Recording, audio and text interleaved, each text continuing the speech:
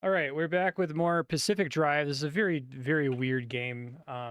It took me basically the entire last session to kind of understand what it is structurally, and I think what it is structurally is a really great argument for what I like about games like Subnautica and Grounded. I think that I was always kind of baffled that I liked those games so much because, like, open world survival crafting usually is not for me, but the fact that they have this giant authored world was a big part of my enjoyment, and that this has random maps really gets in the way of me being able to like make sense of it and have a good time with it, unfortunately. uh I need to research the steel door. Let me do that. Reviewed all my notes from last episode. Almost certainly going to have stuff that I don't remember here. I already have steel sheets, survival tools, lights, car body. Okay, so we did steel panel. We want to do steel door.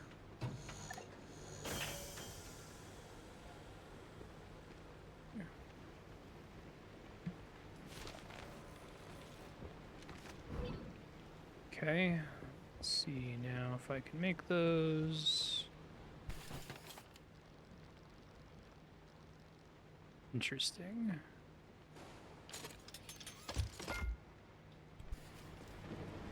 Place some of these shit doors, perhaps.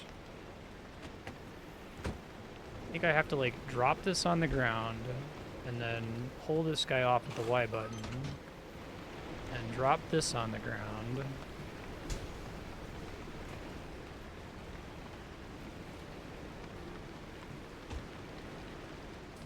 Connect this here. Okay. And do that a couple of more times because most of my doors are falling apart here and I'm out of putty. This counts as a door on the back. Okay. I'll probably throw these guys in the salvager, but I want to make sure that I've actually replaced them before I do that. Another one.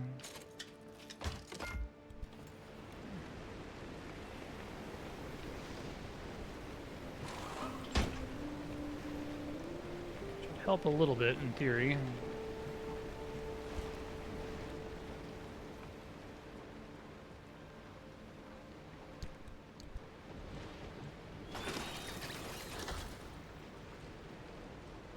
This game is really not great at onboarding. Probably my biggest complaint about it. I should have a deposit all transfer materials.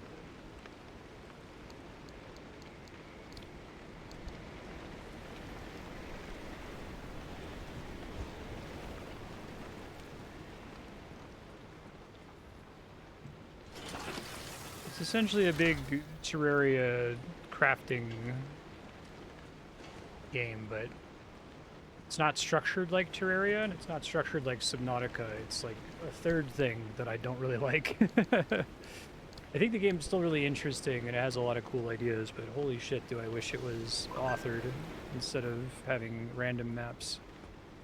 I guess Terraria has a random map, and that game is one of the best games I've ever played. So it mostly comes down to high-level structure for me. That's what I don't like about this one. Okay. This is a game that I would say is in the category of being more interesting than it is good.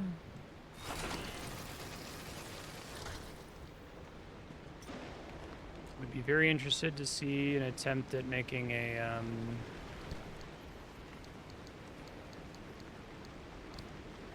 Pacific Drive 2 and what sort of changes they would make, lessons they've learned from this one. It's like wild to me that they didn't conceive of needing a suspend save and it took them so long to add it to the game. Like, that's already a steel door. That one's reasonable health, so I don't need to worry about it too much. Guy's not doing too great, unfortunately. I can't make any repair putty because I have no chemicals. Yeah. Yeah, I wish they would have just gone to the next level and just have it be like completely authored in like a seamless Subnautica style world. Because I feel like the points of interest and the anomalies would hit a lot harder if it was like Like, I wouldn't want to play Subnautica where, like, all of the resource nodes and, like, all of the reapers and shit were randomly allocated. If I, like, went out into the ocean and whether or not a reaper was in an area was, like, random. I feel like what makes it cool is that that reaper is always outside the aurora, right? Or whatever. We probably replace that panel.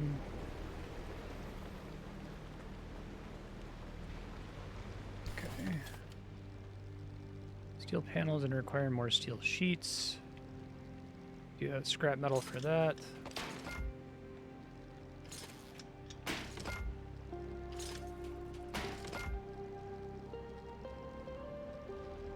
Yeah.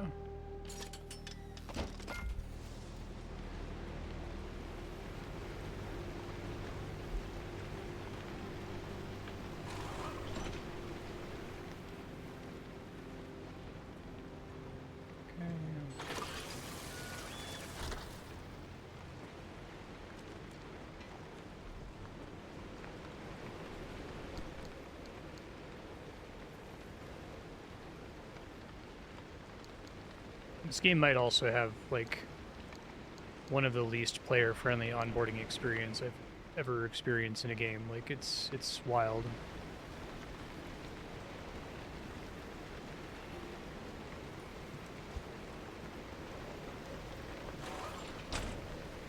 It kind of needs to teach you about too many things at once.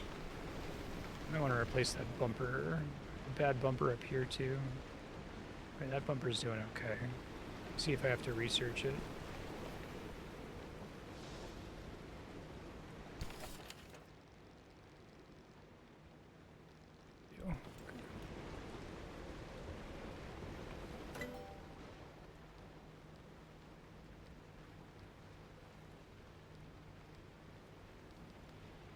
Steel bumper. Failing conditions. The scan and abductor anomaly. I think I've seen those before, but didn't scan them. Remind me, how do I scan?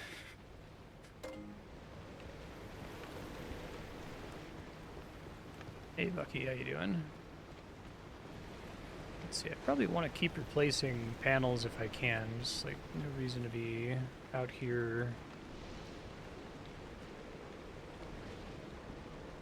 Lower quality stuff. I guess I can let it all break and then replace it, since the other stuff is reasonably high health at the moment. Alright, this thing doesn't update when I interact with it.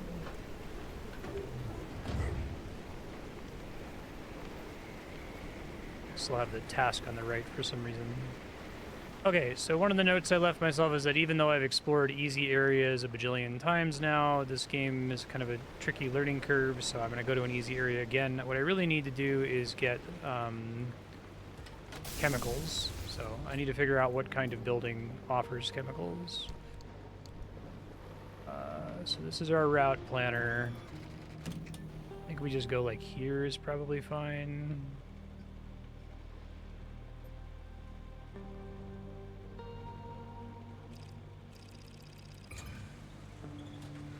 Perpetual stability. Great.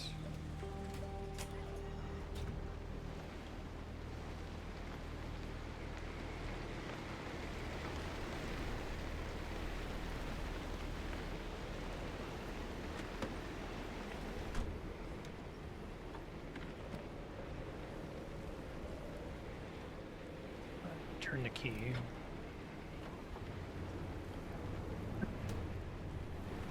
Alright, let me know how the audio balance is once we actually get into gameplay. It looks like it's maybe either perfect or slightly too loud, but...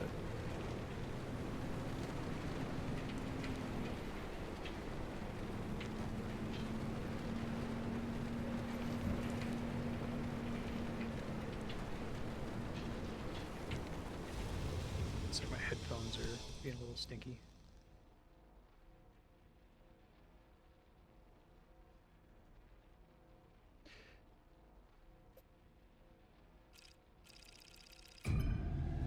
Back over here should be fine.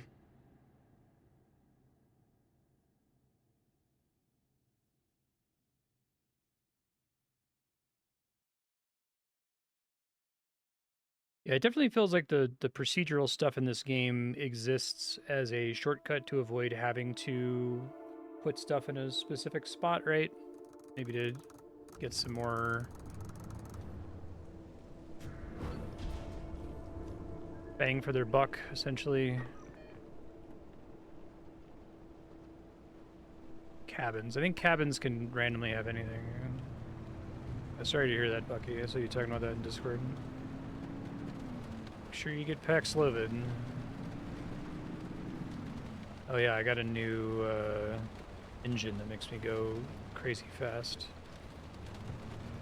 Last time we learned that I can also just pin stuff. I don't need this thing. Hold on. The Octovice needs different charge levels to overcome the conditions for a gateway. You'll have to feed anchors to the Octovice until it's satisfied, and she'll tell you how many she needs at any given time.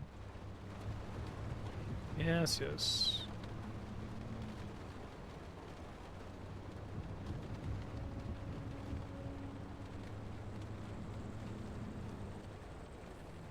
It's down a hair here.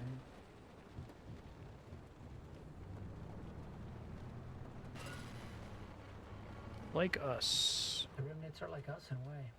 Those of us who chose to stay behind, we're as discarded and forgotten as they are. And by chose to stay, you mean actively defying government orders to evacuate? Then yes.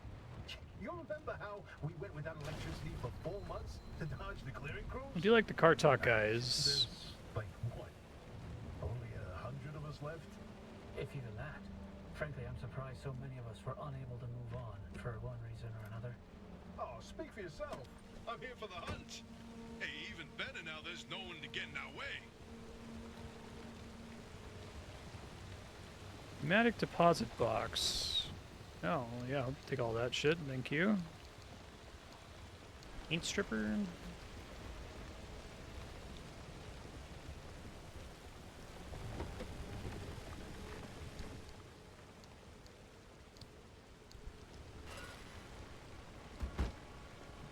Hey, driver, not to be a downer or nothing, but I'm wondering what we do if you can't find a way out of the zone.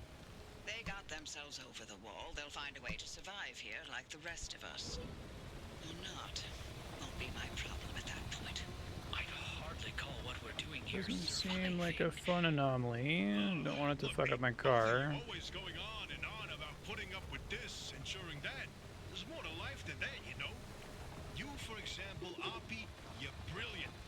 You controlled fundamental forces of nature with your fingertips. Both of you did. Can opener. Slow down there, kid. We were scientists, not superheroes. Why, I mean, look, hey, to someone who was all thumbs when it came to science, they're one and the same. I just don't understand why you're wasting away here, borrowed away in the zone. Both of you, you're sitting on so much lost potential. Potential is a carrot on a stick for the young. An illusion to keep you forging on when you should have given up long ago. Excuse y'all. Nothing had more potential than limb technology. And look what it did to the Olympic Peninsula. What I did. Look around. We're stuck here. For good. All we can do is survive. Everything else is moot. I forgot what a charmer you are, Oppie. An absolute living ray of sunshine and optimism. Check out this cabin. Maybe we'll get lucky.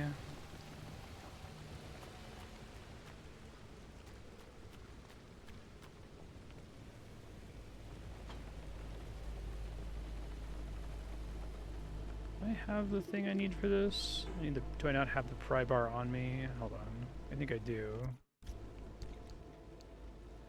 Equip.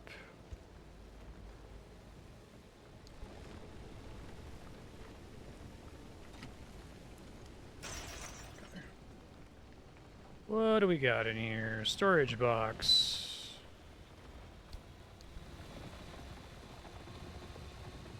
Probably need to spend more time out here trying to get stuff.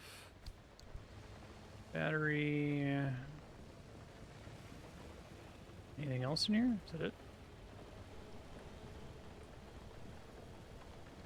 I guess I conceptually really like the idea of looting like this, but I don't know. I'd have to think about, like, how does it feel to have to go get 500 iron ore in, can use my words. 500 iron ore in Subnautica versus having to get the equivalent of that in this game. Why does it feel fine in Subnautica or Terraria or Grounded, but kind of annoying in this one?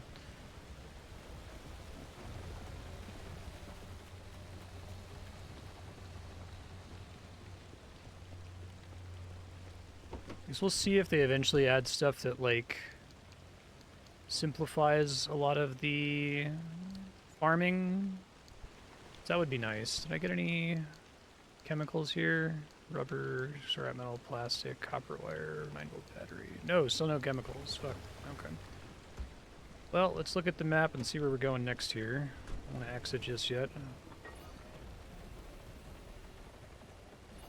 Got trailers, farm, gas station maybe has chemicals, houses. Let's just try to visit all of them since it seems like I've got time to do that.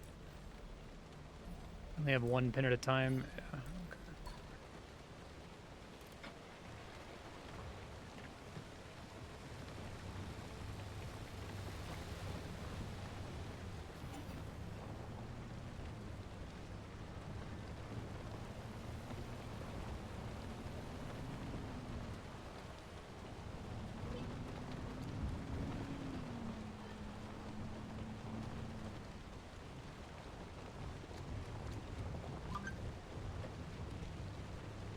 Yeah. Right, you build the drill, right, and then you can find the big nodes that give you... You essentially solve earlier resources forever. You're like, okay, I used to have to manually go and gather all of this stuff, but now I essentially have copper solved forever, and that feels pretty good. This is probably a mistake. I'm already kind of on an irreversible course. Let's just try to not damage the car too much here.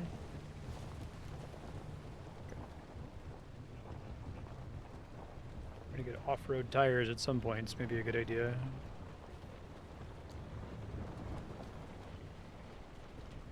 An open door somewhere?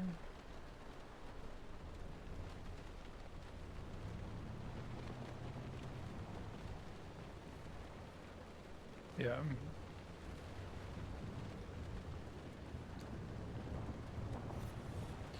Yeah, this game, I get what they're going for with all of the, like, maintenance costs. Like, that's... Keeping on top of the car is interesting. Having to worry about repairing it is interesting, but... I don't know, I feel like I wish that upgrading and maintaining were, like, different resource pools.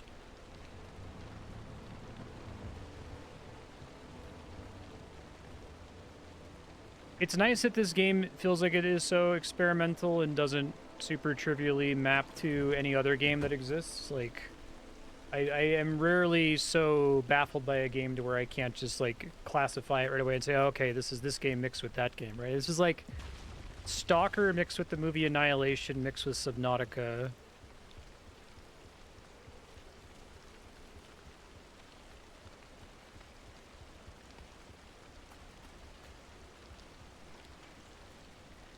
Hatch in the back is open. Okay. If I want a light, I need to explicitly equip a light, right? Right, I can scrap that.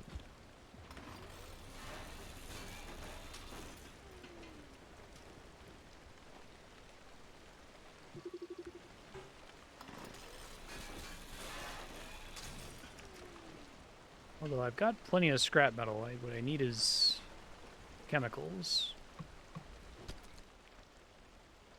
Still no chemicals. Steel sheet's cool, but I don't know that I have the space for it.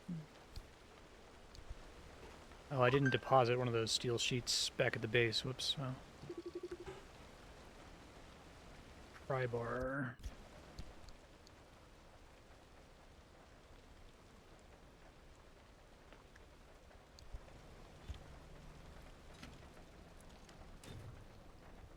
Gas cylinder.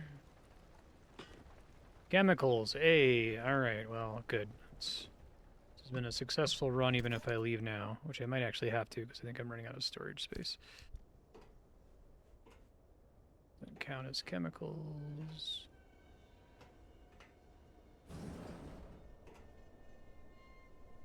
Can't see shit. It's dark as fuck. Okay.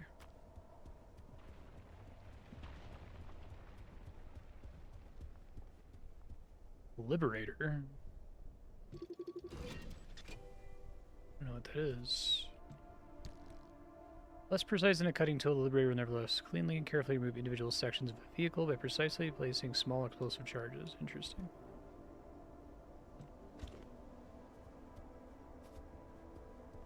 Okay.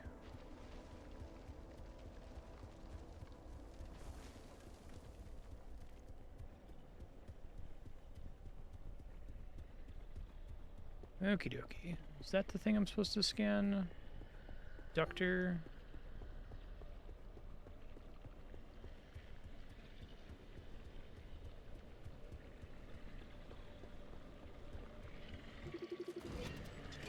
Yeah, okay.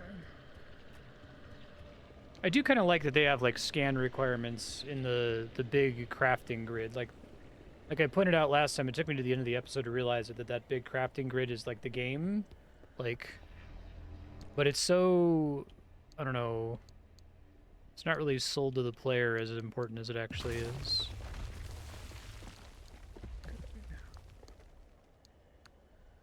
So plenty of time to explore here. All right, let's close this guy. Thank you. Where else can we go here? Oh, fuck. I don't like that. No, it's not good.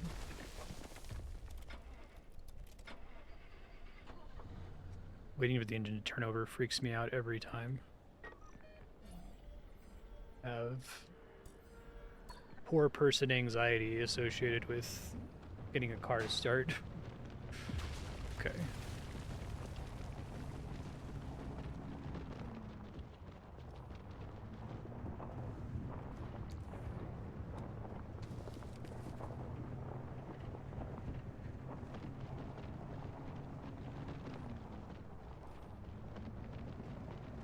I'm gonna try to hit up everything and completely fill my storage this time around.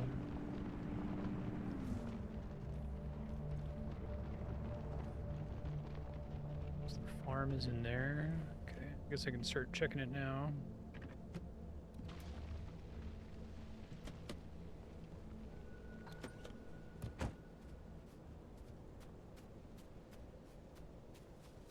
I'm sorry to hear it. Backpack. Okay. Flare gun. That's neat.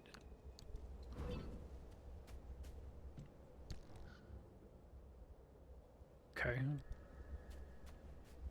Don't know if that's going to be worth the space.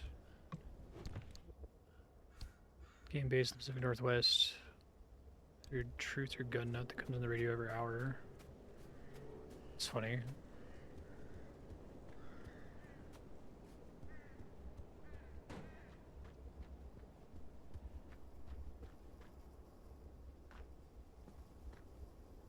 Public health notice. Okay, so that is a thing I can't get past. I see.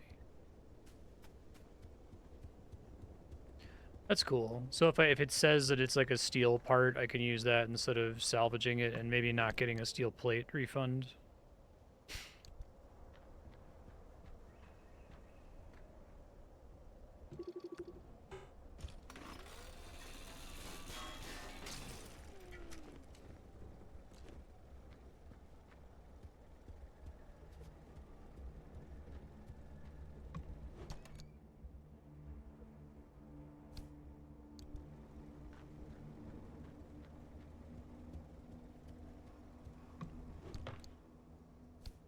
Yeah, that makes sense.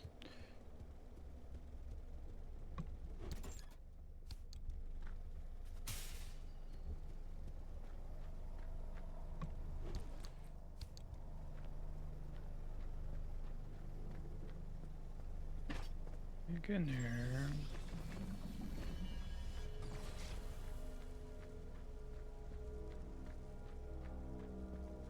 Okay. Why not?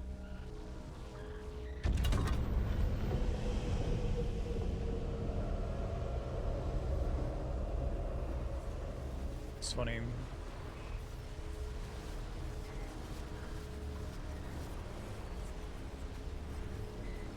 I think this game is supposed to have this, like, oh man, you've gathered all this loot.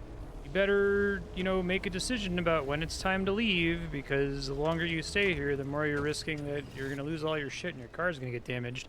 You know, like a Darkest Dungeon risk-reward sort of a thing.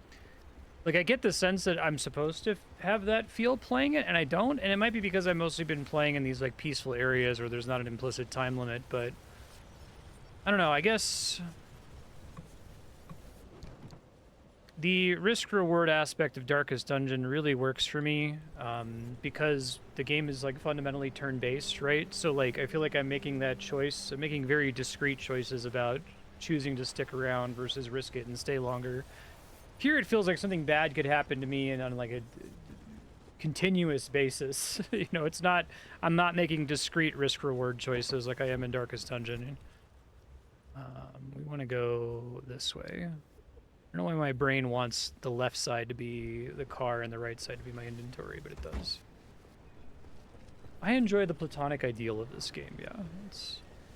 I don't know if I enjoy the actual final product. I'm not, like, miserable playing it, I'm confused. It's a lot of work for a premise that I think is kind of fundamentally flawed.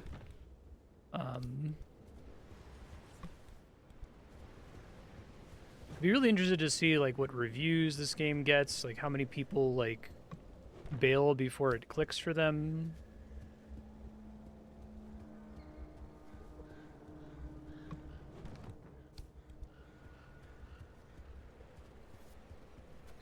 Some of the levels, as my understand it, eventually are going to have, like, you know, the anomalies are explicitly going to get worse the longer you're here. Like, that anomaly wasn't here when I first arrived. But it also doesn't seem like it's that big of a deal for me to deal with.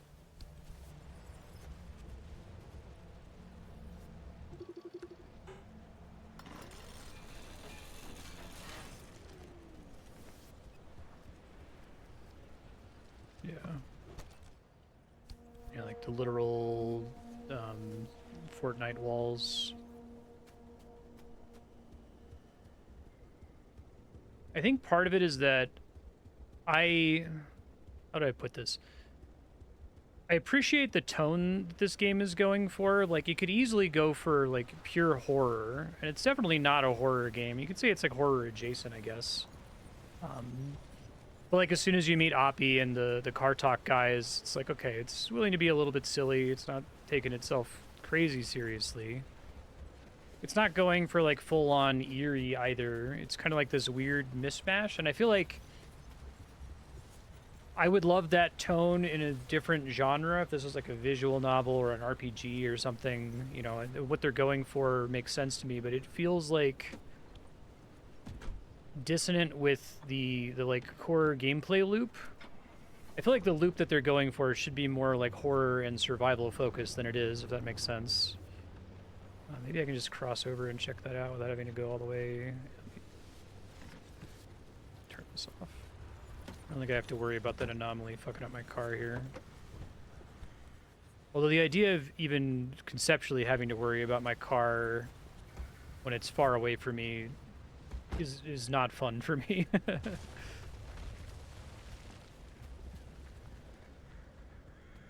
You can do a sort of like escort mission styled concept like that and have it be really engaging in here. It just kind of feels annoying that what if my car gets flipped when I'm halfway across the screen? I'm not excited about having to deal with that problem, right? Maybe it's supposed to be a kind of problem that I automate eventually, like my car eventually is such a tank that I can just leave it anywhere and not have to think about it terribly much. It's like Stalker. Have you ever played Stalker? I wish it was honestly tonally more like Annihilation is the big thing it reminds me of this kind of like restricted quarantine zone where we don't know what's going on in there. Annihilation has something kind of interesting to say from the metaphor. It's very unnerving. I guess I'd call that a sci-fi thriller, really, more than a horror movie, but...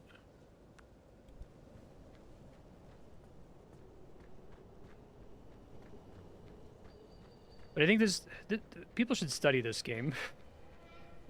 I think there's a lot about it that is really interesting and like almost works, but falls slightly short because of like two aspects of it that are non-synergistic with each other. Like I was saying about the tone, like...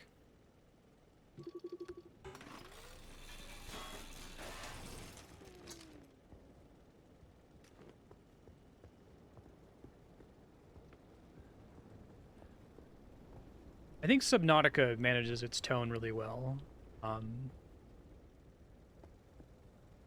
No, it's kind of, in a way, it's incidental horror. It's incidental horror. It's being underwater is inherently scary, right? But it doesn't have like there's not like horror stings or like planned jump scares and stuff. It's just like this is just kind of a scary situation to be in.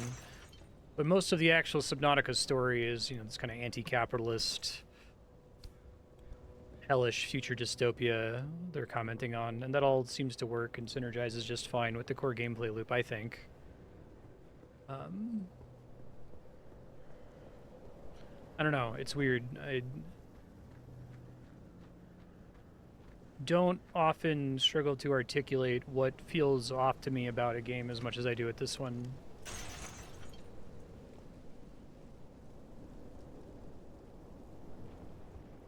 It's like, it could be a whole is lesser than the sum of its parts kind of a situation where like each of the individual decisions all make perfect sense. Like each individual gameplay loop idea that they have, you look at it, it works, it's polished, it's fine. You understand why the developers put it in there, what kind of like game feel they're trying to evoke. But then you like put all those things together and I don't think they are really in harmony with each other. It especially feels true in the early game when you don't really know like what this is yet, right? They're like too excited to introduce you to your car takes damage and you have to upgrade it and repair it, and you have to worry about gas and you have to worry about battery and fuck, it's annoying. So I'll be replacing the bumper after this.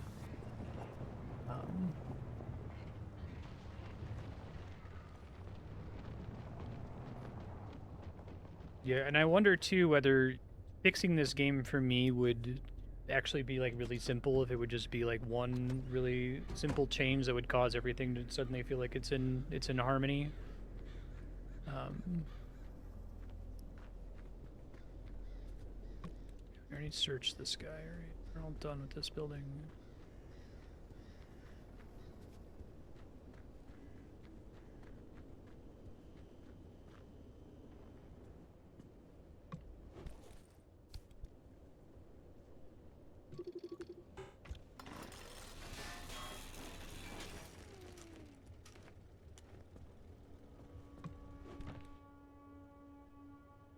Like, what if the first 5 hours of the game puts you in some kind of like invincible supercar? And that first 5 hours was like this. Let's talk about the like core loop of exploring the map and like salvaging for materials. And like you're not focused on getting stuff for your car at the beginning. You're just focused on understanding what the fuck this game is and how the map works. And then they take away the invincible supercar, and they give you this piece of shit, right? But now that you kind of understand one thing, you can figure out the car part of it. It's asking you to do a lot.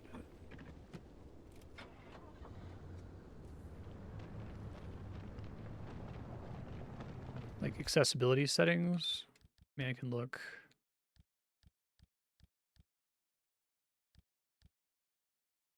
I'm gonna turn that off actually.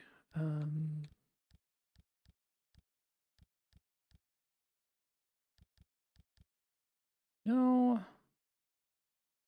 Might turn on loot highlight.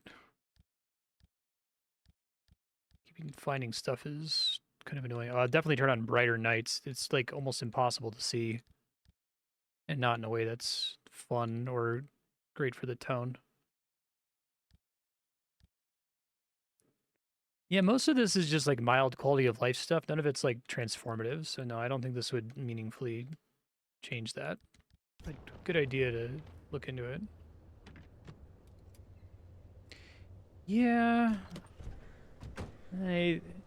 It's not the volume of materials, really. Like I said, it's hard for me to put my finger on it. Oh, this loot highlight is fantastic. Let's...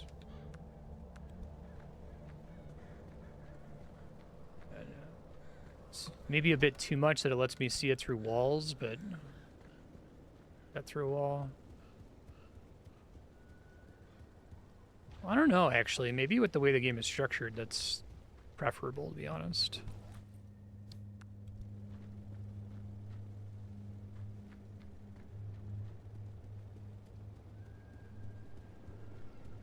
I don't like... It seems like the accessibility menu is a big mix of, like, here's stuff that we didn't design the game to be played this way, but you can use it if you like, you know. Your kind of, like, infinite health, cheats, Celeste accessibility options, which I very much support. I appreciate the Another Crab's Treasure, give Krill a gun option, because it's so obvious that you're not supposed to do that. But this game's accessibility mode has, like, view bobbing, next to reduced materials required, which reduced materials required is the kind of thing I don't think I'd ever turn on in a game like this, because it doesn't seem like that's what they designed the game assuming I was going to do. And this loot scan is, like, incredibly convenient, but is on the border of feeling like it's maybe too much if it's letting me see lootable containers from outside of buildings. I'm gonna leave it on and try not to stress out about it too much. Did that thing, like, literally fall through and now I can't get to it? Okay. Oh, what the fuck? I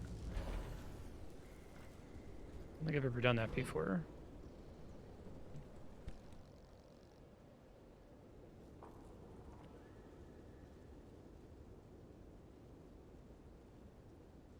Well, that sucks. Okay. Well, I guess I must have, like, pushed in 2 sticks at the same time and activated that by mistake. Oh, well. Okay. I'm just gonna stay on this map until I run out of space, and then we'll roll out here.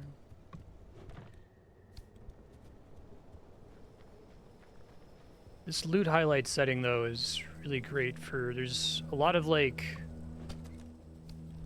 kind of boring cognitive load in this game. Like, keeping track of which buildings you've been to and which things you've already looted is not particularly fun, in my opinion, but it's something you're having to do all the time. So having this loot highlight definitely reduces that. Also makes it pretty clear in advance whether I'm intended to be able to get into a building or not. If I don't see any lootables inside, then I know that it's like there's literally nothing for me to unlock to get in there, and I don't have to circle around it repeatedly.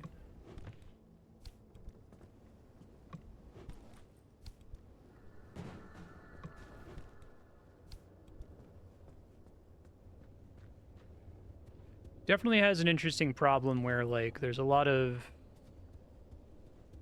quality of life things about this game where, like, it's difficult but not in a particularly interesting way, right? I always talk about quality of life features in games where it's like, okay, if you're not going to put in a quality of life feature, are you generating some kind of interesting choice or cost or challenge, right?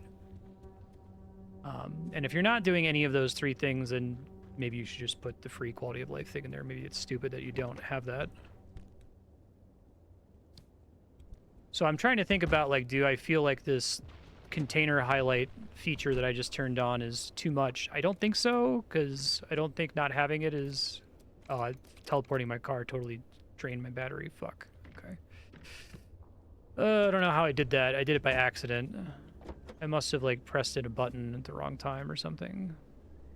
I did bring a charger. I can probably craft chargers with my current shit.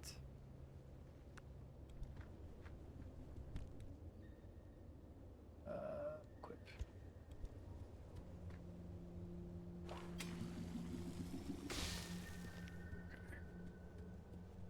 Well, now that I don't have a way to deal with my battery, if I get hit by some kind of awful anomaly, it might be time to get out of here just out of abundance of caution. I've got enough resources that I can start to improve some things. Could grab the third anchor. I could just get as close as possible to this and then activate it. I think this is a little clumsy, this idea of, like, get to just outside the circle and then activate it. I get why they're doing it. They want there to be, like, the challenge of driving out, but...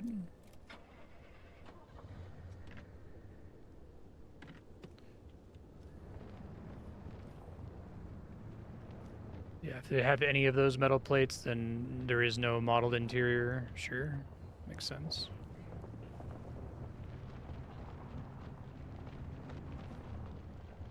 That's not the way I want to go. Turn around.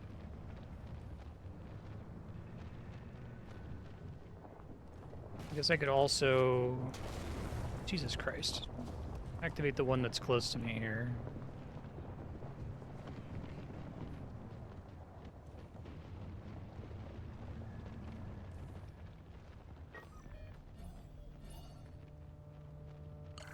And what we want to do is we want to put it right on the edge there, but I can't see that at the same time, annoyingly.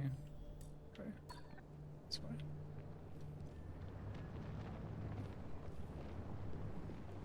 That sucks. Yeah, I feel like the idea that you have to be outside the circle to activate it and then quickly drive to the exit while the walls are closing in on you is... it's an inelegant solution. I don't know how else they would do it. It's like they want to give you control of when your run is about to end, right? Which is why you activate when the walls start shrinking, but... it feels awkward that you can't just, like, drive up to the exit and just activate it, right? And then just leave immediately. Well, they didn't want you to do that, so... you have to activate it from slightly farther away. Yeah. I could see it being very easy for folks to bounce off this game.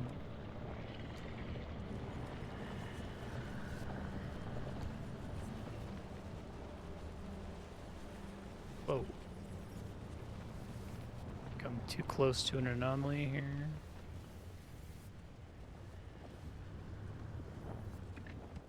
Get out of the car to activate it, I think. Right. Forgot if I could do it from the computer. No, I only have to get out of the car to place the thing. I can just do it staring at the map. I can, like, highlight it while I'm here. Link gateway, yeah. Close as I'm gonna get. I do like the big beam you have to drive into. That's kind of cool. I guess maybe a better version of it to me would be like, you know, you activate that it's time to go, and then it spawns the gateway somewhere random instead of you having early control over where you're going to be going, but maybe they intentionally didn't do it that way. Maybe they tested it that way at some point and it felt really bad if it spawned somewhere really annoying.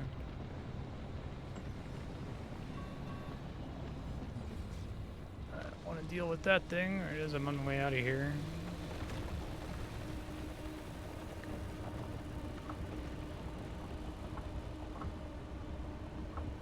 Oh wow, the walls are coming in fast here. Holy fuck. Oh, we gotta go. Goodness for the extra engine speed. Did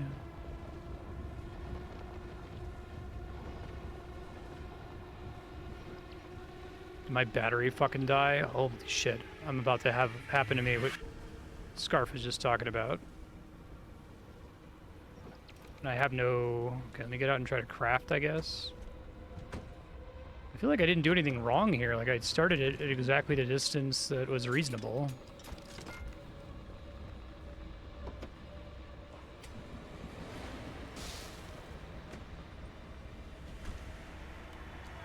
Great.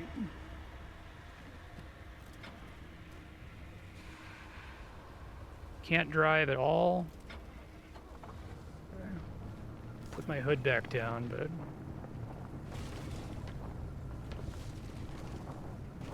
is it that the circle shrank too fast? That's all I can think of.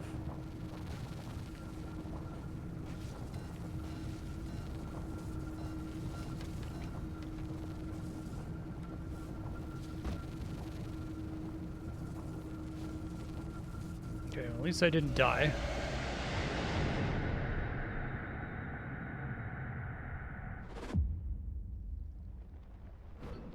Alright, well, let's line that up differently next time. A ton of unnecessary damage No, there. look, that thing you saw was not Horrible. Never was, never will be. Don't let Tobias and Francis fill your head with that nonsense. You could drive it on a dead battery? Oh, I don't think I've ever been able to do that before. So I didn't think so.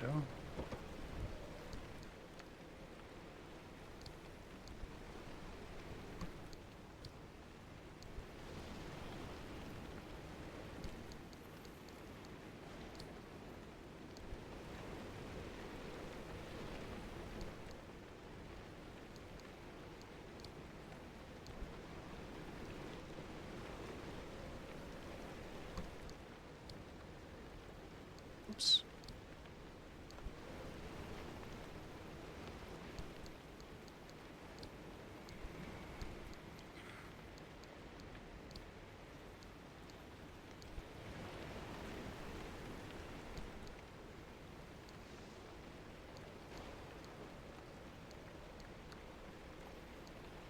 Probably will end up using the Liberator at some point. I guess I get 6 uses out of it.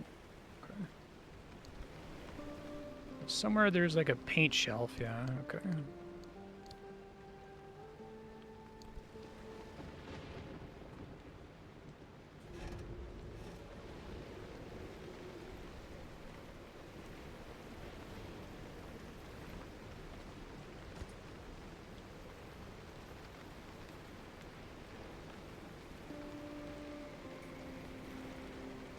Did I not use any gas?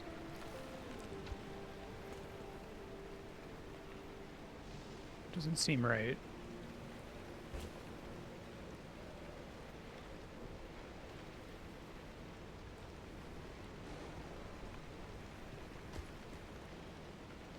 I don't think I have anything to gas. Weird. Maybe it's doing a thing where it just auto gases for me when I get back.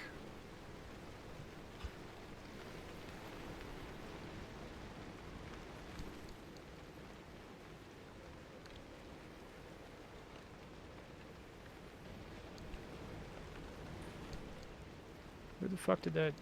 Am I blind? Where did that gas cylinder go?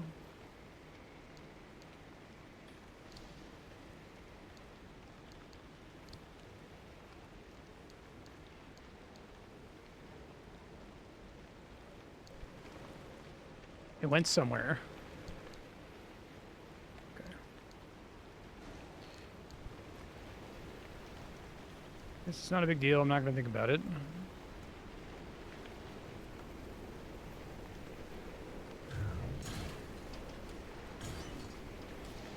This isn't just giving you random stuff, right? It's like based on things that I destroyed or left behind or something. I haven't really figured out how that works.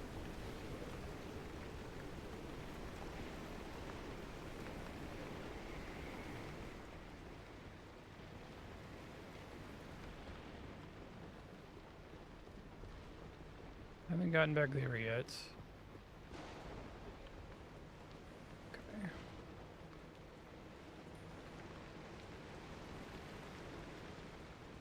Anti-soft lock logic. Okay, or it's like checking to make sure that you're able to physically repair your car or whatever.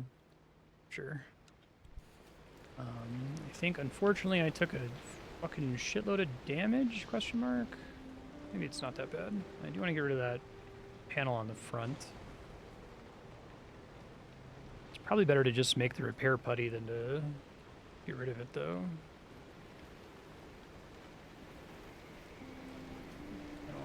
Let's see if I can make the bumper.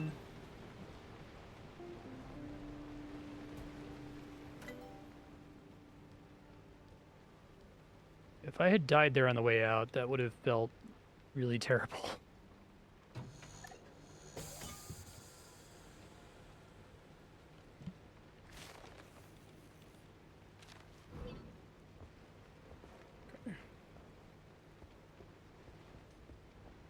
Replace both bumpers with steel, I guess.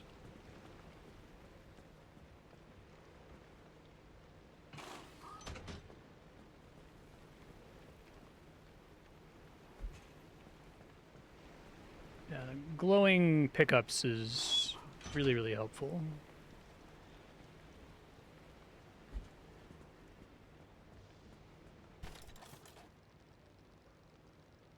Rubber and steel sheets. Okay.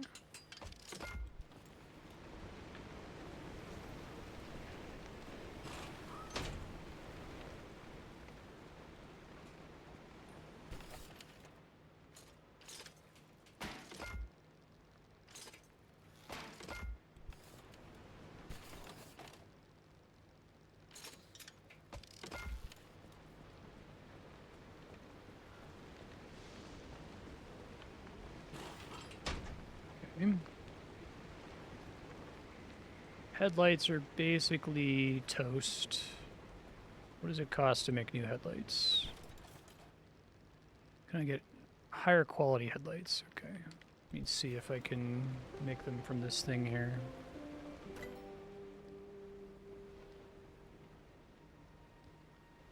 Headlights. Sure.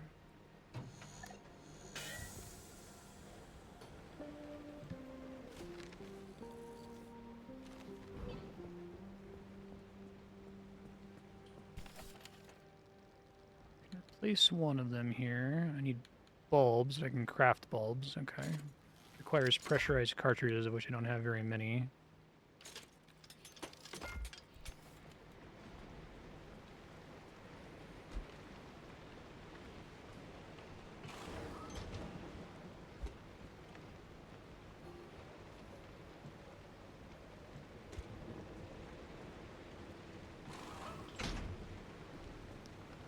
Probably go get some repair putty for that guy.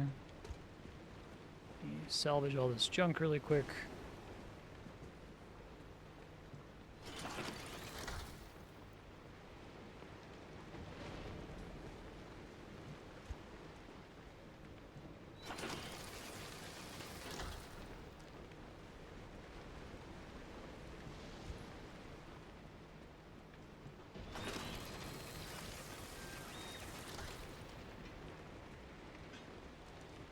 Okay.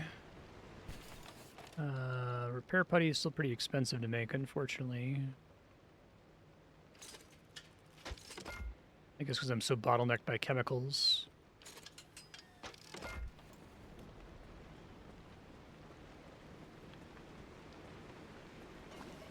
Slop some Omnigel on there.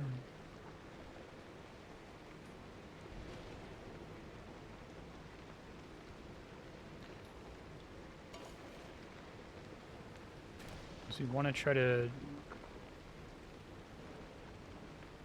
maximize the healing so it heals like 80% damage-ish, it seems like. And get rid of all my crude shit. So I can make another crude, or another steel door. So only one door that's not steel presently.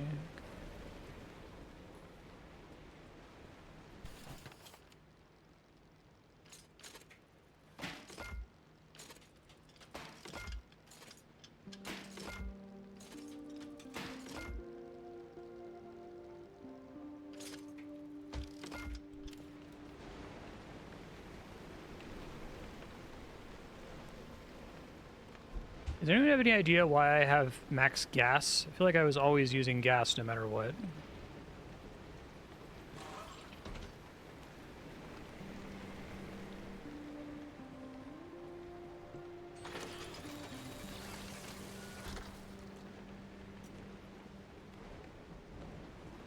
I don't know how I got back to base here and suddenly had a shitload of gas.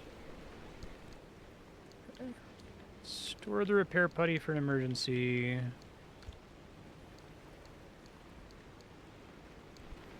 We also want to go ahead and craft. It's going to remind me all the shit that I need, right?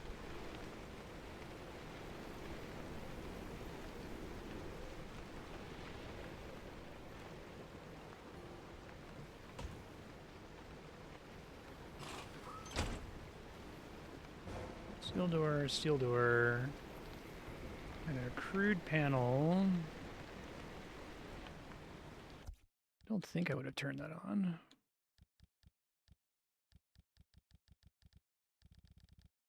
High visibility loot, brighter nights.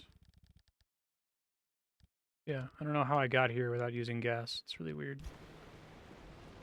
Hit by some anomaly that restored my gas. That doesn't seem like that's a thing.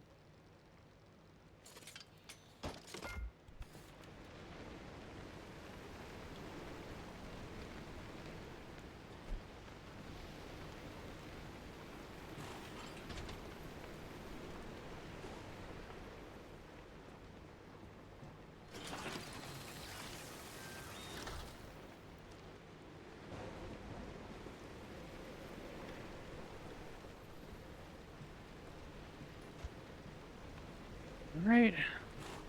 That guy on. How my tires doing? Oh. How do I fix flats? Sealing kit. Okay. Fix a flat.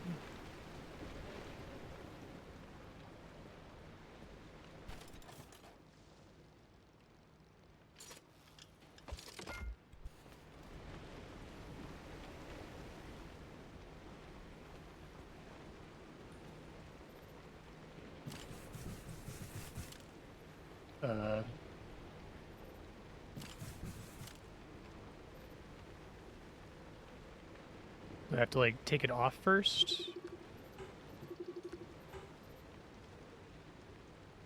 This is the kind of thing that I, like, really struggle with this game's UI sometimes.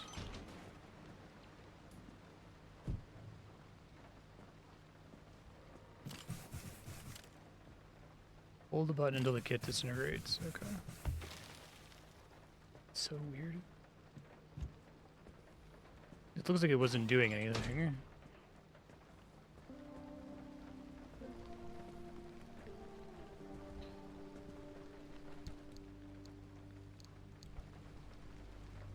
Spare tire.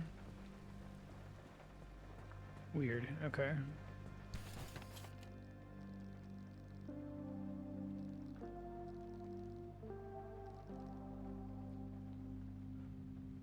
Engine wheel trouble. Another battery jumper. I feel like I should have 2 of those. Like battery problems are really bad. Just can dive. The car won't move.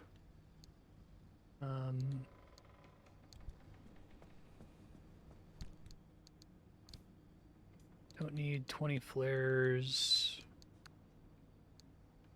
Don't need all that canned food. Don't need the flare gun. We'll hold on to these tools though. Need to make another pry bar. Pretty cheap to make.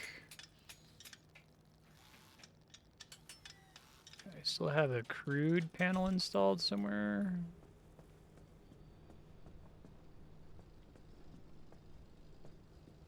Here.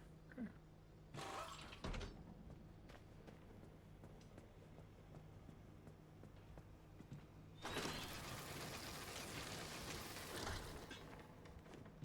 Maybe part of it is that this game is just like there's an extremely narrow target audience, where it's like someone who's like really into the car upgrading part and the crafting part and the roguelike part and the like kind of spooky, eerie stalker anomaly part, right? Like I conceptually like all of those things. I just don't think they all work together super well. Craft recipe. Okay. Wait. Did I not? Did it go in my inventory? This keeps happening to me where it's like I feel like I got an item and then it just like vanishes. Didn't install it for me. Oh, okay, thanks. So it tries to do the prerequisite for you. Let me see.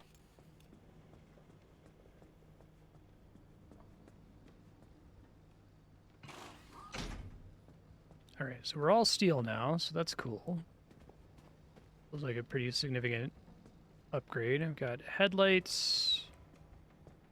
Let's see if there's anything else I'm missing. I've got summer tires. I do have a spare tire. I'd rather replace that with a good tire. What do we have in here? Is this it's a spare. Where are my tire options?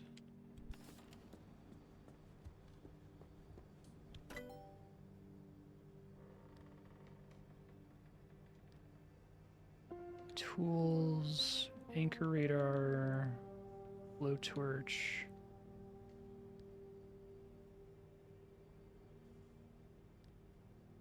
Yeah, not a ball of duct tape.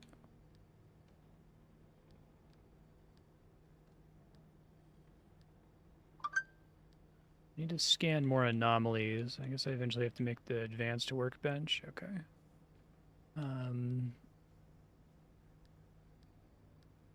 Yeah, really got to be scanning anomalies, I guess.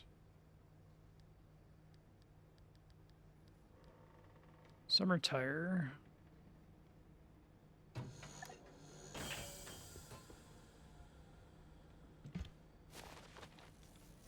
Okay.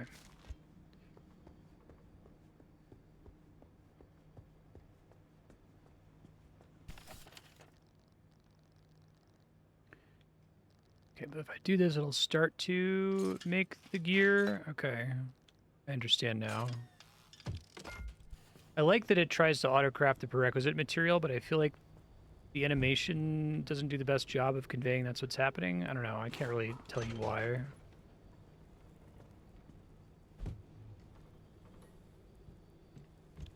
You don't have to, like, jack up the car. And there's no damage to it if it falls without having a wheel. Tire, I should say.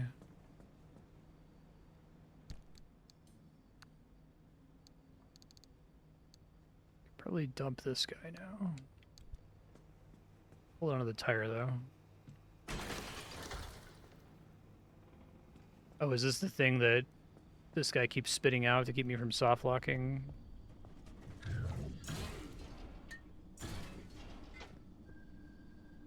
No. Now it's spitting out free repair putty at me. I don't understand this thing at all, man. How much repair putty is it going to give me for free? Okay. Because I won't complain. Only stack a max of 3 of those. Okay.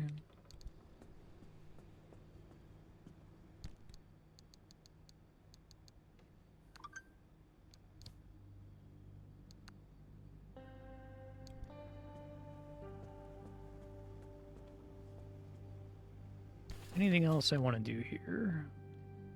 I guess now I want to, like, pause for a second and stare at the big crafting tree to see what I need to be working on next. I have an amp engine, and I think I got this pretty early because I was able to, like, buy it from a shop. Because I don't think I'm anywhere near being able to craft one of those. So hopefully I don't get too used to it. Okay, let's just look through all of these. So there's carbureted engine, turbo light engine, amp engine. Even the turbo light engine requires an advanced workbench. I don't know how I feel about being able to skip the tree so much. I guess the idea is that, like, if the engine gets damaged or something, I'm just fucked until I'm able to eventually craft one for myself. Limp pulse emitter. Starting randomly timed electromagnetic pulses thousands of times per second.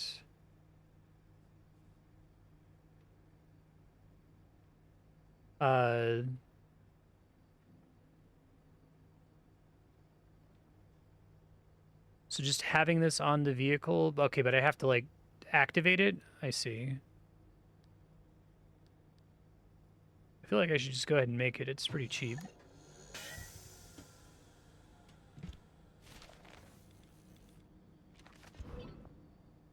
But it uses battery?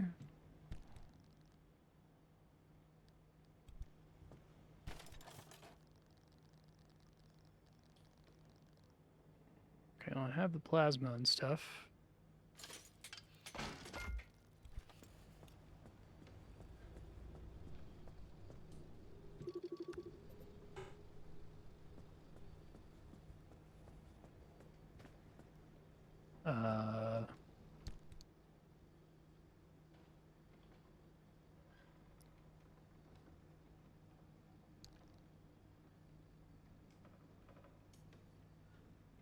Okay.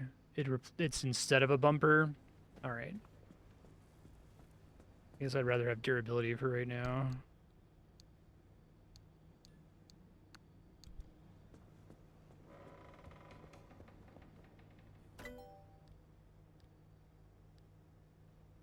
So where can I see what slot? I assume these are all replacing other slots. I wasn't able to see that it was going to replace a bumper until I went to craft it, question mark.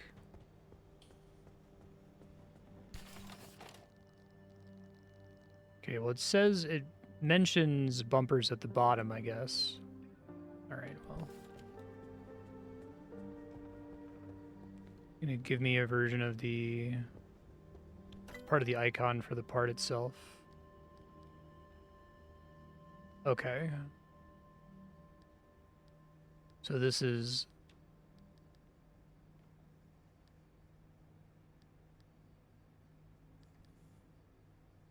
also a bumper, but that one's called a bumper.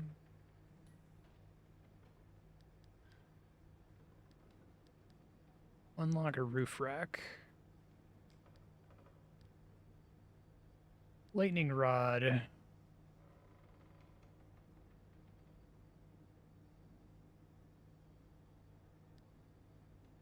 Plasma charger.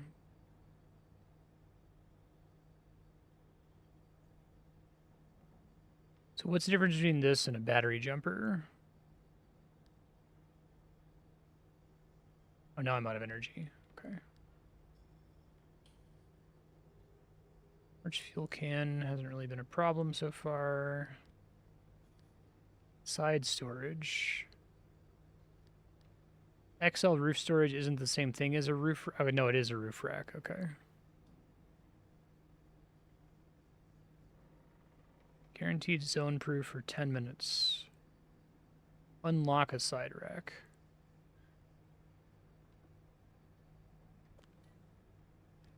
Okay. Oh, that's here. So this is a prerequisite. What a weird tech tree.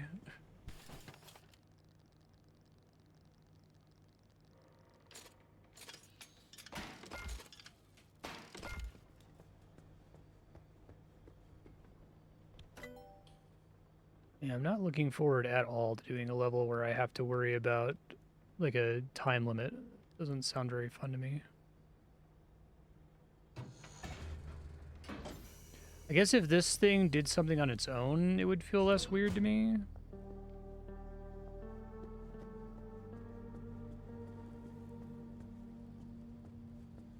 Wait, so does the side rack have to be installed?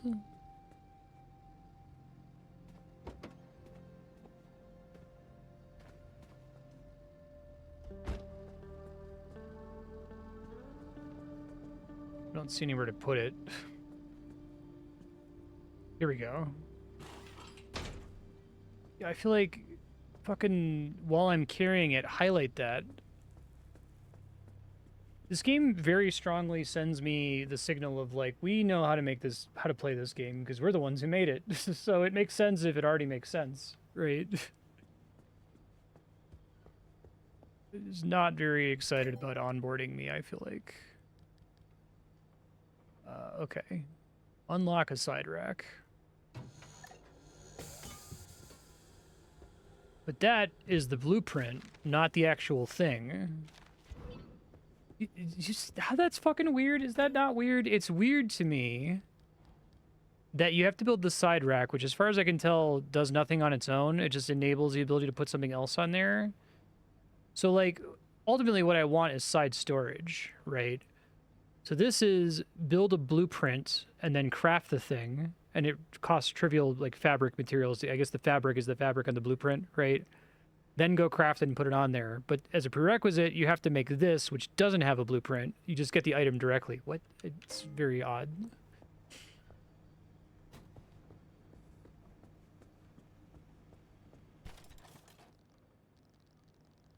Okay.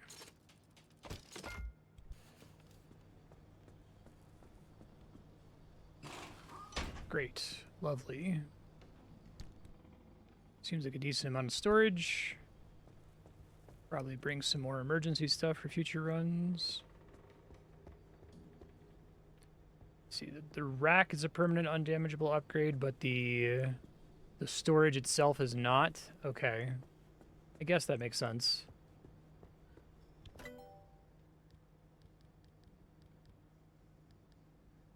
Off-road tires, maybe, actually. Kind of a waste that I just built a summer tire to immediately get rid of it, but... Okay, these aren't, like, strict upgrades. I guess they have more health, and they're way better off-road, and they're way better in water, and only slightly worse on the road.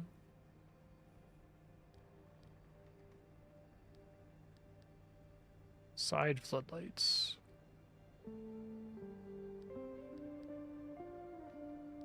Corrupted energy.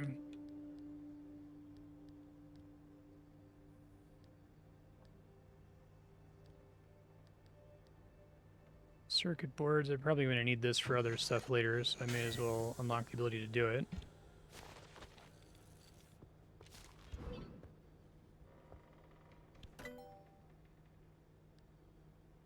Need to look for where the advanced workbench is. It's here. Okay, so let's try to make everything en route to that. I need 6 chemicals. Okay, well.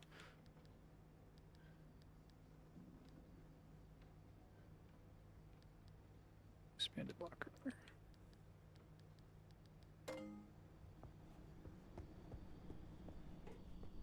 Now I have a bunch of extra space. Let me just... 100% sure that I do in fact have full gas for some reason. I don't know why. I used to have a, like, checklist. This guy generate the checklist for me? Yeah. I don't know why I can never get visit the friendly dumpster to check mark. That's... Okay, go and I do it. Happy with my currently packed survival tools, I guess.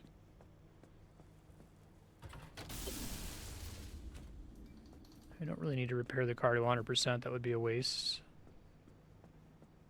Is that true? Is that the way putty works? Does putty, like, use a set amount of putty when you apply it, and you can overheal wasting parts of it, or does it use less durability if it's having to heal less car? Maybe. I had that last episode too, where I could never get it to check. Let's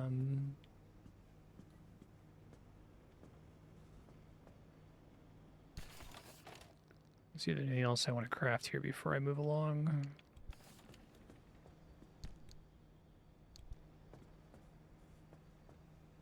Okay, so you don't want to overheal. Makes sense. And vac. Light replacement. Torch. I see there's different kinds of energy that I haven't found yet. Okay, corrupted energy.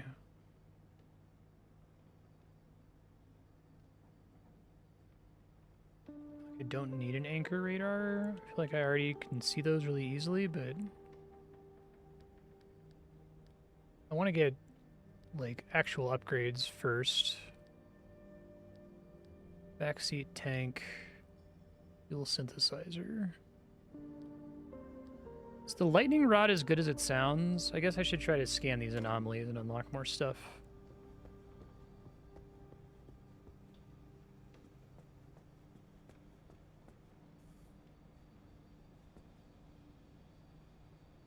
Condition that hides the anchors on the map, but the handheld radar still kind of sucks.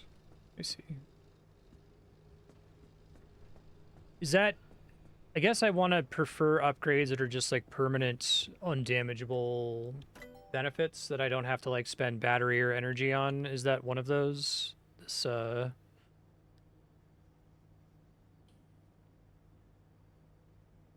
Repair car components stored in the station while you're out on a drive. I mean, that seems pretty helpful too, but that also requires...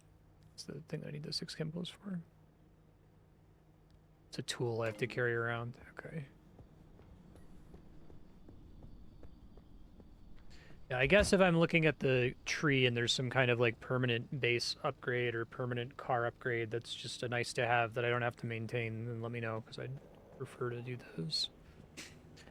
Yeah, I guess I can just have backup like as this stuff gets damaged, I can have a backup set of doors and just have them regenerate in between runs.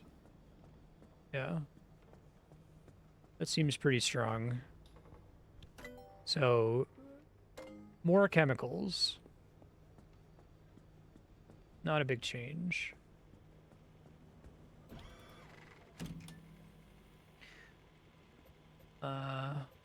Probably would feel more comfortable going like here, maybe. That's where I eventually have to go.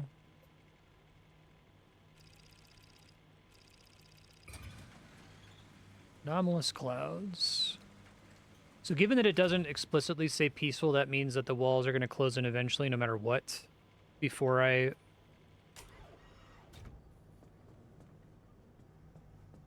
activate it to leave or whatever.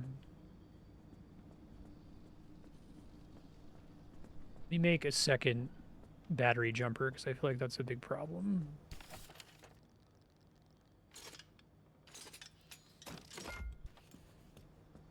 Details shows me how long it is.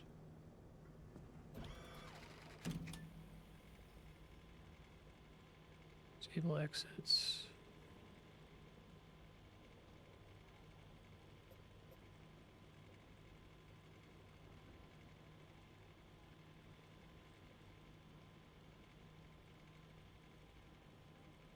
Hey, Aki, how you doing? Where does it tell me that? Is that the... It's just the clock icon? Okay.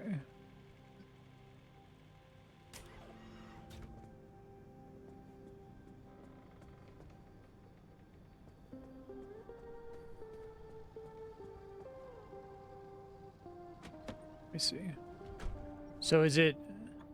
Are the walls constantly closing the whole time so the explorable space shrinks over time? Or is it more that, like, there's going to be a point where, okay, I just got to book it now?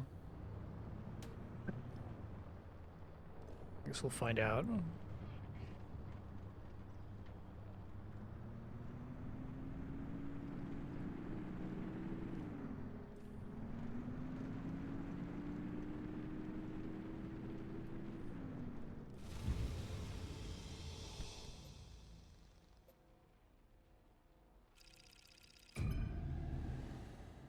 I see. So once the walls start closing, that's my cue to like, okay, go find a place to exit to with a straightaway drive.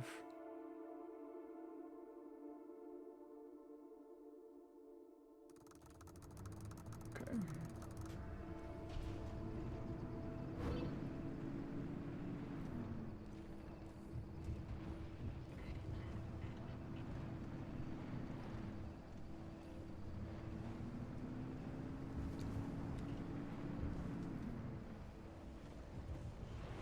These things drain your battery, if I recall correctly.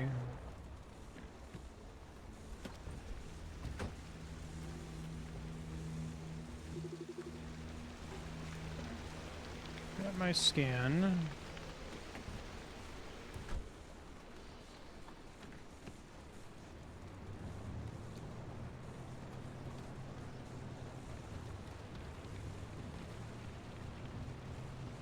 I think Brighter Nights is a good toggle. Like, it's still pretty dark, but I can actually see. I'm supposed to have a button to turn on the headlights and the windshield wipers. Hold on. I write that down. D-pad.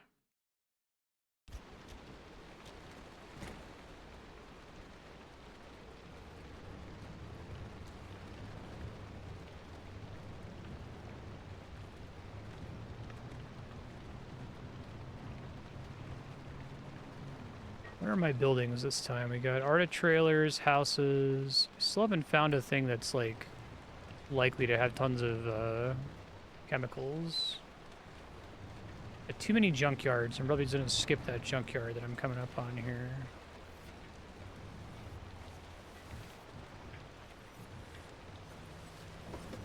Ah, fuck.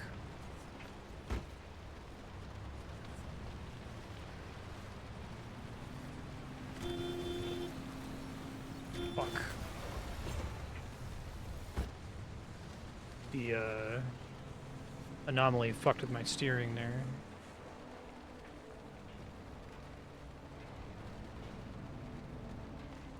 Arta trailers, okay.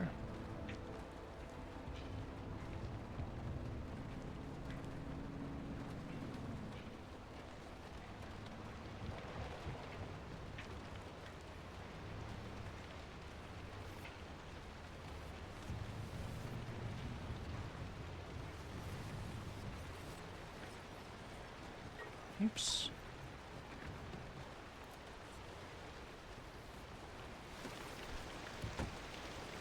Get this thing out of the way first.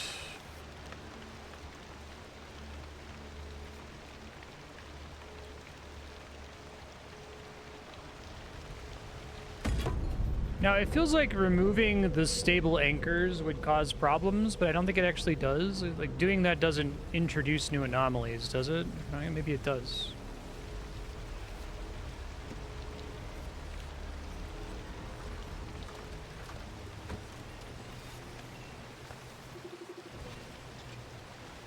Man. I guess that's an anomaly that theoretically could recharge my battery once I get the lightning rod.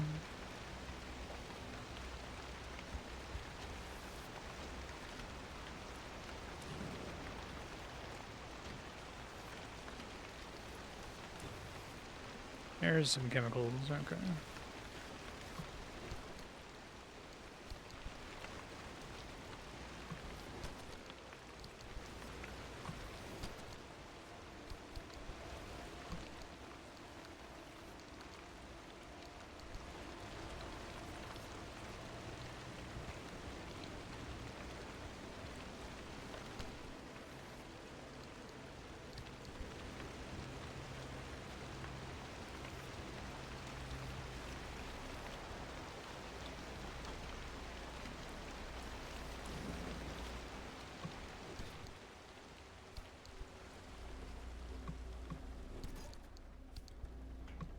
I think I'm set on rubber for life. Well, that's 4 out of 6 chemicals, so that's nice. I feel like I wasted a lot of my early chemicals not realizing how rare they are.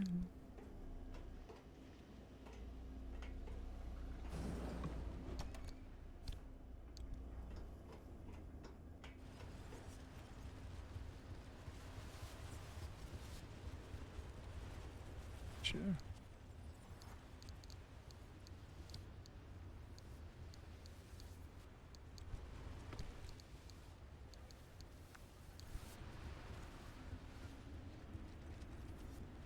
Anything else interesting in this general area?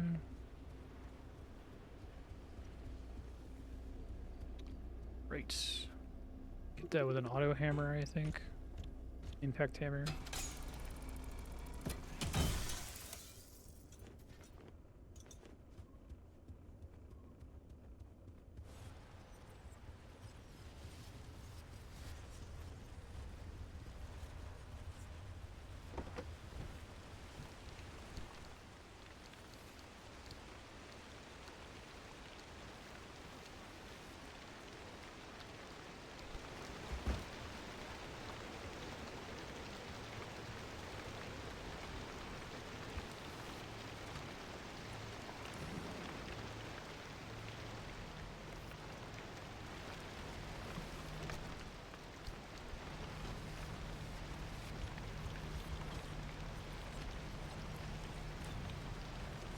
Great, fantastic. That's what we want.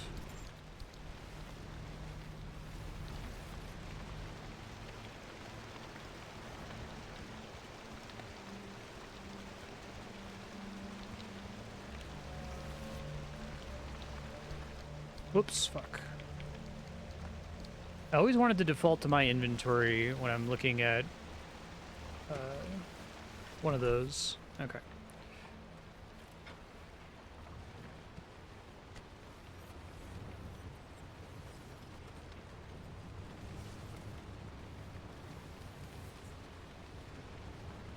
Probably want to activate the one that's in the crossroads. So I'll start getting in that general direction now, and then try to drive straight away from it, maybe.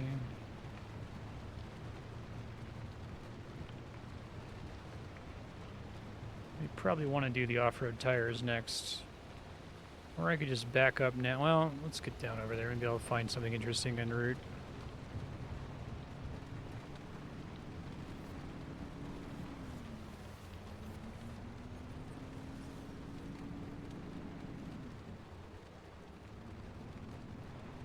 Really careful with the cloud anomalies. I don't lose all my R battery.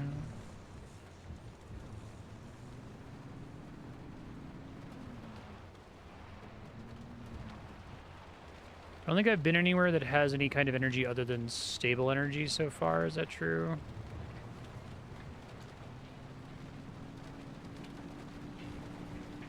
I'd rather do quick runs than spend too much time out here and risk fucking it up at the last second and wasting a ton of time, so...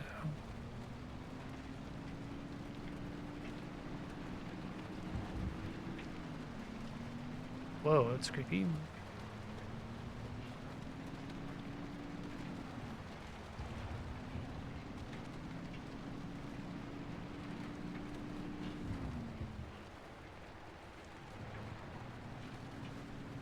Maybe check that car before I trigger this. Sure, yeah, because it affects what stuff you can craft. I hate that you're, like, incentivized to get as close as possible to the outside of that range. It feels not great to me. I said very, inelegant. So I guess I could take the steel panel.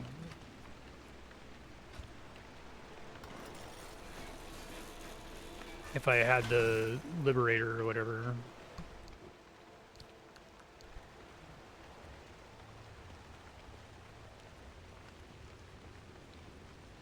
I can't tell if using the salvager is worth the, like, durability cost.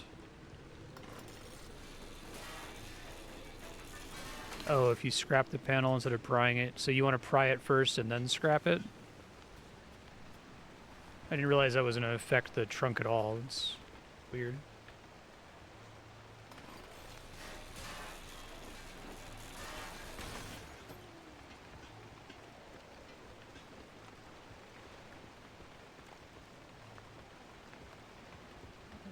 Try it here, I guess.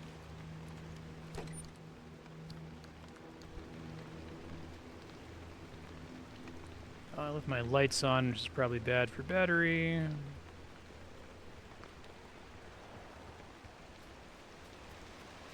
See what's over here really quick.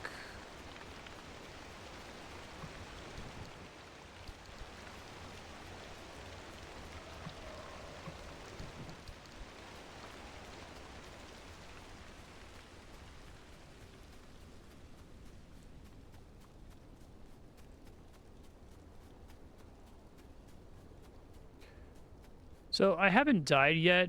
If I, like, completely die in a run, does it essentially just sacrifice all progress from the run and set me back to the garage room before I left? Or does it cause, like, permanent car damage? Like, what happens when you die? I feel like I'm playing too cautiously, worrying that dying is really, like, a huge setback, and maybe it's not that big of a deal. You're not taking forever on your run. Fuck. I really want it to default to the left side there.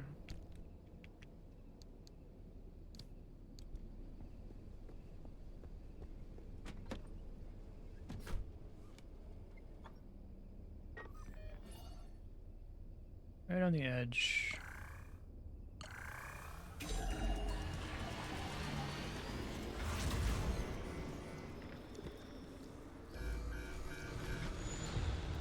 God, car, fucking start.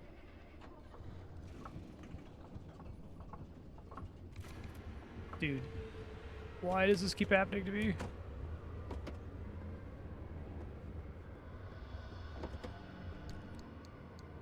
I'm doing something that's, like, killing my battery every time.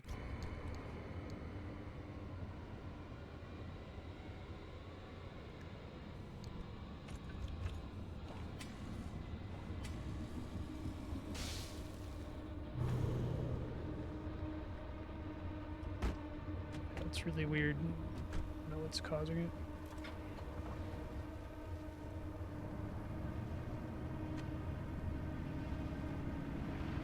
Did you maybe build the, what do you call it, the lightning rod really early and it solved the problem?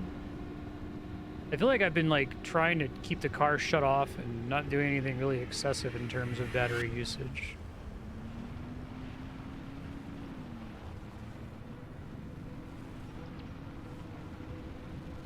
You said you could drive even with a dead battery? My car just doesn't move when the battery dies. And it happens like every run lately.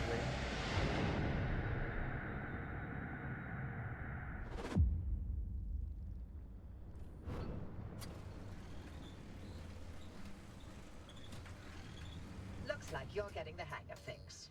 Well, once you get that unfortunate driving under control.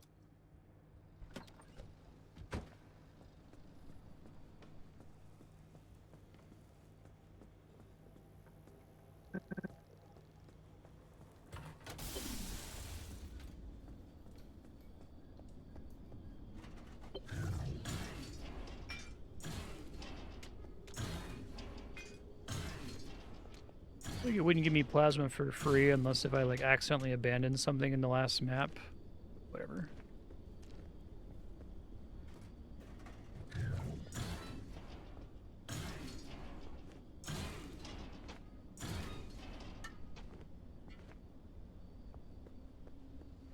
For your repair buddy's nice. I did, yeah. It's on the checklist on the left. I always hit it.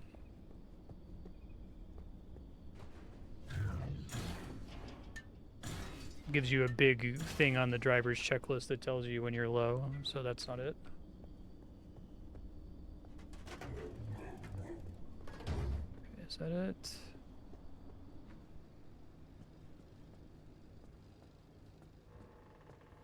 That seems like that would be a waste. I don't know. It repairs like, seems like one application of the putty is like 80% repair, but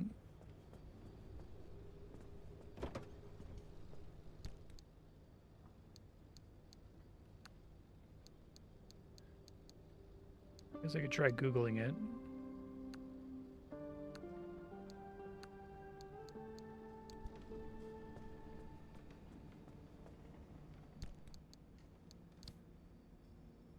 Pacific Drive.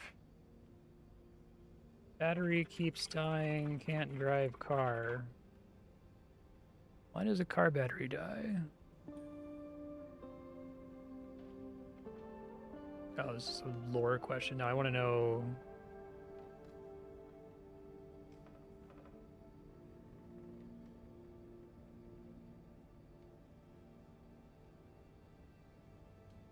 It's a quirk? Is it because of my engine, maybe? I do have the nice engine that I installed. But it seems like it runs fine until suddenly it's just, like, dead. Like, something seems to happen when I activate the end of mission condition that causes the battery to completely drain.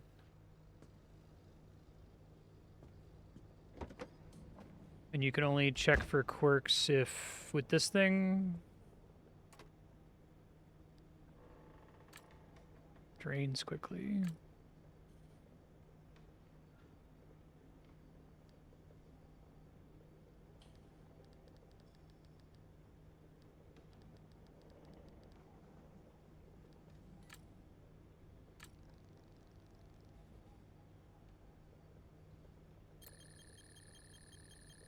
Oh. So... I have to guess... So if I... So... Yeah. So I'd have to know what the cause is, but I can't get any of them right. So if I said battery drains and it said 0 out of 4 right, that means I currently have no problems with my battery, is that right? This is a cool concept, but I feel like it's not very well tutorialized either, especially if it's as important as it seems to be. I get that it's trying to be like, this is like a real life, you know, car computer. I have no battery related quirks. Okay. So, just a problem, I guess. I can try to...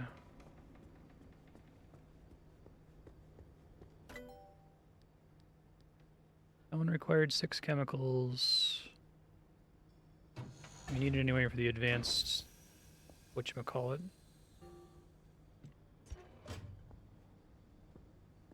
Now it highlights where to take it.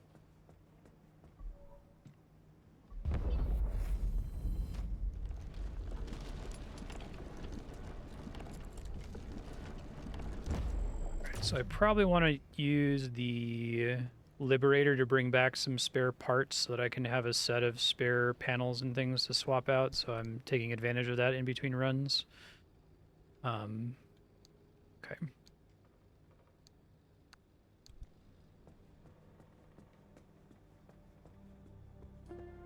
I sunk all my crude doors earlier, so I can't do that.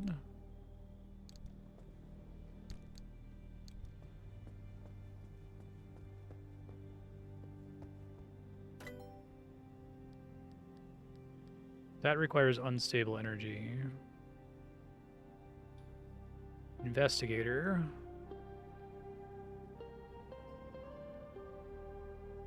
And the car for abnormalities. Okay. Well, that seems helpful if my car does have any quirks that I don't know about yet. Does the basic engine not use power at all? That's why you were able to drive before? Weird. I felt like I ran out of battery on the basic engine and still had to go out and jump it to be able to drive. Like, that would be my expectation. If the battery's dead, I can't drive, but I don't have any electronics. Okay.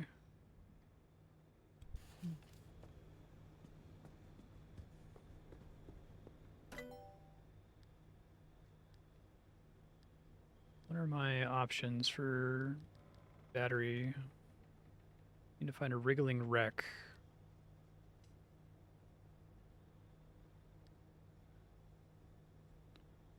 Okay. I guess the reason I'm not using any gas is because I have an electric car now, essentially, is what the amp engine is doing. Maybe it's too early to have one of those.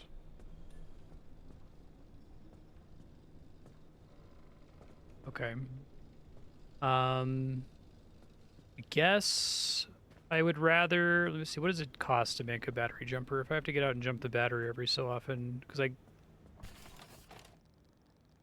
yeah, it does cost electronics, which are kind of expensive. Yeah.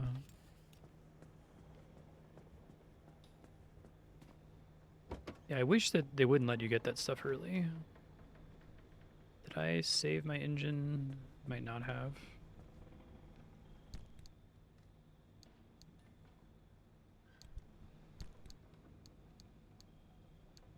Don't want to make another one unnecessarily.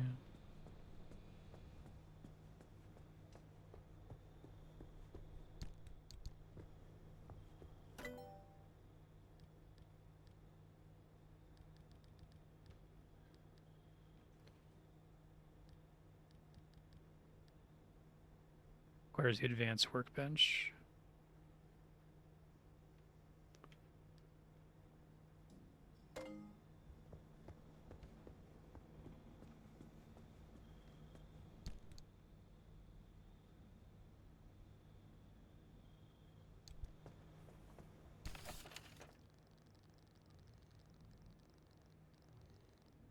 Yeah, it's pretty fucking expensive.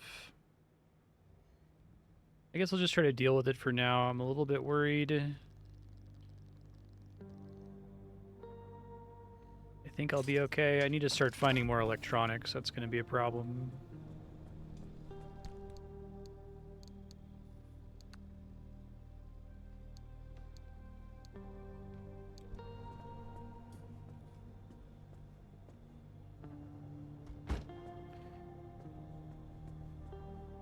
Yeah, I wish I just had like a minor upgrade to make my car a little bit more electric efficient. Or I could get like a hybrid. Maybe that's on the tree eventually.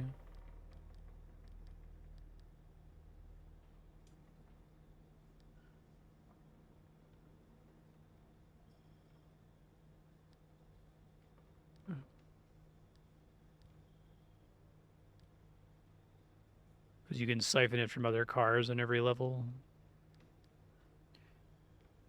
I guess I can start working on this. I could just try to like clear the stage faster. Just go and get like one thing and then leave.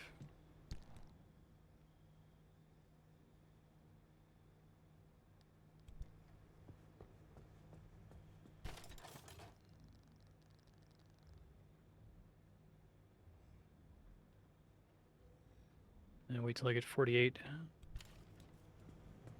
Want to have all of them before I have any of them, I think.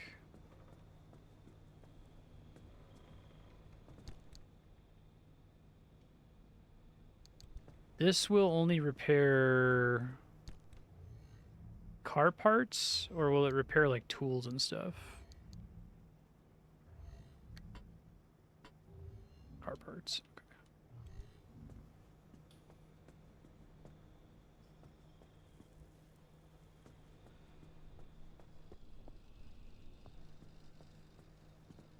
Okay, well,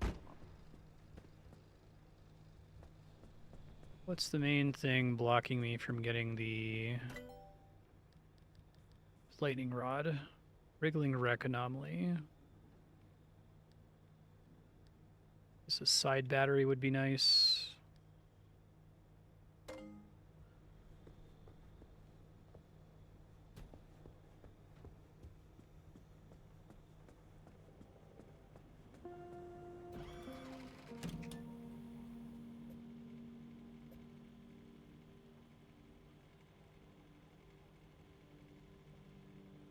The gateway costs 2.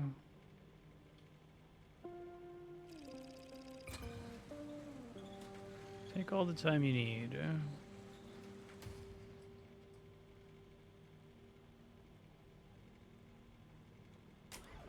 Okay, I can try to just do the quest objective and get out of there, I guess.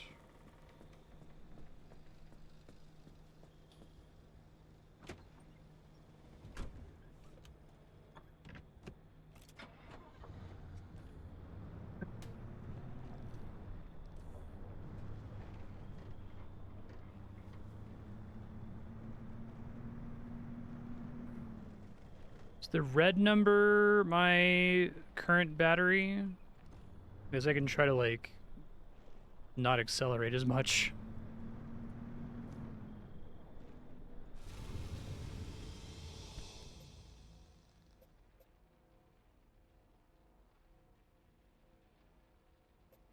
I have to go here first, basically. I feel like I keep getting, like, one step to it, and then... I don't know.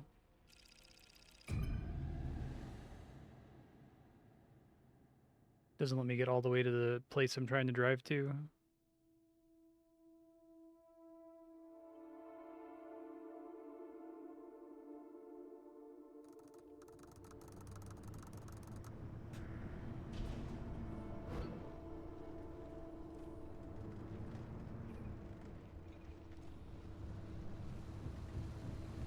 Scan this thing already.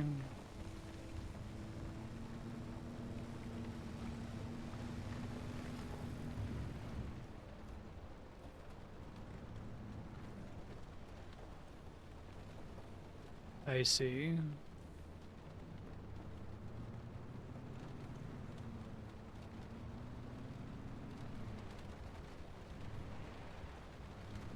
So I guess I'll just get an anchor, loot a building, and get out of here then.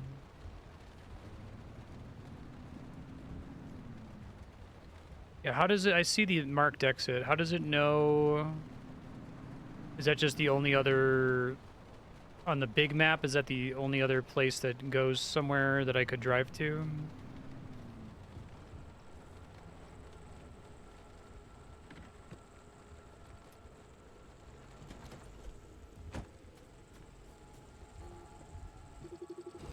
Hot dust, okay.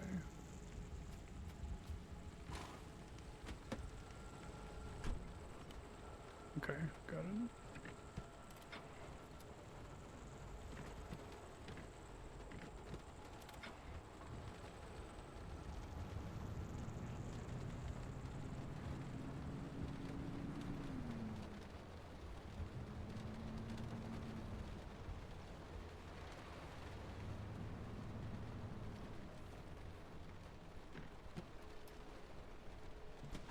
I wonder if turning the car on and off incurs a battery cost that's worse than just letting it idle.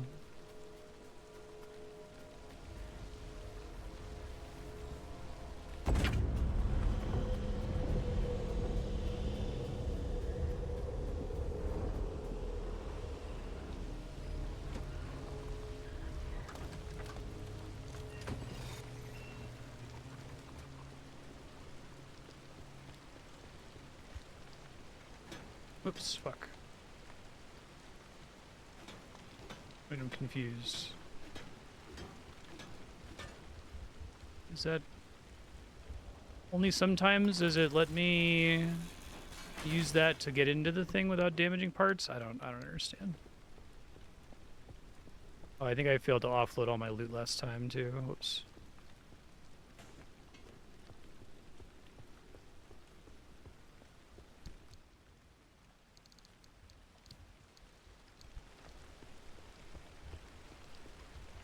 It's okay.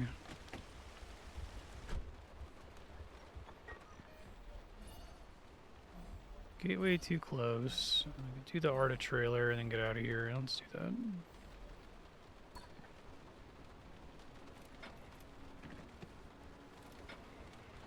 Turning the car on doesn't seem like it has an immediate battery cost. It's good to know.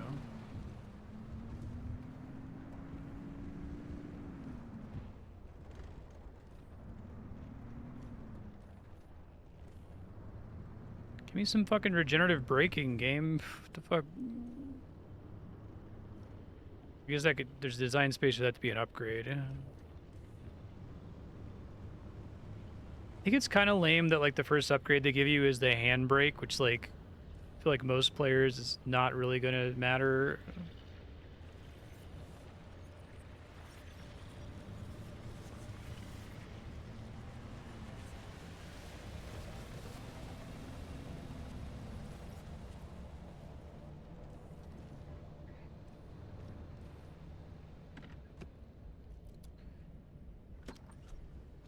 I mean, that's another thing. It's another feather in the cap of what's this? Max deposit box.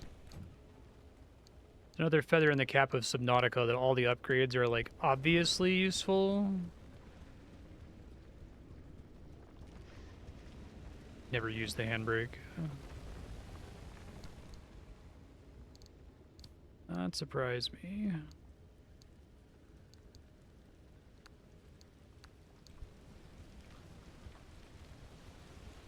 Yeah, it's... I think even if you were into driving games, like, I'm trying to imagine the situation where the handbrake would be a useful upgrade to give you. I think they're, like, struggling to come up with design space for things to improve the car.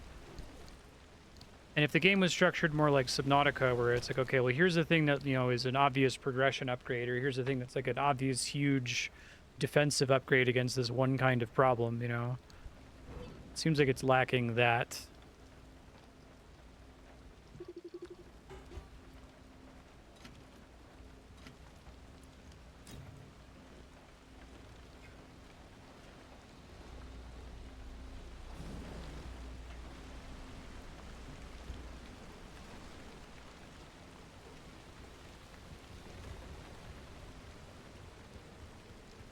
I have played games like that where they don't really know what their design space is for upgrades, so they kind of like just give you a bunch of crap. But then that can be stressful for the player of trying to sort between, okay, what's crap and what's like actually necessary for survival, you know? Beware Arta, you say? Arta walls are a tomb.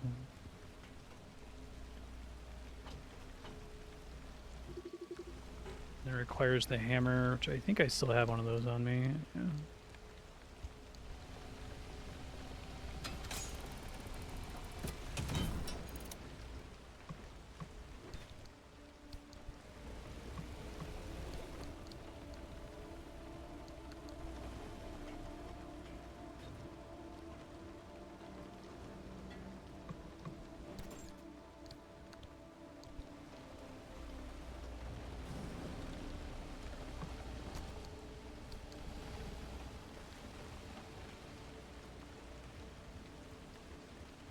Loot that in a second. Hold on.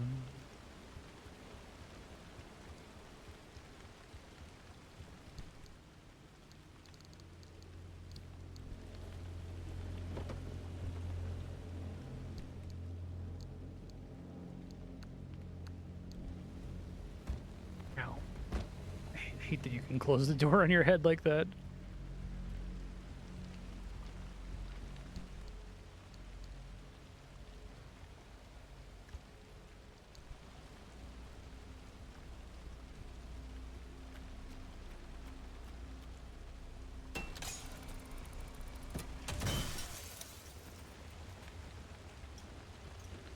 I think it's always worth grabbing plasma because they're somewhat rare.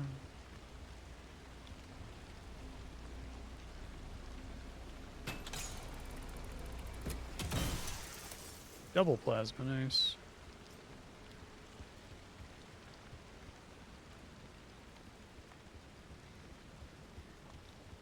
How the fuck?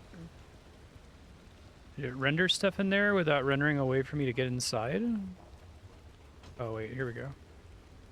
There's just not a stair going up to it.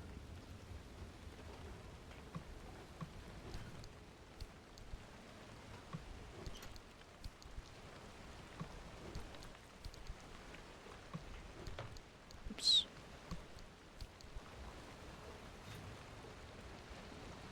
Okay, doing better on chemicals. Now I need to find electronics, which is generally from scrapping like TVs and stuff, radios.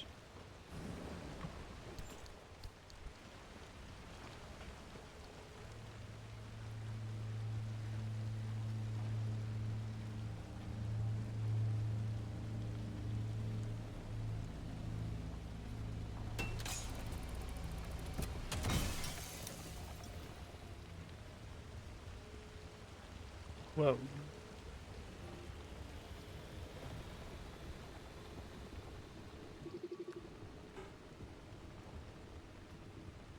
Is this an anomaly on this thing? I'm trying to scan it.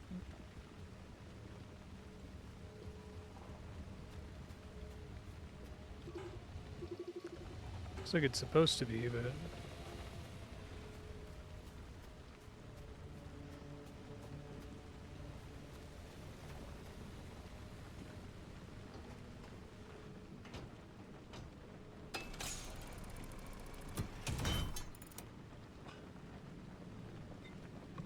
I see.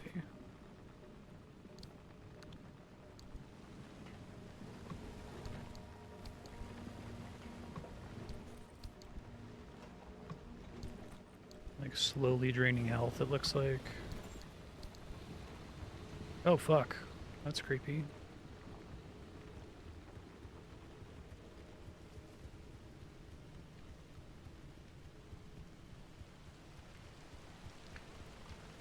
Okie dokie.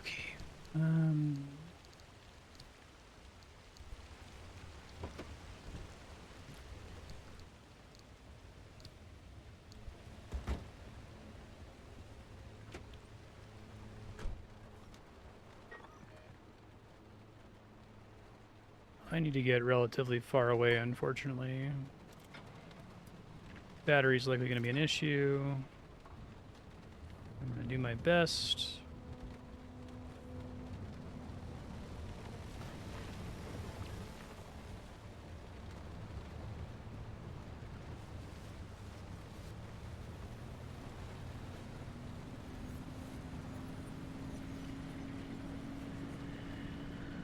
I don't want to see if it's even possible if I'm trying to like manage my battery as smartly as possible to not be forced to use a jumper every run. It might just consume a bunch of energy to initially trigger the jump, which is why I keep running out right before I feel like I'm about to be done. Close. Let me go scan this thing really quick. Yeah, no worries. The game probably shouldn't have given it to me, to be honest. Glittering boulder.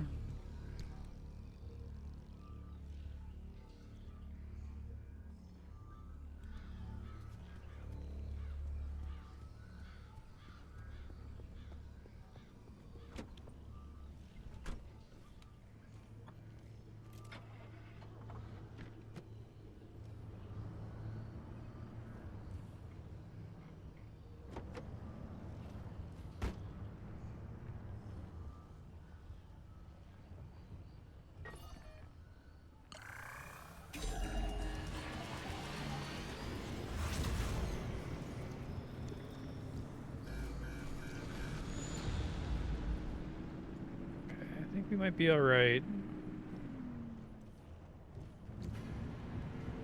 15 units of battery left. I know it's something I have to worry about all the time, and being able to drive faster is still really, really helpful.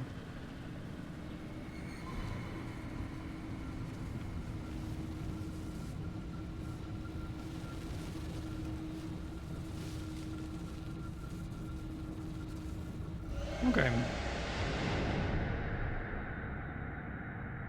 Oh, you think that's a result of a quirk? Okay.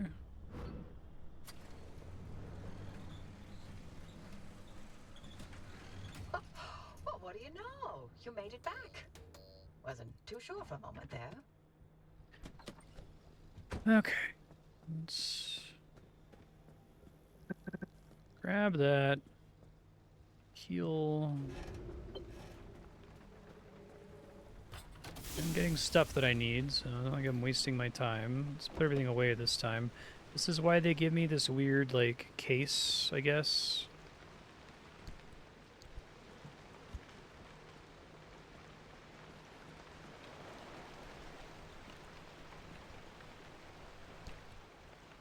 I see.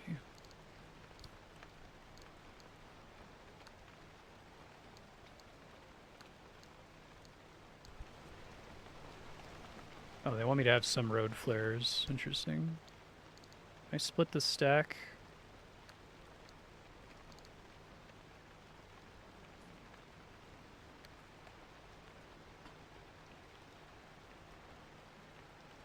No. Well, 16 road flares is probably fine.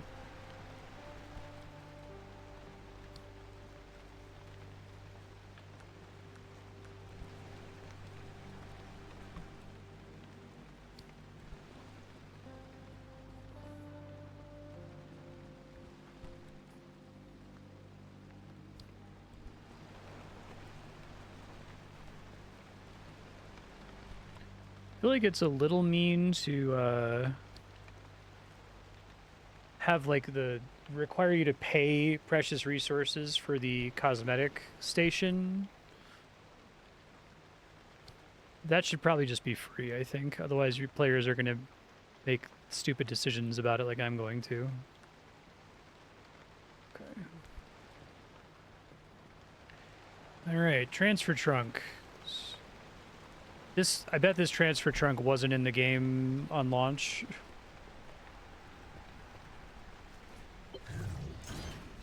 They added it because it was annoying to do that. It's always interesting when they patch games like this repeatedly, where like the patch comes out and people who are annoyed by it but already understand the core loop are like, oh, I see why you added that. That's really cool. Thank you for adding that. This thing's much better. I wish I understood what governed what got spit out of this thing. I don't think it was giving me repair putty at all before when I had no way to craft it, and now that I have tons of repair putty, it's just unleashing it on me.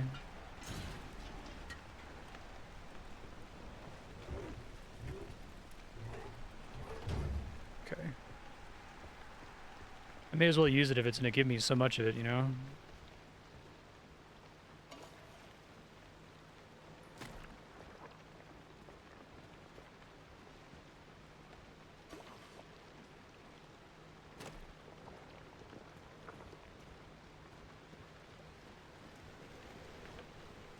Alright, that's probably fine.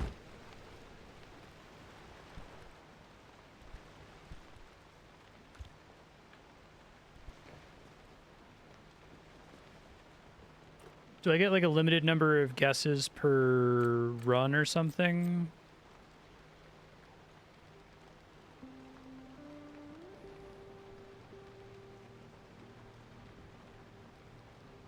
Let's see. So this is... Car moves backwards. Hood.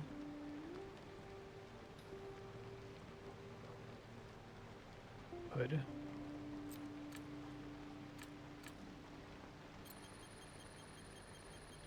Correct diagnosis. Guess refunded. Okay.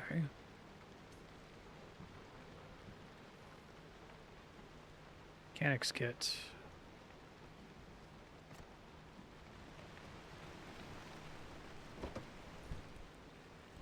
Is that the main or sole use for mechanics kits? thought I had one. No, I definitely did have one. Where the fuck did it go?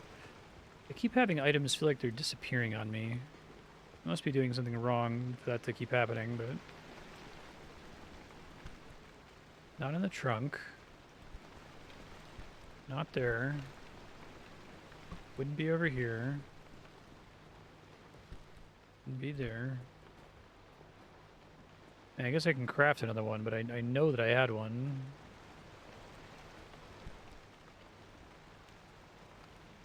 An orange thingy, wasn't it?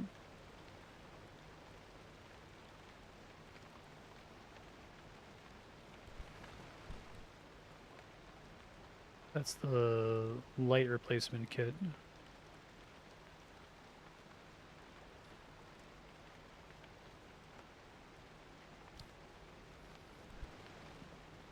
Okay, yeah, I don't know. I must have somehow destroyed it, and I don't know what I did to do that.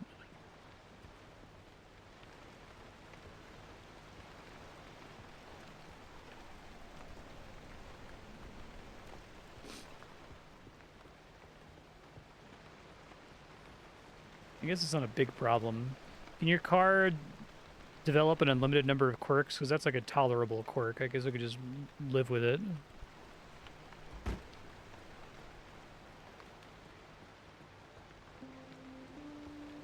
Yeah. Well, my problem with it is that this is more true with live service games. As you keep patching the game to satisfy your current audience, it's increasingly easy to lose sight of like why your game is the way it is right now and what it's going to feel like to a new blind player who's never played it before. So it's like it makes sense to give you something like the trunk that's supposed to make it easier for you to mass transfer stuff, but it also feels like kind of a hacky solution that just feels like it's introduced arbitrarily long before you need it to a new blind player. I need 5 electronics. Okay. Oh, and I need unstable energy. So we're not doing that anytime soon unless I do main story progress, which I can try to do, but I need to fix my battery problem first. So I gotta find this wriggling wreck. I feel like I must have seen that and not scanned it in the past. But I don't want to get in the trap of just like running easy levels over and over. I mean, I guess as long as I'm getting something, it's not a waste of time, but I don't know.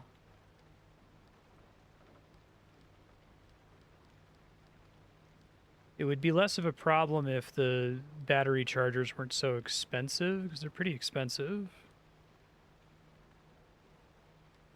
I guess I could, well, can't make those.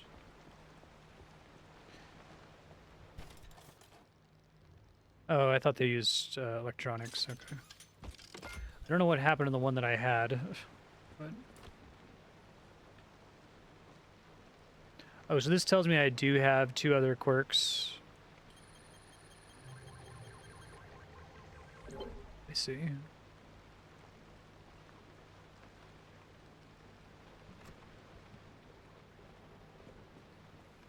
Two other quirks that I guess I don't know about yet.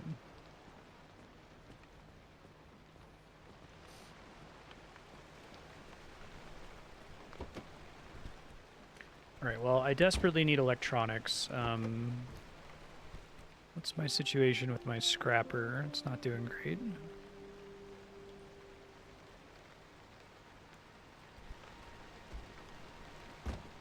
Sure. Try to burn through those on my next trip.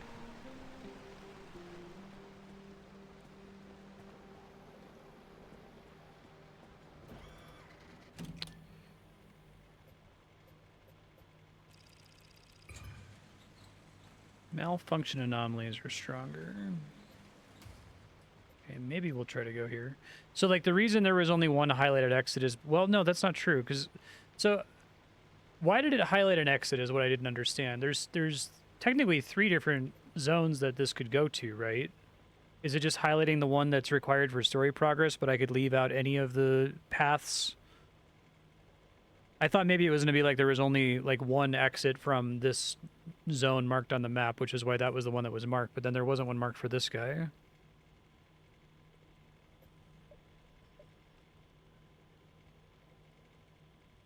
You can only ever follow the one that you select on your way out, right? Like, not there, but as I leave and turn left. I see.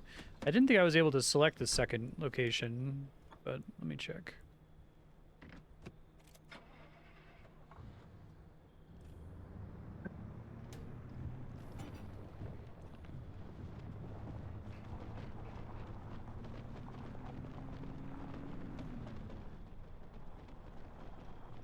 Try to save on battery, but not over accelerate. It sounds like I have a flat tire.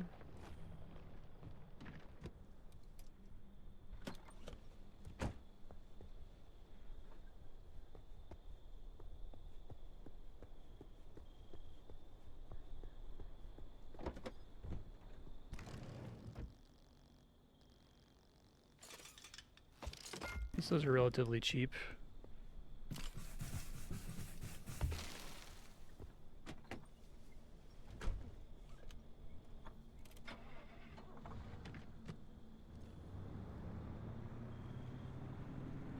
I left my trunk open. I'll deal with it in a second.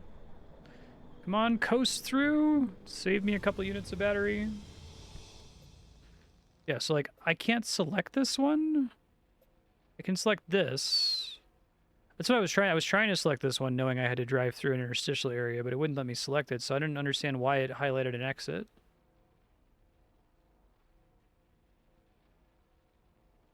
Okay. I thought the one that you're doing from inside the garage is like just getting scan details on one or more locations.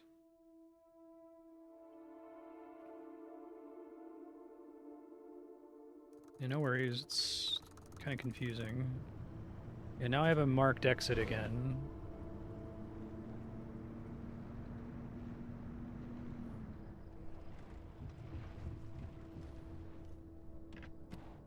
Let's do something useful.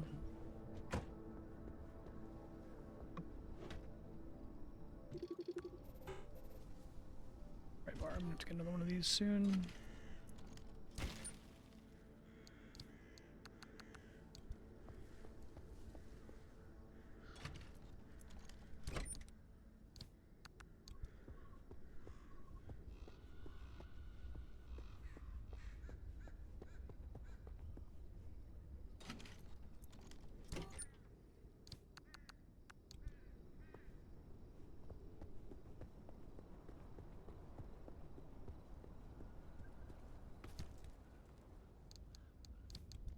These parts I want to grab, yeah, because I want to get the free healing every run. So let me see if there's some like panels I can take with the Liberator here.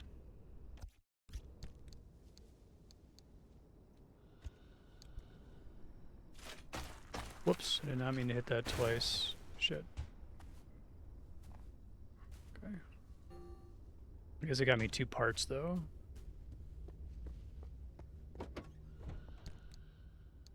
Whoops.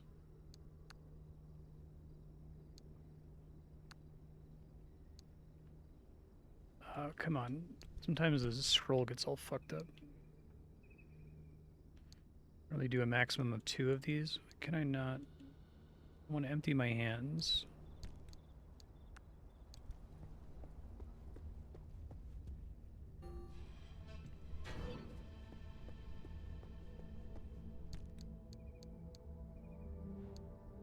Okay.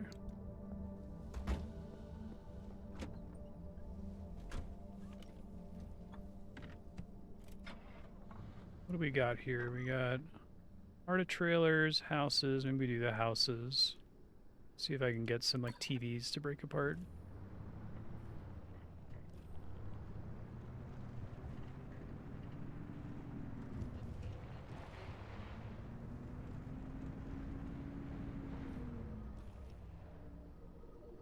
Hello.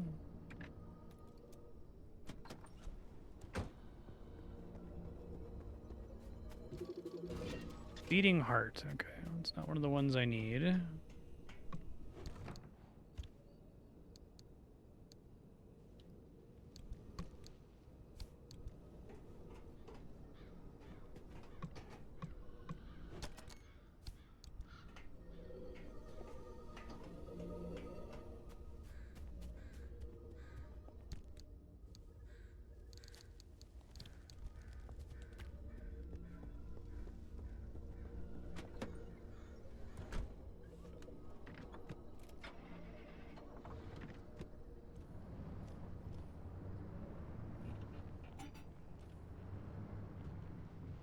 Something funky just happened.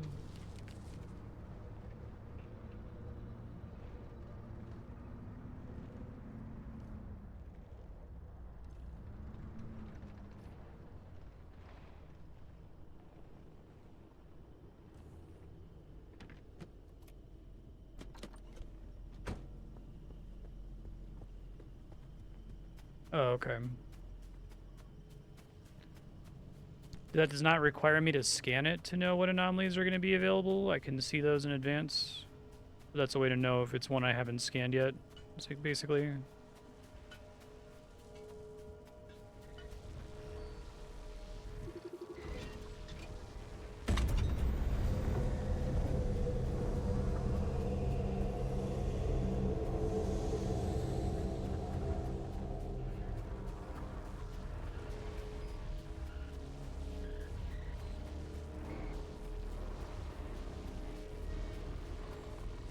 Okay, whether or not I've scanned, or no, only if scanned, okay.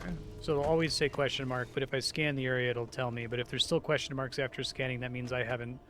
There's two kinds of scanning, right? There's me scanning the anomaly once in the past, and then there's also, while I'm in the garage, I can pick one area to get more information on. Do I get the anomaly information regardless of whether I pick the one area successfully or not? I think that thing zaps my car if I'm not careful, which is bad.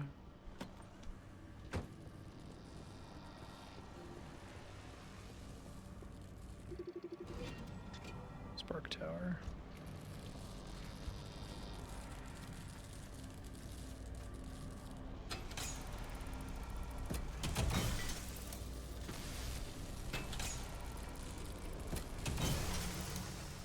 That deactivates it.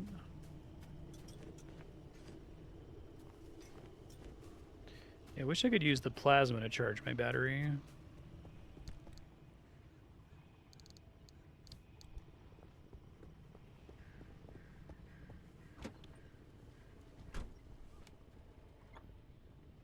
No worries. Right, there's two kinds of ways I can scan. I can scan every anomaly, which like I assume that like adds them to the codex or something. And then in addition to that, I'm just gonna skip that. Thing's getting kind of close here. I actually don't know where the exit is. Do I not have one on the map right now? Shit, maybe I just need to go to the next zone. In addition to that, in the garage, I can pick one area that I'm about to visit to get some, like, early information about it. It'll tell me, like, you know, this area is peaceful, or these are the special affixes. I wasn't sure if it would always tell me anomaly information regardless of that. It looks like I just don't get another exit. Okay. Well, that's really bad. Oh, I'm gonna fucking die. If I had the lightning rod, it'd be all good, but I do not.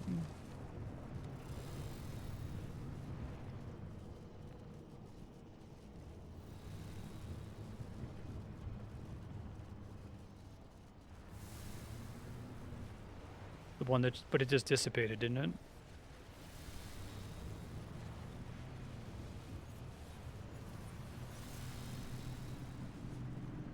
I gotta get out of here.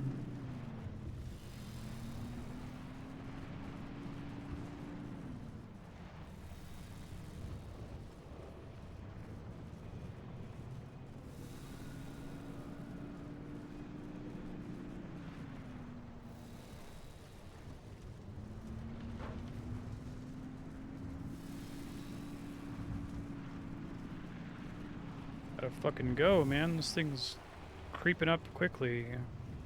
Shit. Whatever it was, it hit me, zapped my car, and then went away. Unless if you were talking about something other than the thing that zapped me, if there were two anomalies on top of each other. Fuck.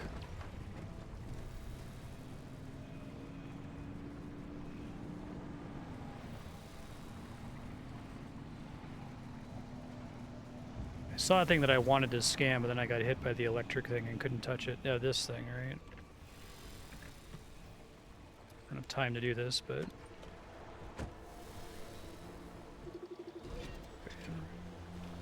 oh boy, this is not good.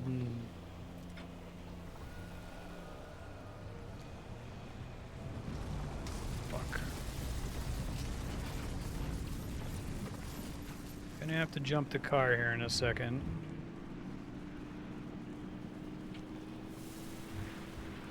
Whoa. Something happened that wasn't wind, I guess. Oh man, I'm really getting fucked now.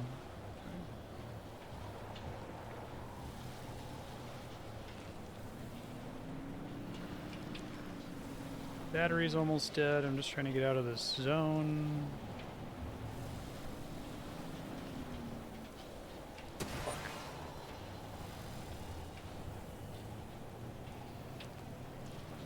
Keep getting pulled by the wind at the last second.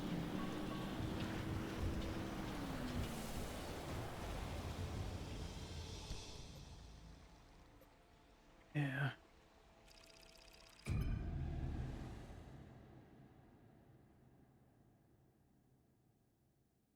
I see.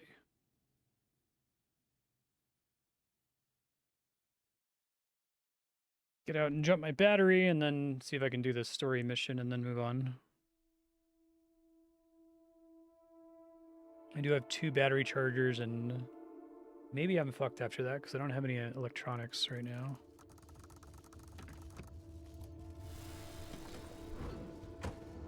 Perpetual stability, you love to see it. There's a whole lot standing between where we are and the deep zone. Like another wall and the entire mid-zone, for starters. It's not as simple as driving there. We can't control the instability any more than we can control the weather. At the height of LIM R&D, thousands of us lived and worked here in the zone. So we built LIM stabilizers to make certain sectors and roads a little more predictable than others. It was the only way we could operate as a live research compound despite the instability. This is gonna be tough. And It's yes, pretty far. the same technology that destabilized the landscape in the first place. LIM technology was always a double-edged sword from the beginning. We're going to put those stabilizers to work and clear you a path. The old observation towers surrounding Sierra ought to have a map of the stabilizers in that sector. Mind swinging by and finding one? This might be too tough for my current capabilities, but I'm gonna do my best. Want me to go to this green map marker?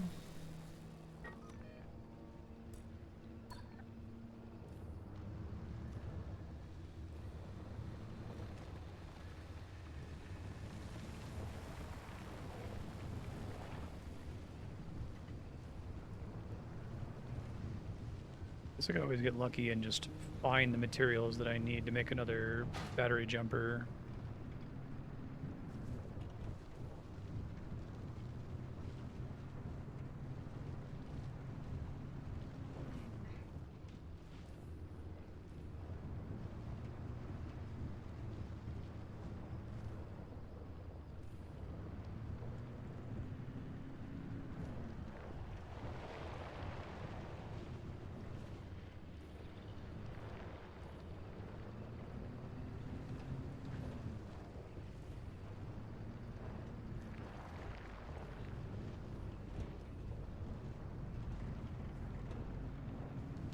Probably want to stay on the road since I don't have the off-road tires.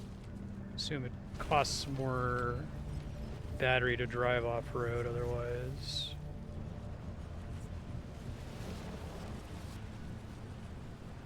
Yeah, so if I find those lightning anomalies with the lightning rod upgrade, does it just charge my battery for free? Or with the spark towers, I guess? So that would be great.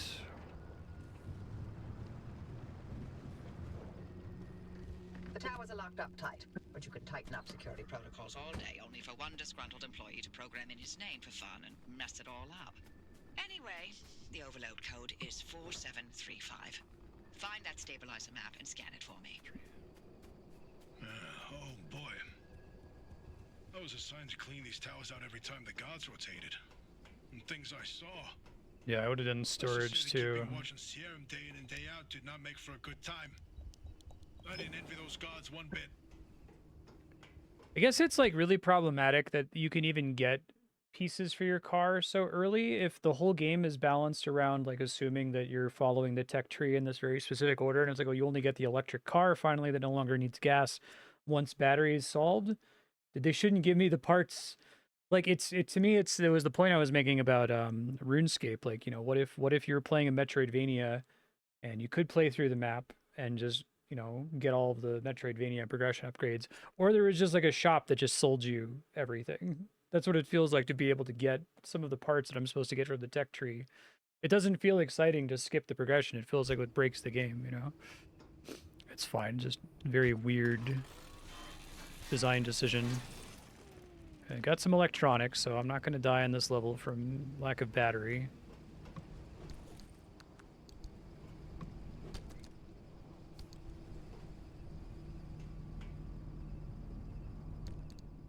Transmuter.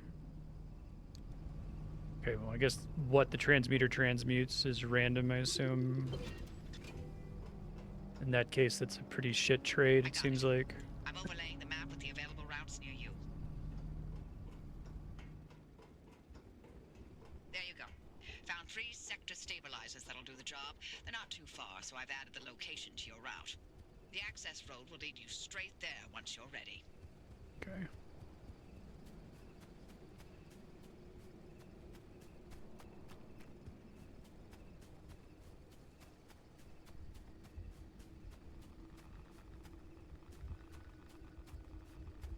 I do want to end up burning through one of these. Durability's low. Danger.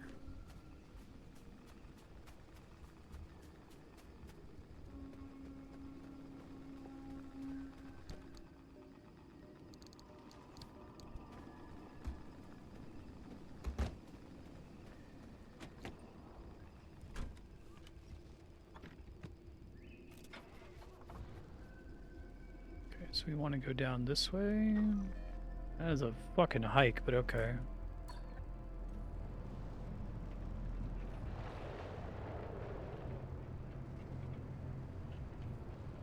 I'm gonna have to charge my battery probably at least twice, so I think I can make another charger with the electronics I just picked up, hopefully.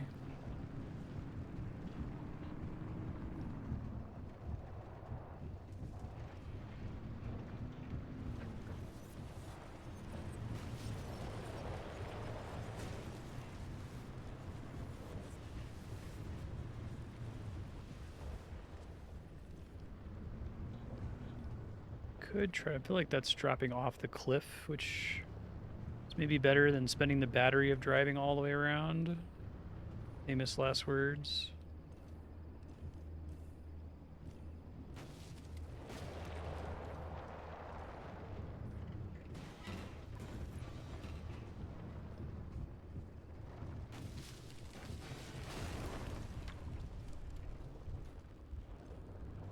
Got repair putty and spades.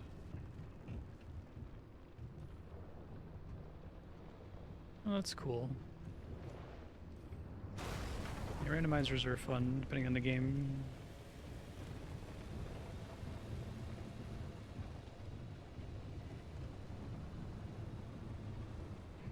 Real quick, just so I don't lose battery when I need to be able to dodge, which has happened to me before.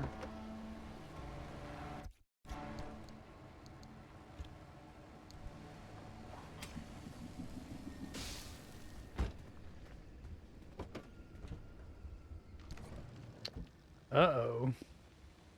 I didn't bring the actual 9-volt batteries. Okay, well, that's really bad. I guess I'm just, like, dead if I run out of battery. Maybe this map is full of, like, locations that I can loot to keep me from being completely fucked. Try hitting this house that's apparently not far ahead of me.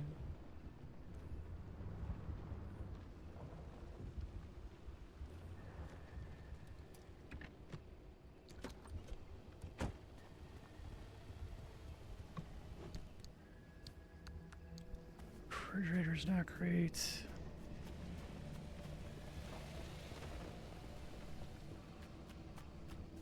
It's a farm, I think.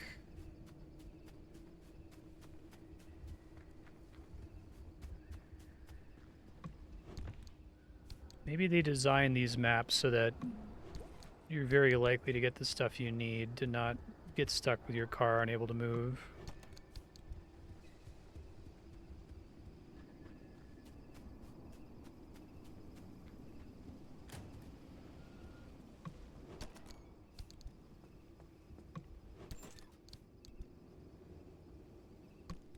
Eat that food, I guess.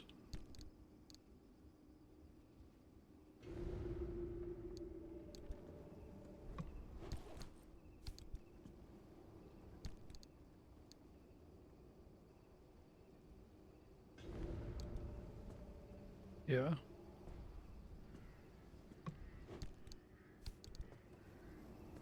I could have sworn my battery died and I wasn't able to drive before though, but maybe I'm making that up.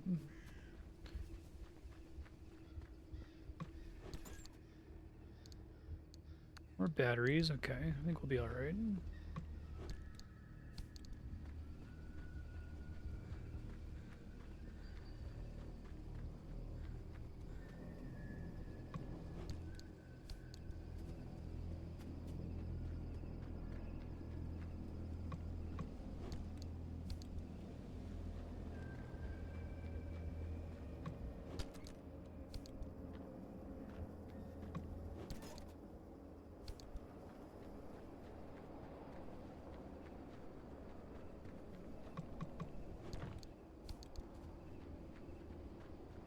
That's brutal, Scurf.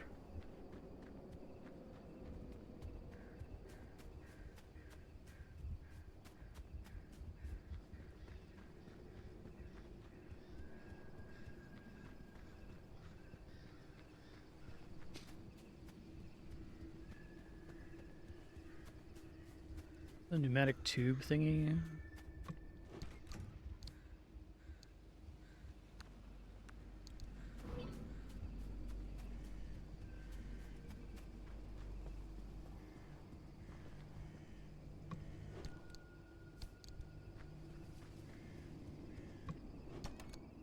I feel like this is the motherlode of loot, but I guess we learned that this was a peaceful area, so I don't have to worry about running out of time here.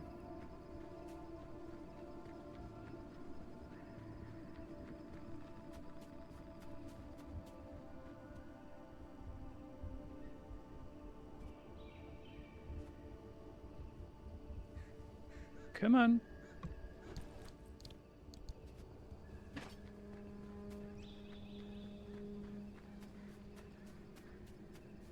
Yeah. Since time's not an issue. Although I also need electronics, so I guess I could get screwed by not having enough salvagers to get the electronics necessary, right? That would be my fear.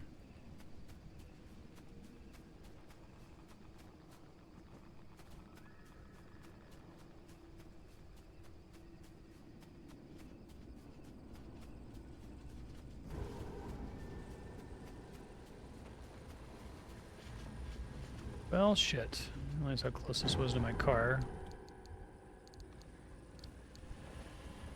Oh, nope, time to go.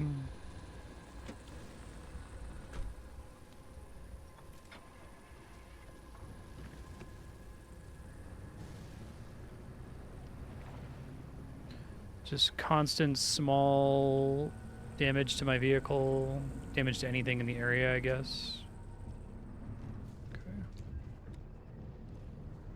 I think unfortunately that little bend in the road I would have to drive up to get to the western thing, which probably isn't going to be doable.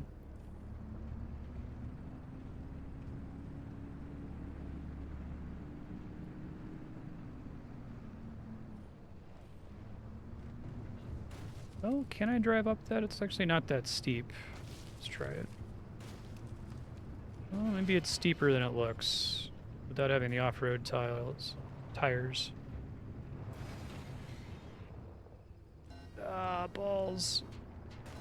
Things were looking good for a second, and then I let off the gas. I lost my momentum, and I'm in some kind of...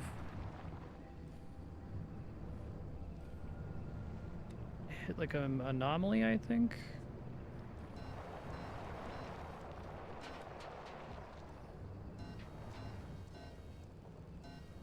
Oh, it's like an incline error. Okay.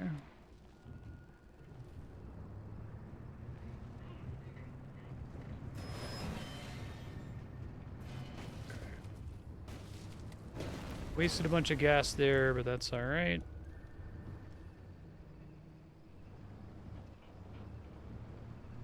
By gas, I mean electricity.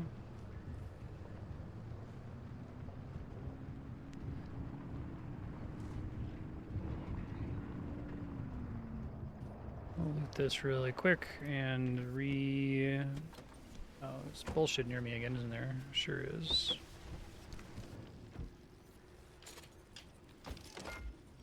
Need copper wire too. See what's going on the next screen, I guess. Big Dan's. I don't know why that keeps happening.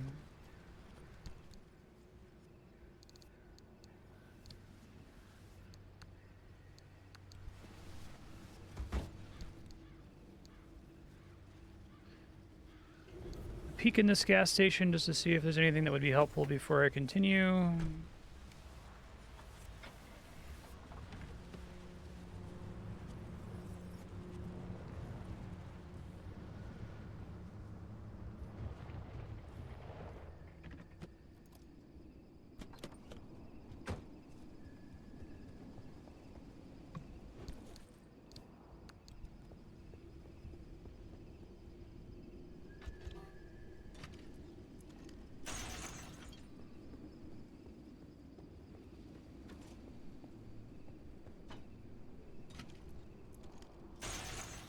Well, that sucks. Take another Liberator for later. I guess I knew there was nothing in here because I have the cheater thing on that lets me see if there's lootables inside, but... Okay, well...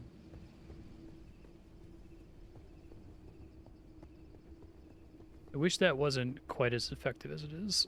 I wish it just highlighted stuff that I could see, and if something was inside a building, it didn't highlight it until I had, you know, opened at least one door to get inside, you know?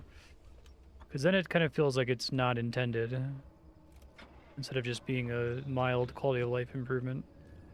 Try not to have too much angst over it.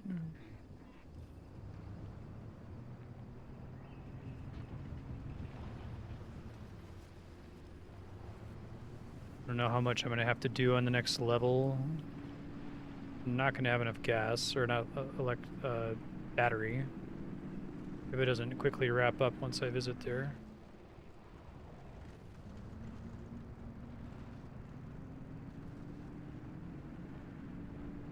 I guess it could be a new garage location.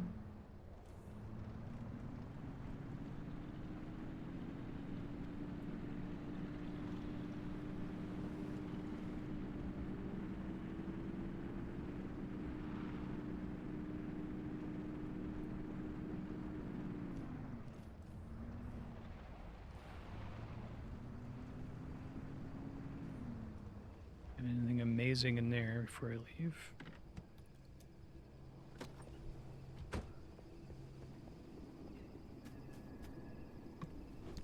Nope.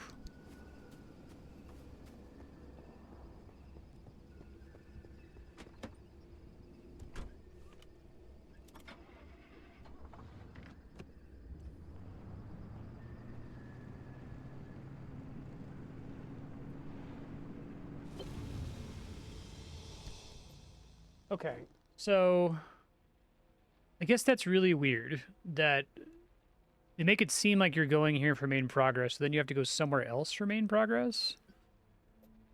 But I may as well go for it, I guess. I assume that they structure the story levels in such a way that there's enough loot to keep you from getting stuck.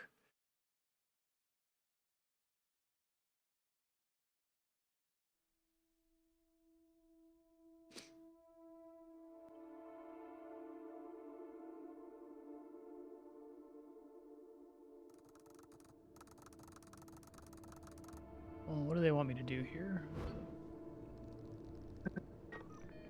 The woods there can be a bit of a maze. If you get lost, follow the pipes. the limb tech and those stabilizers ran so damn hot, only more limb tech could contain I it from suppose I could completely walk meltdown. everywhere. It's still concerning about what happens to my my car, but I'm already out of battery.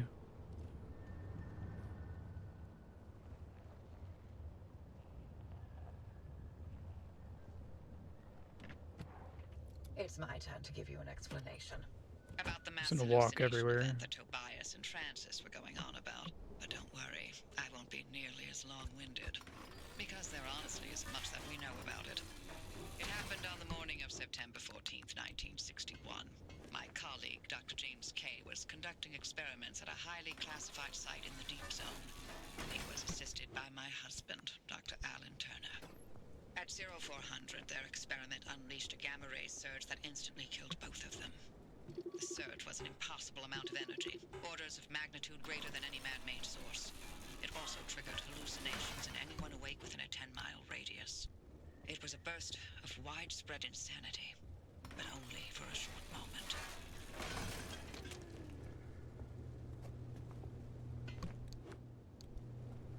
Okay, nothing great in those trunks, sadly.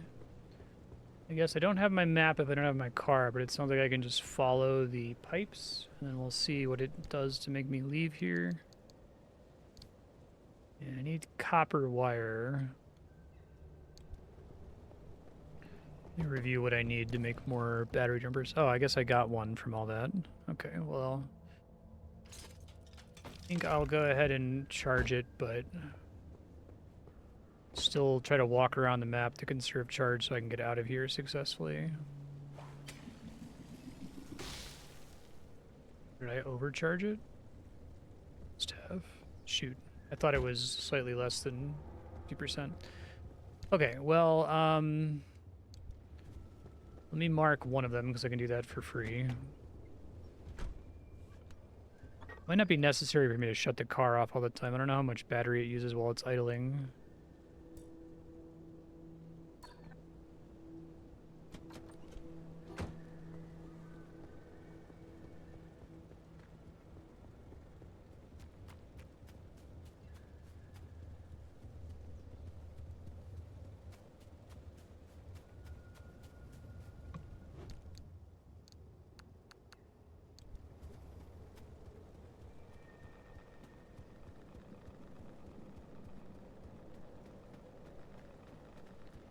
Big danger of running around is there's a lot of like large anomalies that just drain my health constantly, I guess. The car protects me from that.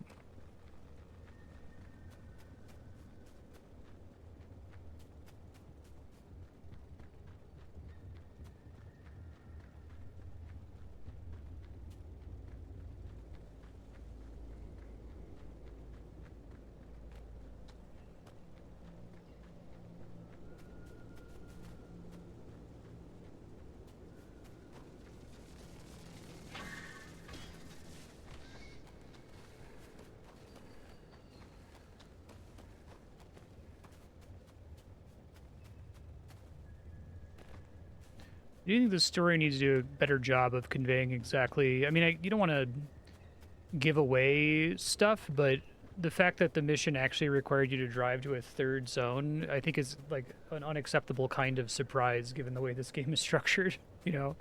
Maybe for something at the very end of the game when you can be expected to have a really powerful car setup, but I'm trying to imagine, like, what are the developers expecting of me as the player? Are they expecting of me that I'm going to go to the first zone, get the map, and then realize I have to go to a third zone and then just, like, try to find a gateway and exit? There wasn't actually a gateway on that level for me to leave.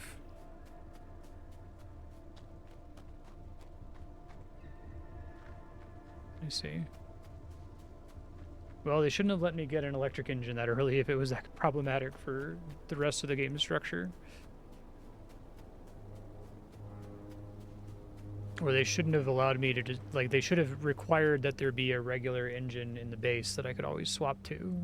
Worst case scenario.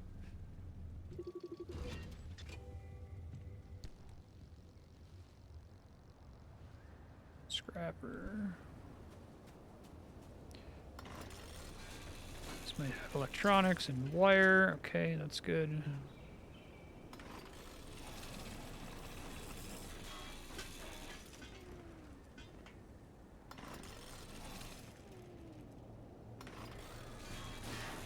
Oh, that's a weird. That's really weird. Okay. So it looks like it's really expensive to make a new basic engine.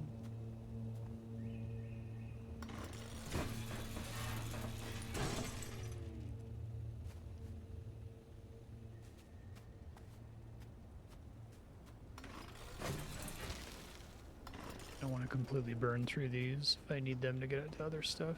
Okay.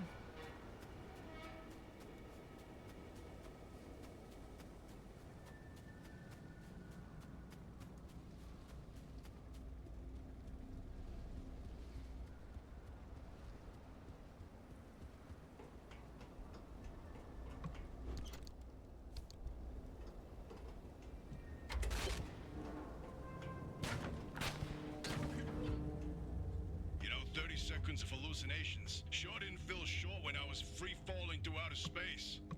Heck of a ride, though. Did you know the rings of Saturn sing? I saw disembodied arms. Tons of them. They were grasping and crawling. And, what about you, Uppy? What did you see? I saw nothing. How is that possible? Everybody else saw something. Must have passed me by. I don't know what to tell you. But weren't you working in your lab that night? And weren't you supposed to be doing your research rather than keeping track of my whereabouts? Okay. And Wow. physically see them, so that That's- helps.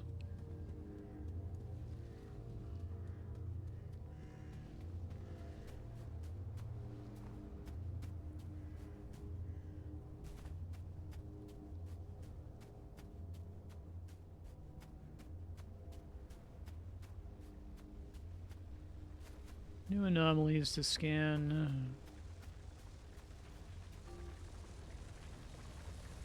Scanning is like ridiculously important and kind of introduced as a throwaway thing. I almost think you should get the scan for encountering an anomaly if it interacts with you in any way without you having to hold it down.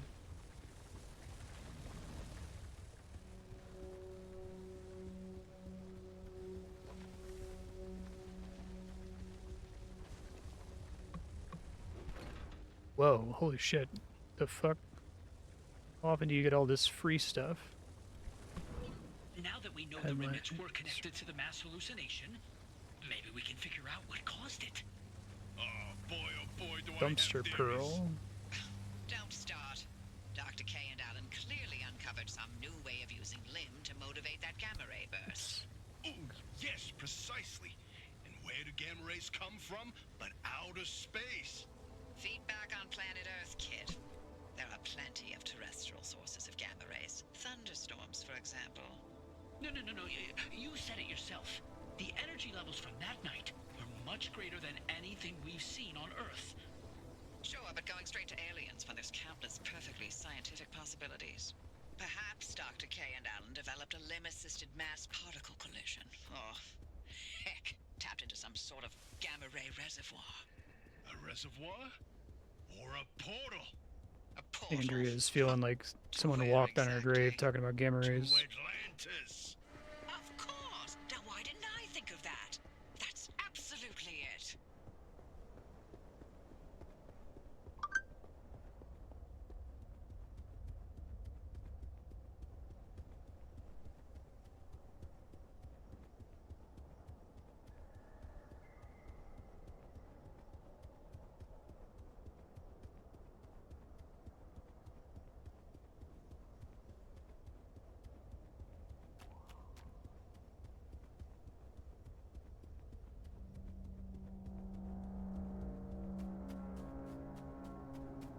And I kind of lost track of where I was running, so I think that's the last one I have to do off that way.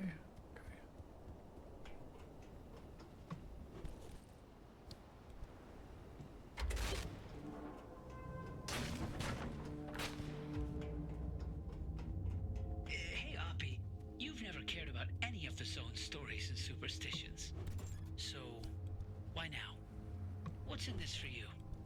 What I do is not and has never been any of your business. You're asking us to trust you, so yes, it's our business now. How about this? You two sign off and count orbs or whatever it is you like to do, and I'll get the driver to the mass hallucination source myself. Excuse me? No. Tobias found this remnant. This is his discovery. Sure. And I'll send you a nice gift basket to mark the occasion. But I won't let anyone interfere with this. To hell with that! We either throw everything we can at this thing, or we lose this chance, and the answers to the mass hallucination are gone forever! This isn't like one of your little Sasquatch hunts. I'm not letting you get your tinfoil pseudoscience anywhere near this. This is too damn important to me. It sure didn't seem too important earlier when you messed up. and nearly Tinfoil killed the driver. pseudoscience. You want to play that game? You really want to talk about our track records? Screw you, Oppie. I'd rather run this remnant into the ground than work with either of you. Oh, forget it. We're wasting our breath with this old bat. There's gotta be another way. She's out of her mind. I can't do this. Look, if you want to waste your precious time picking apart bird droppings and squinting at constellations, by all means, follow their lead. But we're better off without them, trust me. I'll get you through no matter what. I do think this particular setting would be improved by there being like almost no dialogue, if not no dialogue. I think that what they're going for with the car talk guys and Oppie is totally fine in a different kind of game, but I feel like this place is so spooky and so cool to just exist in and not know what's going on that I think that them talking is like constantly undercutting how cool it is. It's like robbing it of the mystery, majesty.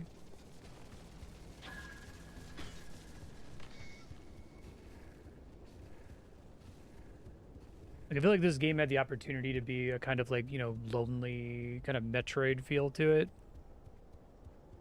Subnautica does it. I guess Subnautica you still get like audio logs and stuff, but I think it's really important that no one's talking to you in Subnautica. You're finding records of people talking to each other.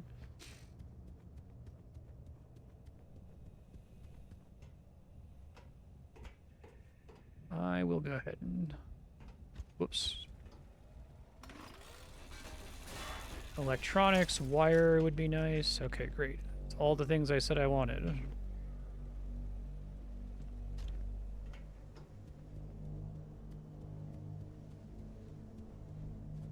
think we'll be okay on battery if I have to walk all the way back to my car.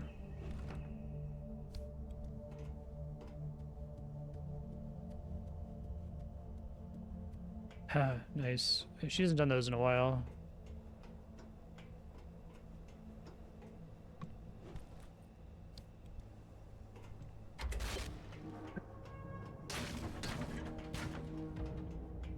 All right, we're in business. The stabilizers are coming online, and the way looks clear, but I'm also getting spikes. The stability in your region is tanking. Oh, fuck. Well, I'm 700 meters away from my car, so hopefully that's not a problem.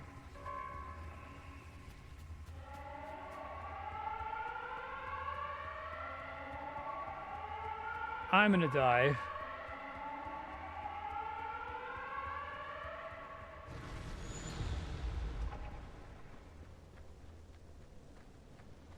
How do you summon it? I did that by accident before.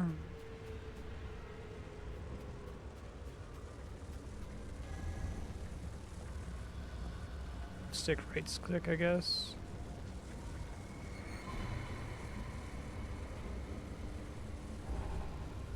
Car too far from user. Well, what's the fucking point of that mechanic?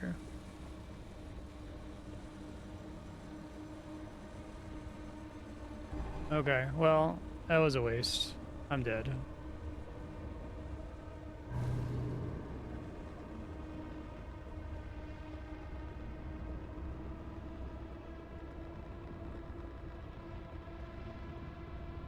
I feel like this is the exact and only circumstance in which I'd want to use the car summon ability.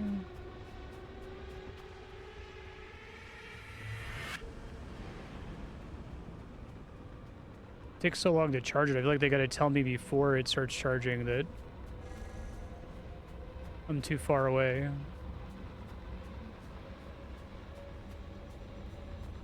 Wonder what the limit is. Well, it's...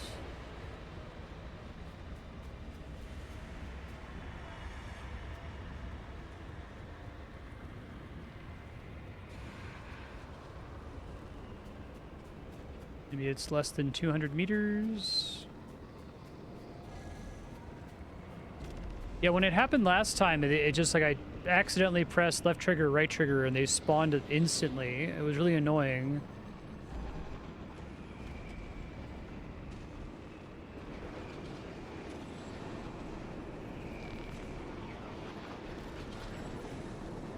It's because it already got destroyed, I guess, by this wall of death.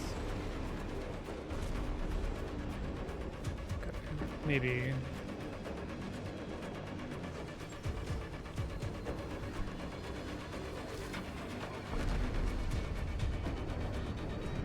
I don't know where I'm going is part of the problem.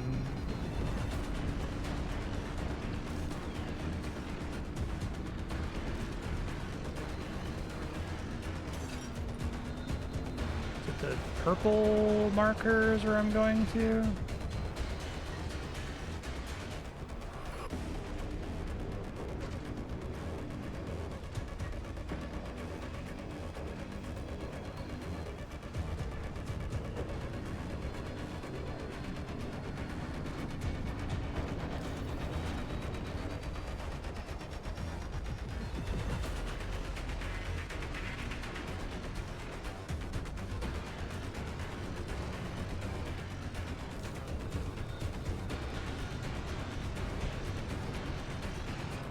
There's the center of the yellow circle.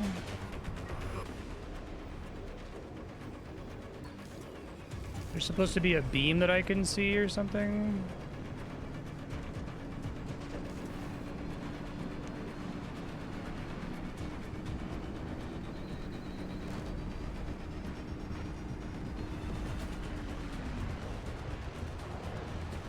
Okay, well, that's really annoying. That's a lot of time lost. And I don't know what all the permanent penalty is.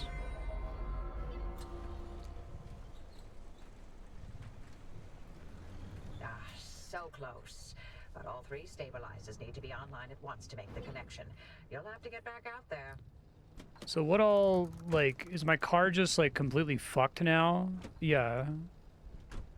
And there's no way to recover my save, so I'm just, like... It seems like the penalty for failure is insane in this game. Like, you go so far back if you fuck up like that. And there I got fucked by not knowing that, like, once I activated the thing, I needed to have my car immediately available. I guess maybe I could have guessed that that was going to be the case, but...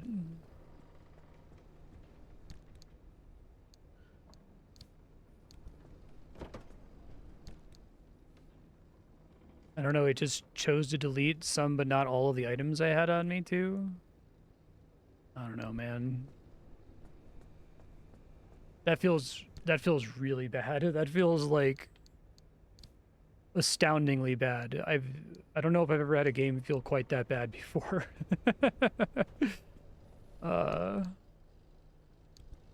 Wow. Okay.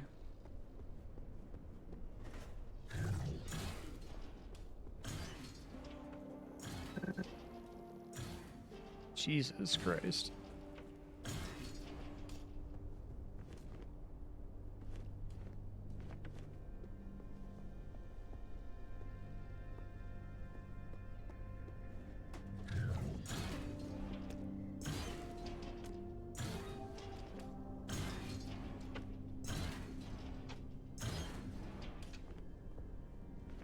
Yeah, I think... It's like the stakes are just too high to do a mission like that where the player doesn't know what to expect, you know?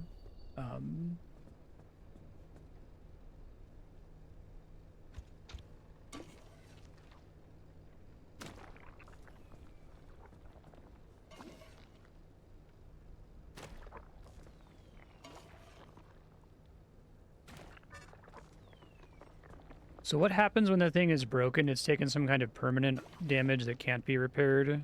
I actually have to just replace the part with something else, I guess.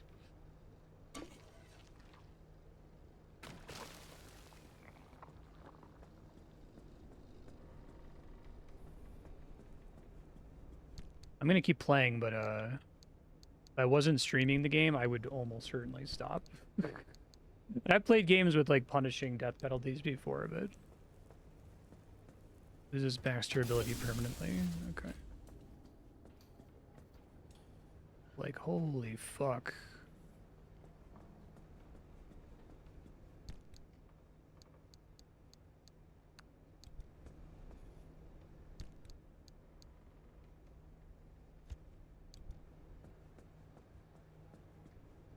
Like, to me, that's like borderline like an optional like Diablo hardcore mode, not like your base core gameplay loop for a story mission that you can't predict what's going to happen in.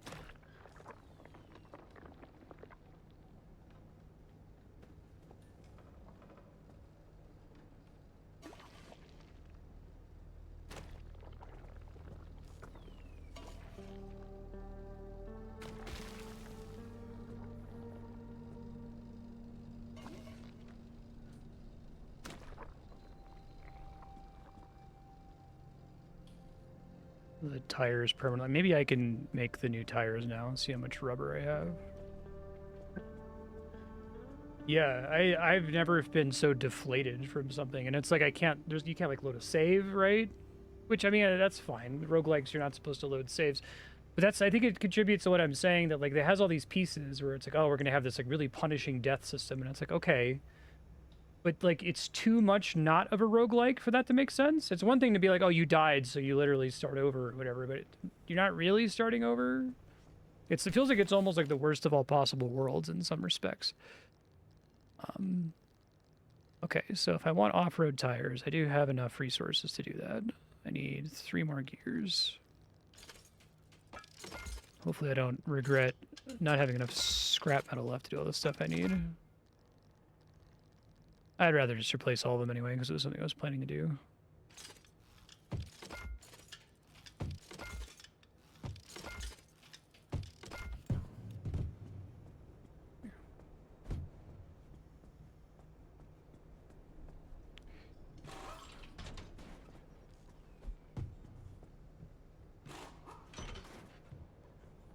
Yeah, it's like, well, it's not just that you lost an hour of your life, which is brutal. That's fine. And games do that. I can live with that. It's and now the rebuild process is more of your future life, right? That's the part that I think is crazy.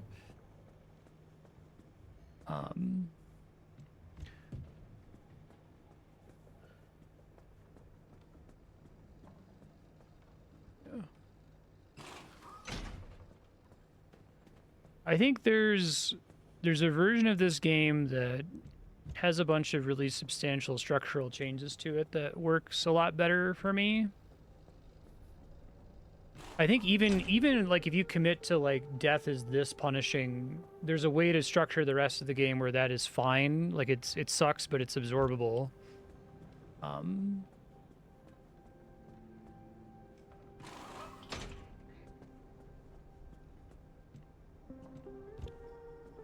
As you get fancier stuff for the car, the cost to get fully fixed up escalates, which is why you end up quitting. Yeah. Yeah, I guess I would say that I think that your Terraria tech tree, your Subnautica tech tree, is the game. It's the most intriguing part of the game. And it exists, unfortunately, in direct opposition with the you need to maintain and repair the car aspect. Those two ideas, it's cool to think of both of them, but it's it's like a cursed problem thing, right? It's unfortunately your idea doesn't exist in nature. Cool attempt, but unless if they come up with some way where like managing and maintaining the car is like a completely separate, totally different set of materials are required, you know, totally separate set of progression rules or mechanisms. The fact that they compete for resources is so bad. I feel like someone has the idea of like, oh, wouldn't it be cool to have this game where you have to like maintain your car and upgrade it, and like, you know, you start with a piece of shit and eventually it's like a hot rod at the end of the game. Great idea. I love it even. But I think then the game, it can't be a roguelike, or it can't be a Subnautica survival crafter, right? It's all these other systems exist in opposition to that idea, unfortunately. Okay, so I think what we do is we save these tires, right? We throw them in this thing if it lets us.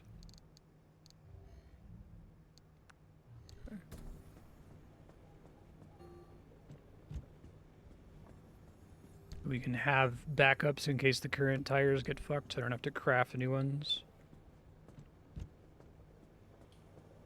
Yeah, exactly. Elden Ring, Souls games steal a ton of time, but they're structured in a way where you don't feel it quite so hard, right? I was watching my friends play UFO 50. They were playing Velgress. My one friend Ryan was stuck on Velgress for like 3 hours. And it doesn't feel like you just lost 3 hours of your life because every attempt at Velgress is what, like 40 seconds or something? But you lose 40 seconds that many times in a row, you know? So yeah, a lot of what doesn't work for me about Pacific Drive, I think, is pretty subtle game feel stuff. I don't even know if I can get this where I need it to be. So I still need it from whole cloth make. I guess I gotta repair this door.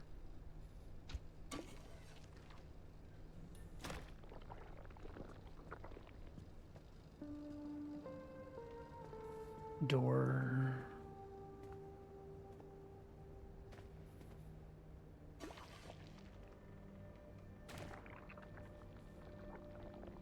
There's a whole bunch of ideas in this game where I can like point to another game that is fully focused on that as its like core idea and therefore does it way better.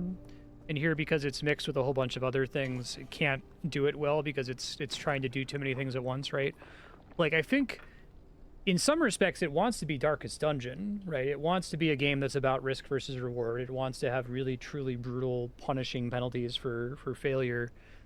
But Darkest Dungeon, it does such a good job of like exclusively being about that concept. And yeah, like when you die in Darkest Dungeon, not only did you just waste your dungeon attempt, but now it's going to take you forever to rebuild, especially if you lost some important characters. That game feels great to me though, because it's such a singular focus of it.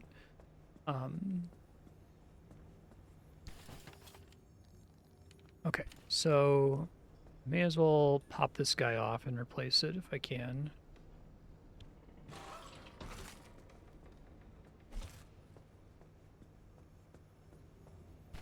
Got SMT to game over right before the first boss. Reset me to not having even started the game. Wow, yeah. Awful.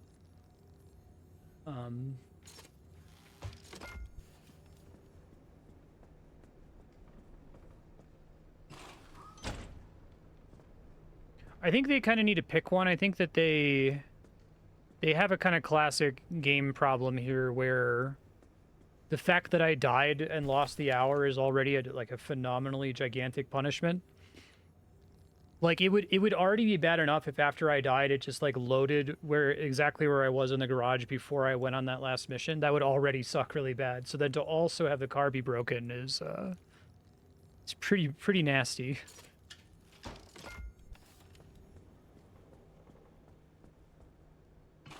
Kind of a classic example of over punishment, right? Okay, still have another door. And now I'm like way behind on resources. Like I barely had the scrap metal before to stay on top of what I was doing.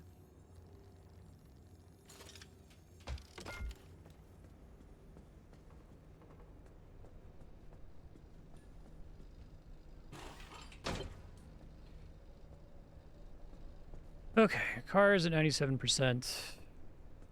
Go ahead and charge the battery. Something in there that's just passively draining battery right now. Leave it on or something.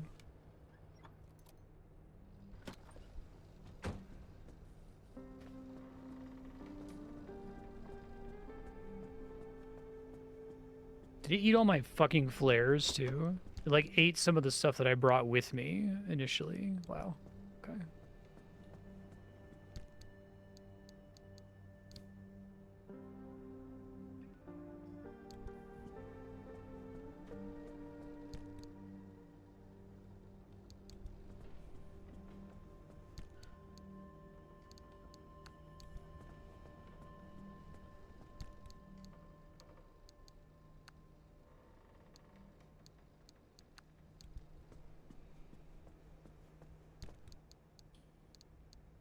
And I hear you. Like, it sounds like as your car gets more and more advanced, you know, the penalty just gets worse when you die.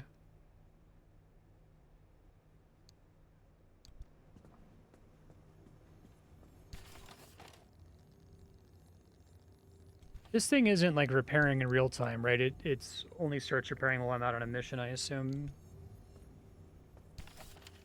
I need a scrapper, pry bar.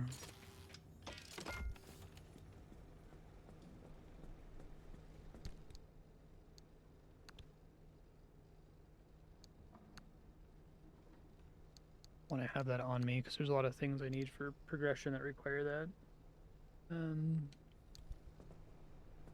Battery jumper might be problematic since I was already struggling to make those in the first place. Yeah. I would be interested to see if they ever tried to make a sequel. Like, what have they learned? What would they do differently, if anything?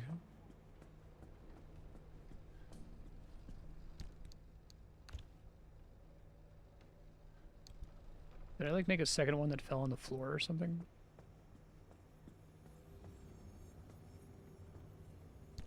The fuck, man? This has happened to me a couple times where I've made 2 of an item and one of them vanished. I did? Oh, I see the stack marker now. Okay. Yeah, I thought I had one in my hands and one in my inventory, so I didn't see that they stacked when I put them in there.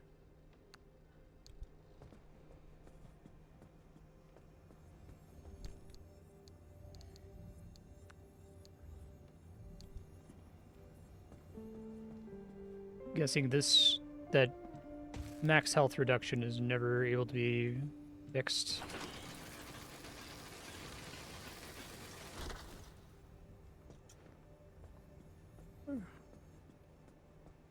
Night, Aki. Thanks for popping in. See you around.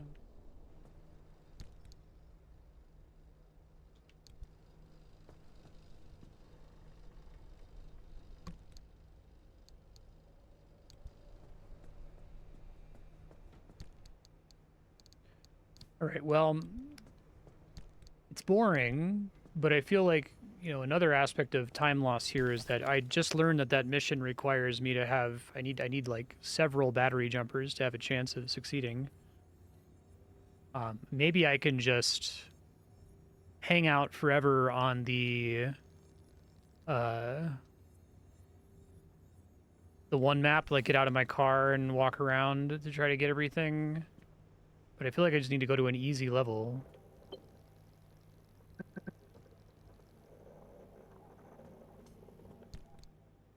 Why is this disconnected?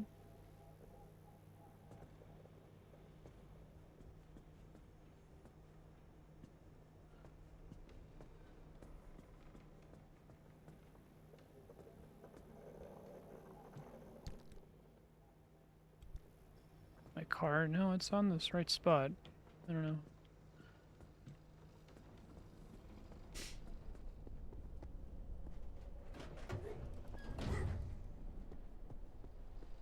Oh, okay, thanks.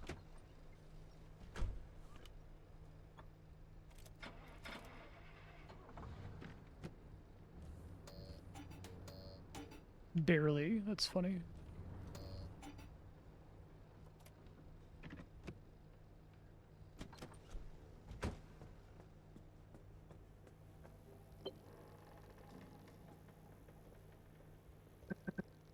What else is it saying is broken? The windshield? Can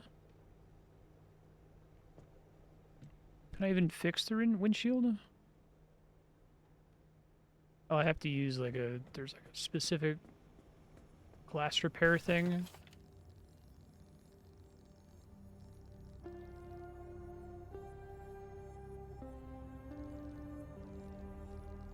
Is it the repair putty that'll do it, or do I need like a specific like glass tool? Sealing kit.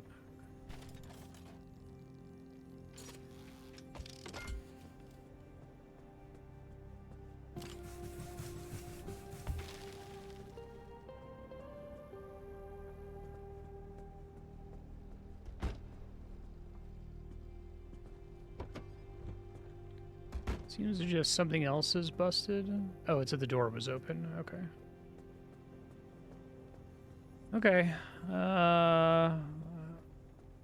It's too bad I didn't finish that level, because now all the resources I invested in finishing it are gone forever, and I have to start over, but...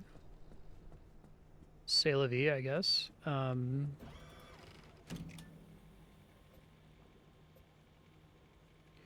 It doesn't even save that I succeeded on this map. Wow, that's kind of awful.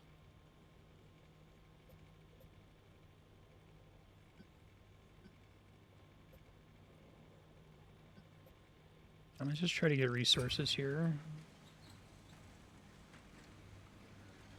Spark Tower, Wriggling Wreck, Ductor. Okay, so not recognized means that I should try to get those. Building density high is good.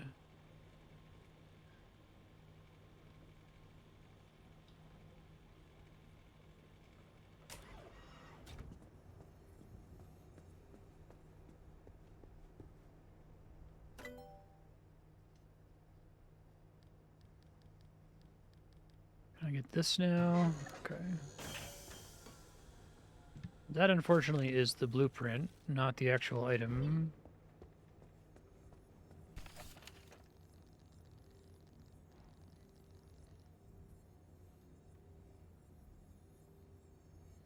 Six electronics, Jesus Christ. But I need the electronics. God damn. Fuck, man. I guess I go to this map and I just almost exclusively explore it on foot, given that there's not going to be a little story thing that suddenly causes the map to collapse on me, like last time. And I just try to salvage absolutely everything I could possibly get away with. Maybe we make another scrapper then.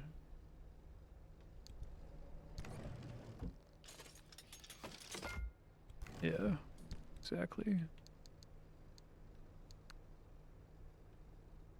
Wait, do I have 4 of these? No, it's hotkeyed to 4 presently. Okay.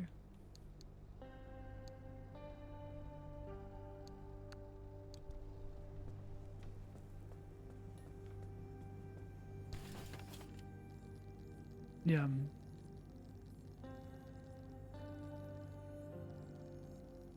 I don't think it would be appropriate or fair to say that this game is bad, because like it's like unfair to games that are actually really bad. But it is baffling. It is structured in a way that just... I'm wondering what the developers imagine a play experience to feel like. Are they imagining that the player feels like they're playing Darkest Dungeon when something really bad happens, right? Are they imagining a player who, like, I don't know, actively enjoys having to repair the car? Maybe. I mean, I guess that player probably exists somewhere. Yeah. Shouldn't have been offered to me. It shouldn't have been possible. If the existence of that engine was balanced on the assumption that I already had access to more robust battery tools.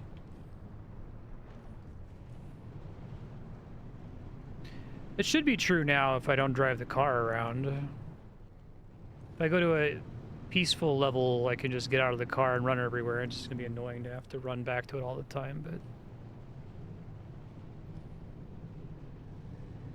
I wonder what the point is of the summon car thing if it doesn't work. Yeah, okay.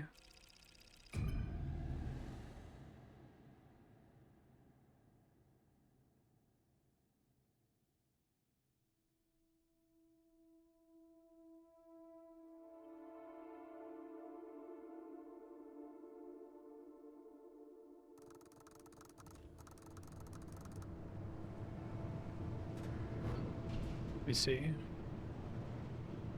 Like if it literally just gets stuck on the geometry next to you or something.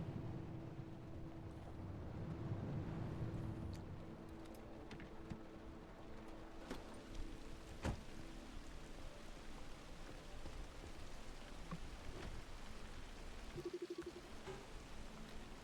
don't know why sometimes this prompts me to use the crowbar and sometimes it doesn't.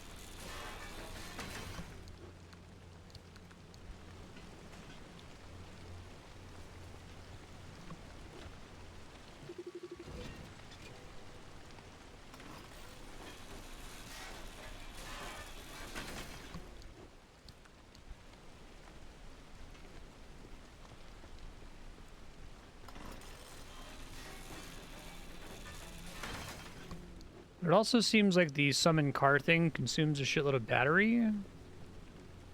I don't know.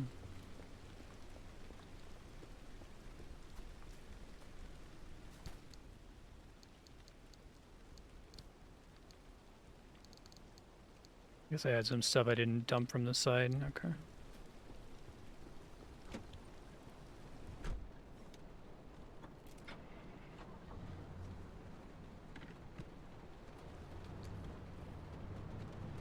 Oh, really? Okay, I'm gonna watch for it.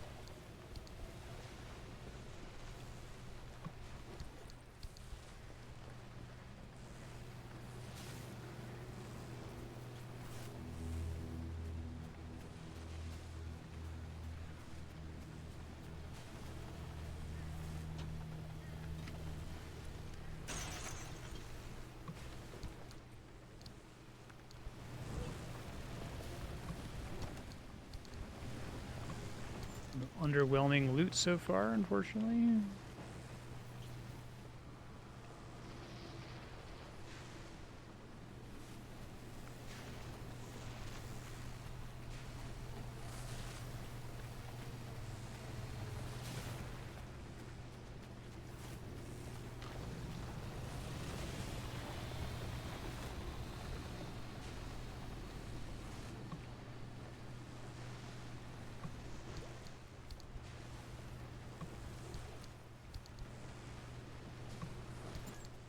This game definitely has what I've talked about before is like bullet point-itis, where like if you just strictly described this game to someone in a list of bullet points, like here are the features of Pacific Drive, and you just like said things that were all literally true. It's like, you know, visit a zone filled with anomalies and salvage for materials to build and upgrade your car. Like all that stuff sounds cool if you just hear the literal bullet points as they're described, but it's like you have to kind of get into detail to explain why they don't really work the way they sound like they probably work, you know?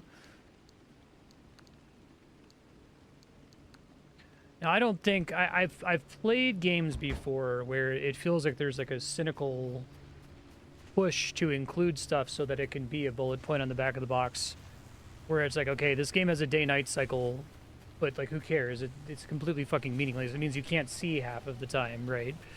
It doesn't feel like that. I feel like they were actually excited when they were writing the requirements for the game about all of these bullet points. Like, wouldn't it be cool if you had to do this and do this and do this? And then weren't like, but yo, is that like good though? Does that work with our other ideas? Is that fun?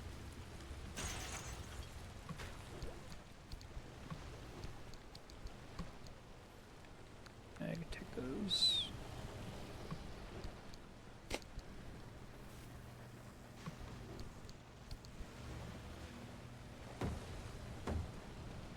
This is a relatively small team, right? Like, what else have they made? The game's impressive. It looks good. And it's not, like, buggy or anything.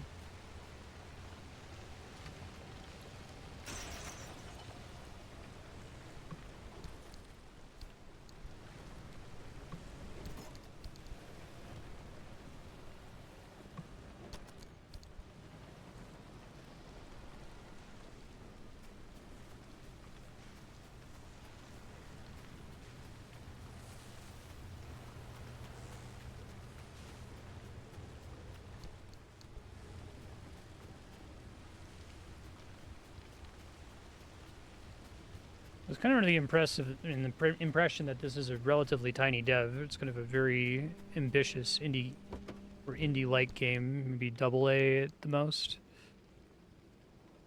Yeah.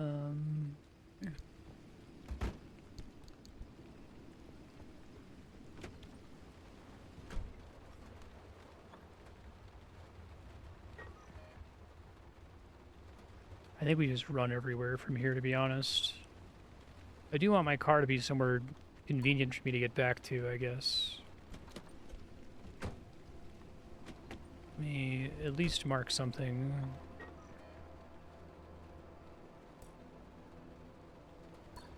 Junkyards kind of suck, unfortunately.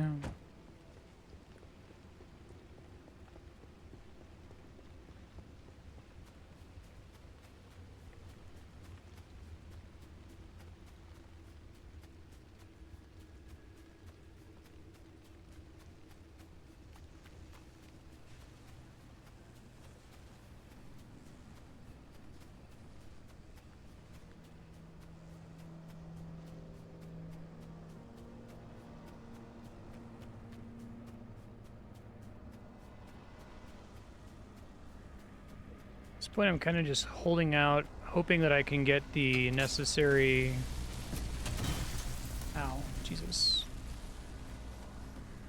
Battery upgrades to make my engine work better for me. I think even getting the lightning rod will be helpful. It seems like lightning anomalies are relatively common. Oops.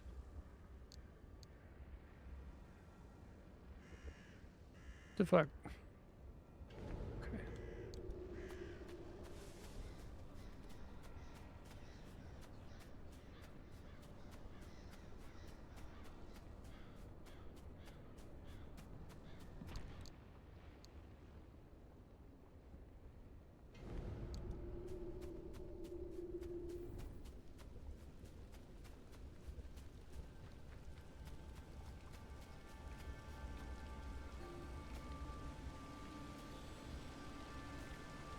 It's kind of cool.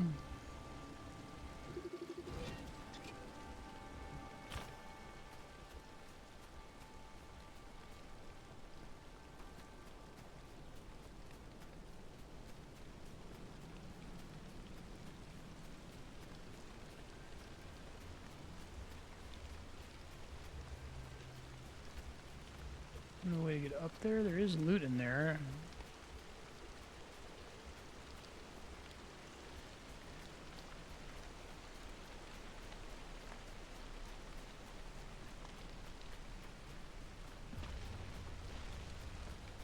Okay.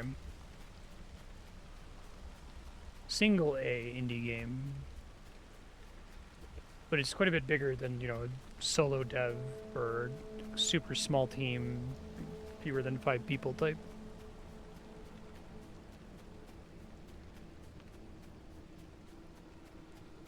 Situation. Yeah.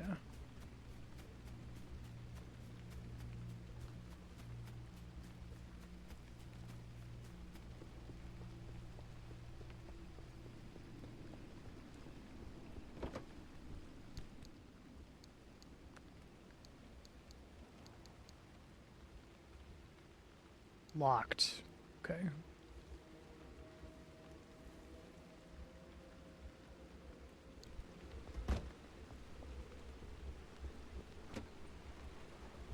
that all that was at that point of interest? Wait, I thought the fuck? Was this not peaceful? Alright, well, I guess we're leaving already. Unless if that's... Sometimes there can be an anomaly that, like, blows through. Okay.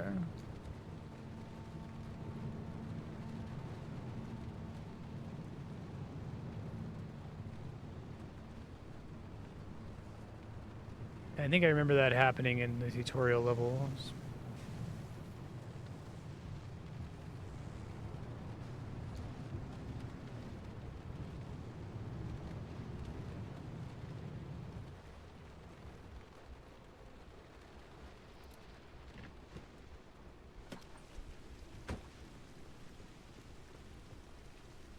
Right.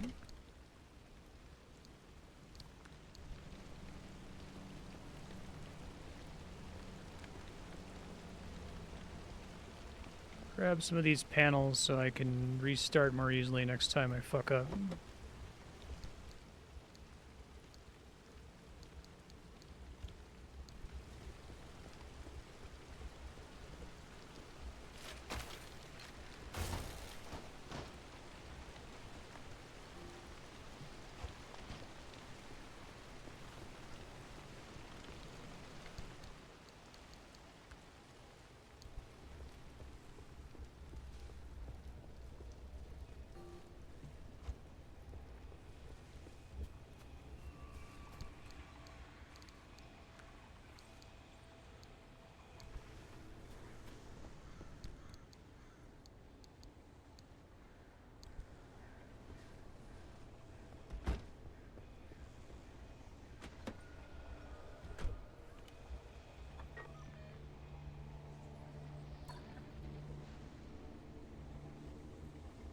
I'd just like to go right up here.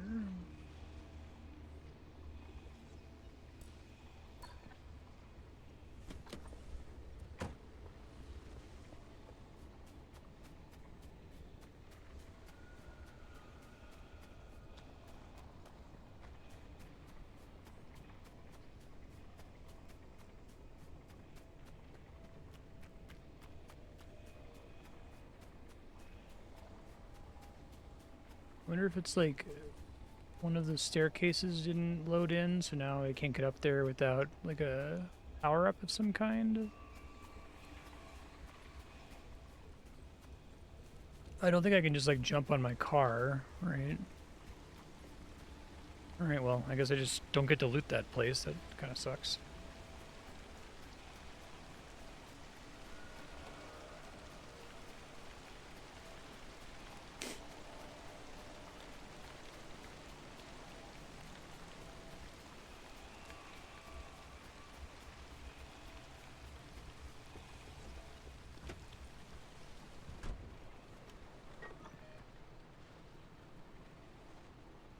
Go there.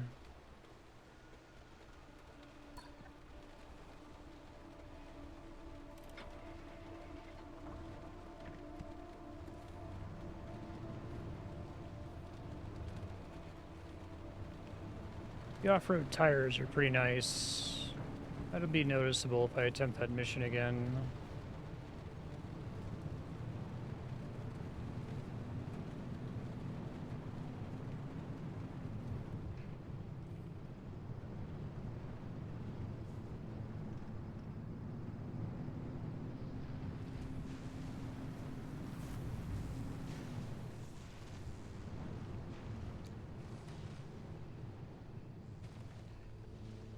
Okay, well, I'm a little bit worried about not having the battery to get out of the stage. Yeah.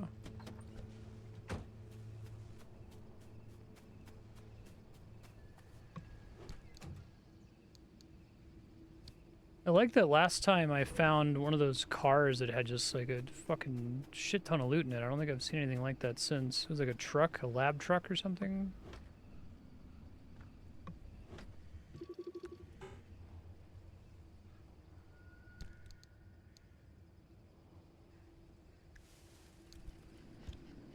And now it's giving it to me.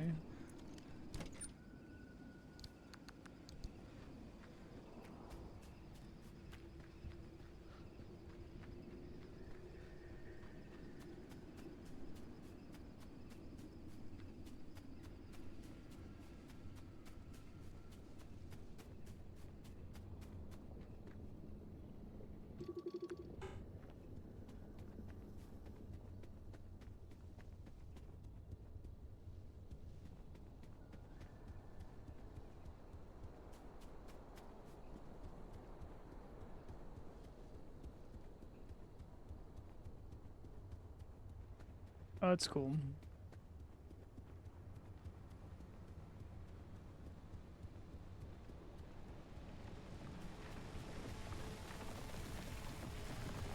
I feel like I've gotten a ton of that plasma and then not a lot to use it on so far. Since it was pretty heavily tutorialized, I was under the impression that the game was going to require tons of them, but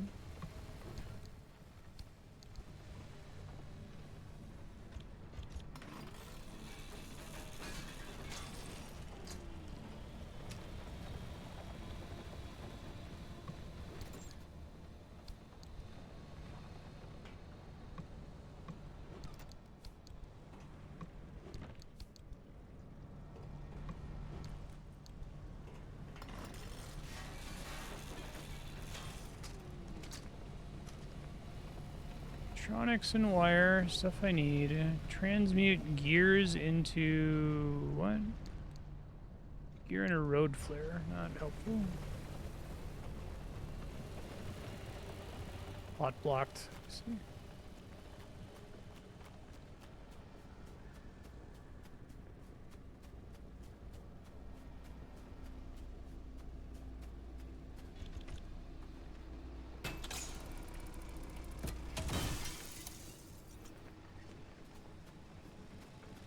I assume plot is the main way that you get access to the different energy types.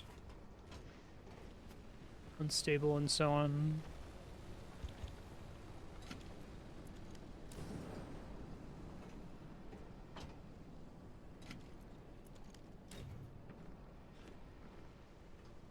I'll be set on chemicals for a while.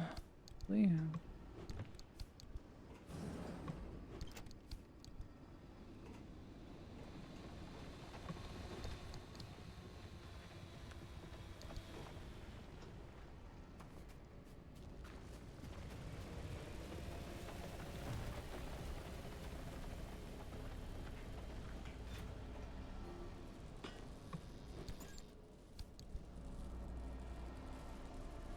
You want more pressurized cartridges.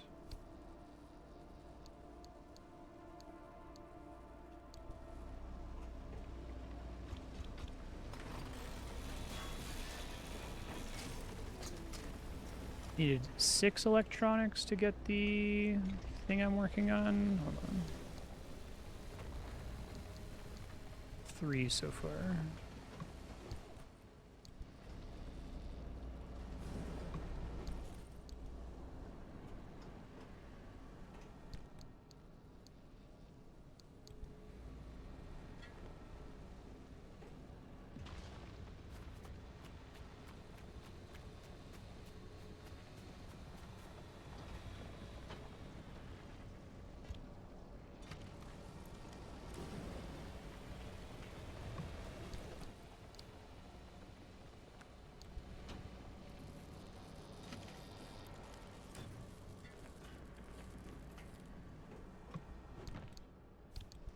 I don't think it makes the stuff that I can salvage for electronics glow, fortunately.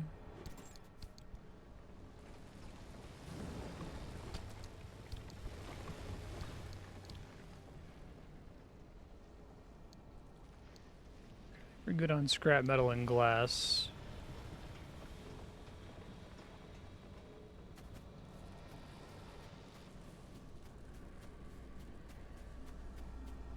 What the fuck? Guess I was holding it. Plastic.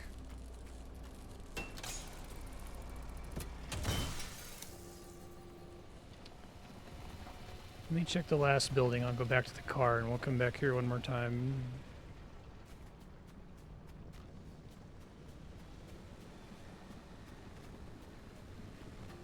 Is this not supposed to be an anomaly when it has the stuff growing on the outside of it?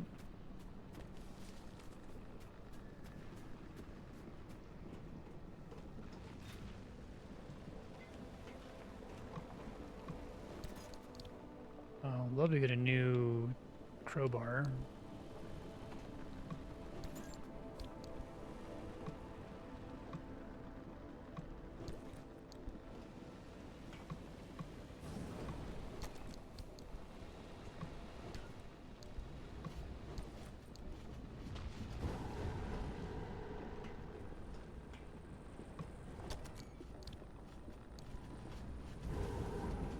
Oh, let's get back to the car before I die here.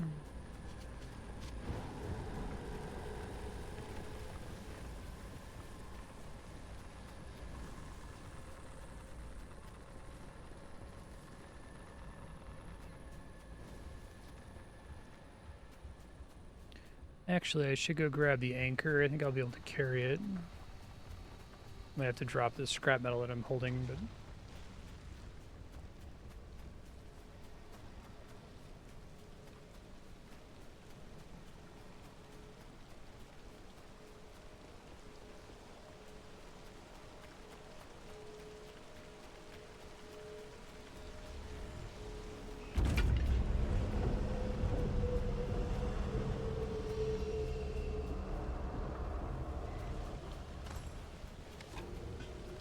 Press and hold, use healing item.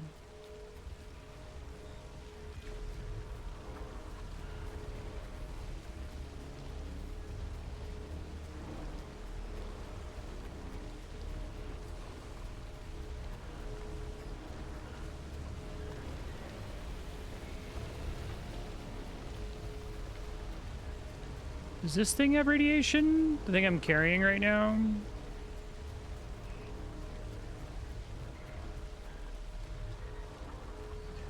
I feel like what they're trying to go for with this game is like you should feel addicted to being in your car because your car provides all of this safety against the environment. I think that kind of works, but I think it's too safe to be outside your car for a lot of the game. So that when it suddenly becomes really bad to be outside your car, it feels kind of abrupt, right? Like you haven't been trained to feel like you shouldn't leave your car so far behind. I don't know.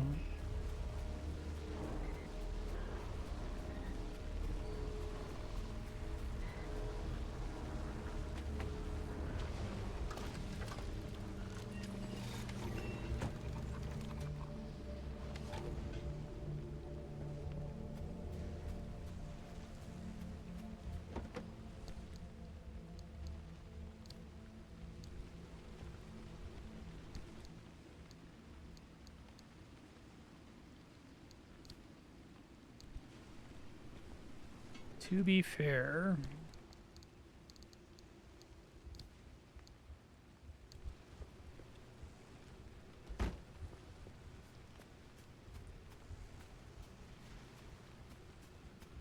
I think if they want you in the car all the time, I think that's got to be something they should be reinforcing as early as humanly possible, I guess would be my point.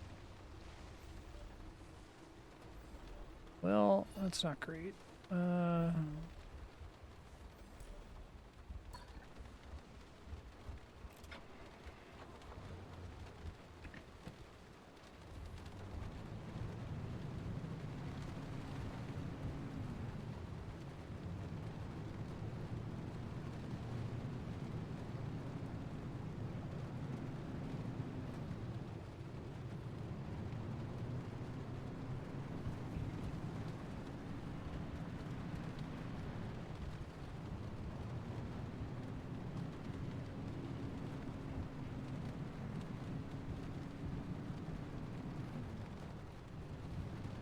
Let's see if I can just barely make it here.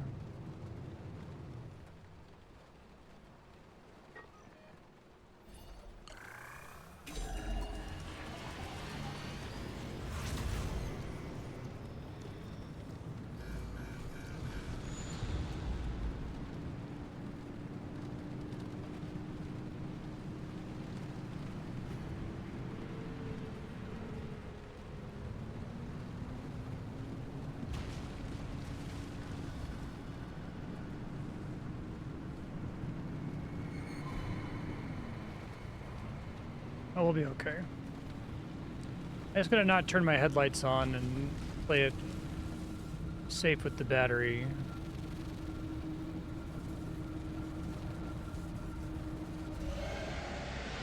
Not that big of a deal outside of plot missions.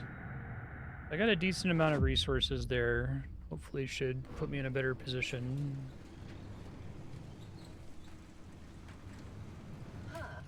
You made it. Color me surprised.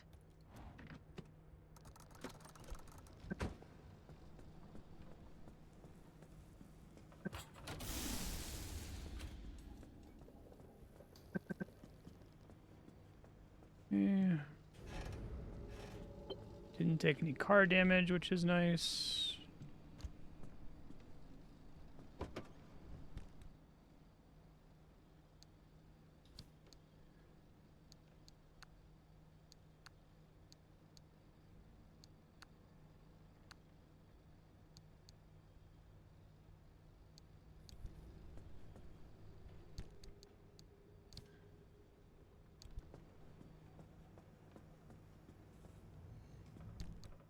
Yeah, that's really useful.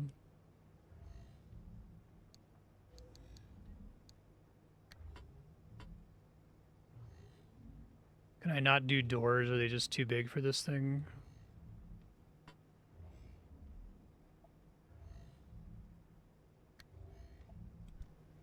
Let me put the other stuff away, I guess.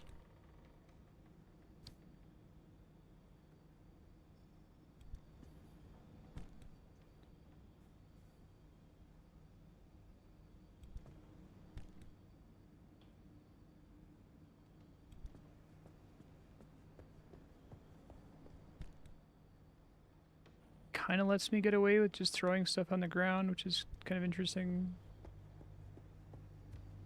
That this is just here to be able to quickly pull stuff in and out, and I guess to draw on it if it's like a crafting material.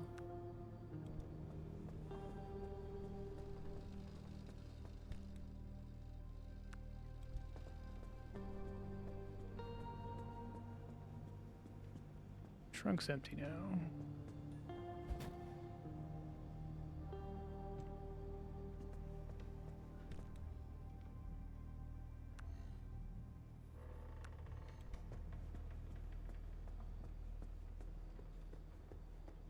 Probably want to build more storage here for all these spare...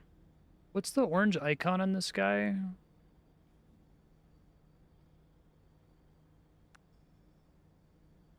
Most of my tires don't have one.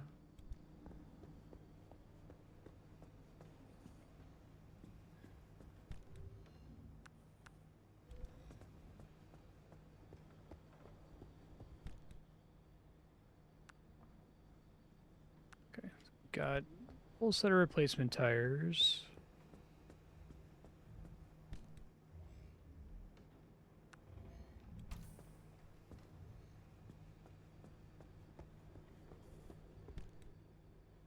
I mean, it's flat. Okay. Or...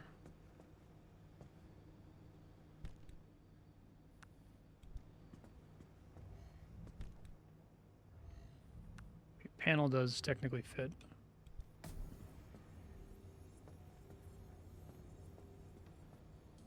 Okay.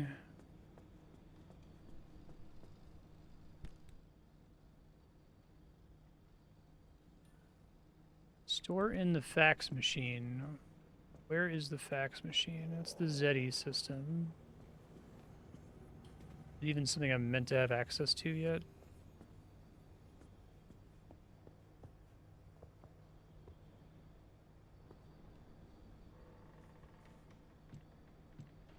That just pulls items on the ground into this room, I think, if I recall correctly.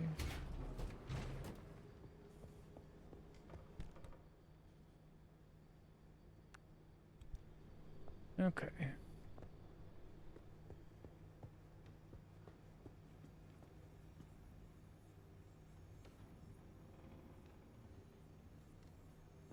Right.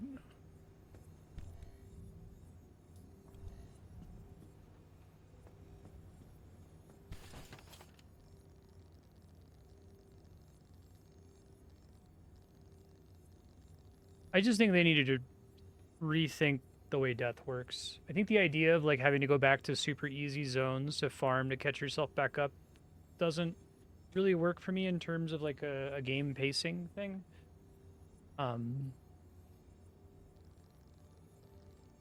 If instead of it feeling interesting, like I'm doing a rebuild, it feels just like tedious, you know? I get what they're going for. Let's see what else I can do with the machine here.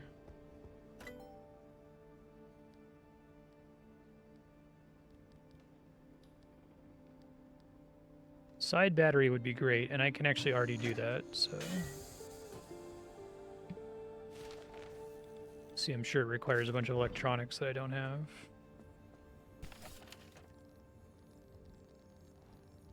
Lead platelet. Well, I did get a bunch of chemicals that I'll need for these.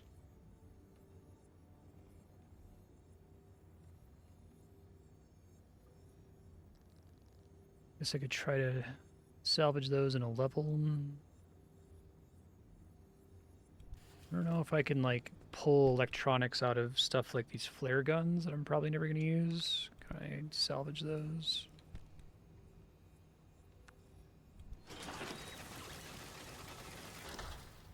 Gives me shit I don't want. Okay.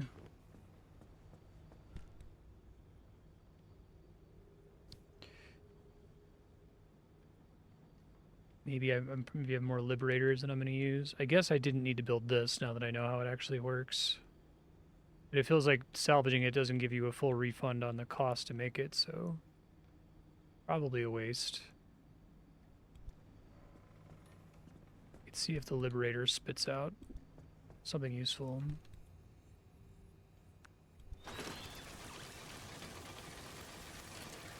Thermosap crystals.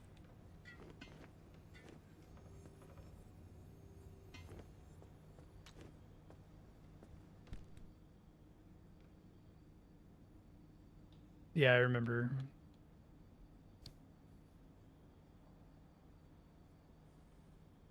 But I need a bunch of them. But that side battery might be enough to me to be able to get moving again instead of... I feel like I'm, like, not completely driving in place. I am getting some little bits of permanent progression as we go here. Unlock a seat rack.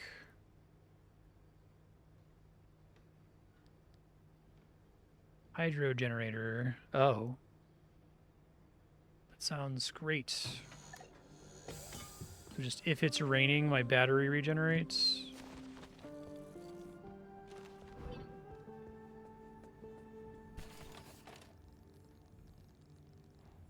Okay. I need to find a zone that just has nothing but machines that I can salvage for electronics.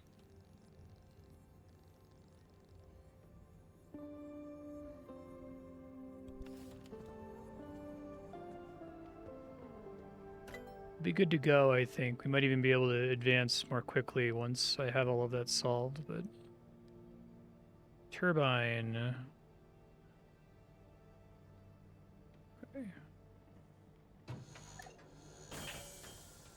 Can I have all of those installed at the same time? I guess it just occurred to me that maybe I have to pick one.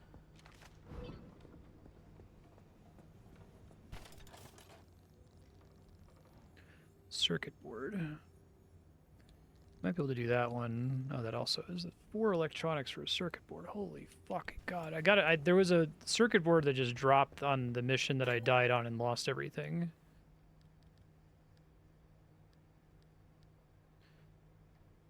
Solar.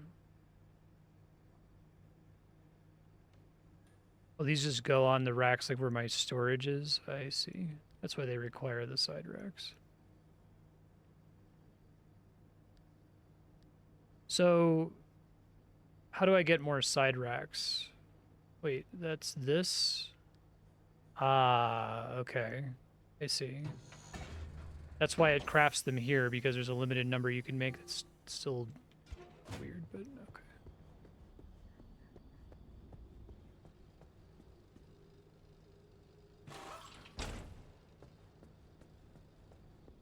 Yeah, having all of that dedicated to battery would be kind of cool. But I like desperately need to go get a fuckload of electronics, so I guess we'll do another safe mission here.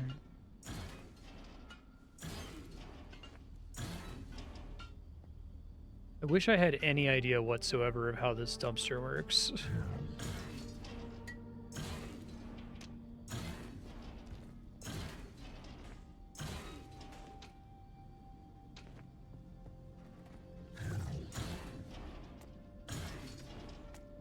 So they don't want it to be like incredibly obvious soft lock protection, which is why it always spits out some free stuff to you between missions so that they can like sneak in the thing that's protecting you from soft locking here and there.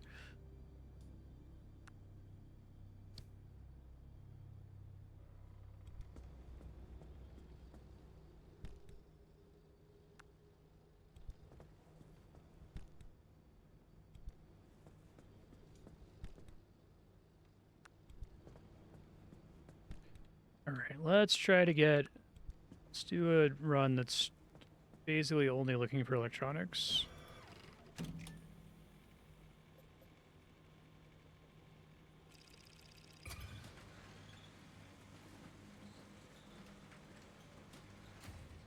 Okay, so I'm gonna have a time limit if I go there, so I could try going here, I guess.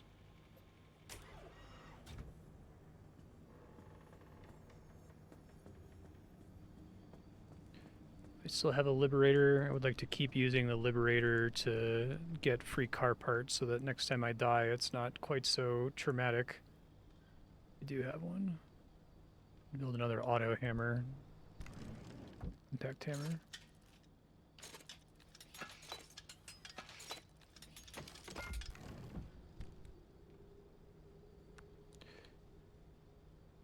Okie dokie. Pry bar's almost dead. Those are easy to craft, so it's probably fine.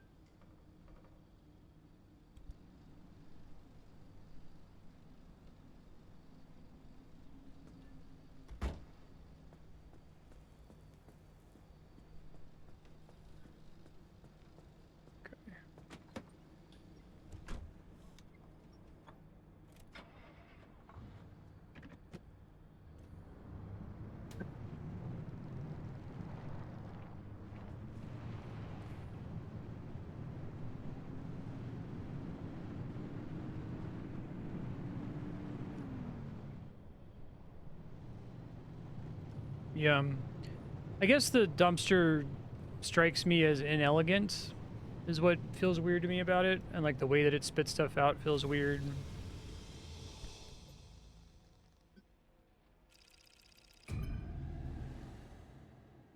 Like I feel like there's probably a better, like broader structural solution to the problem that the dumpster is trying to solve, you know?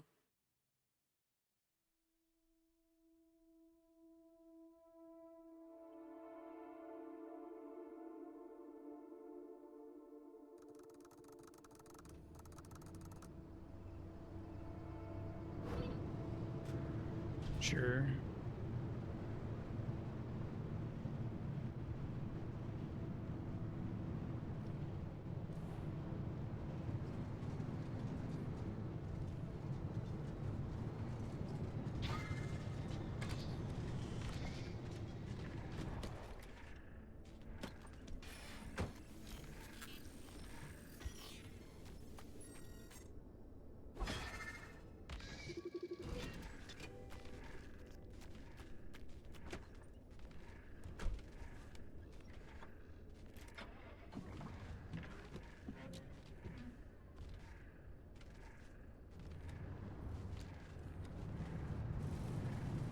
Open one of my doors when it did that? Oh, I see.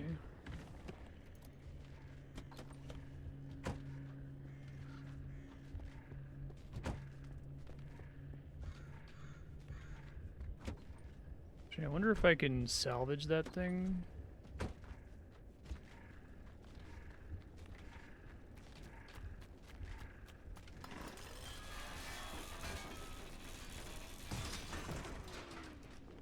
Hey, electronics. That's what we're here for.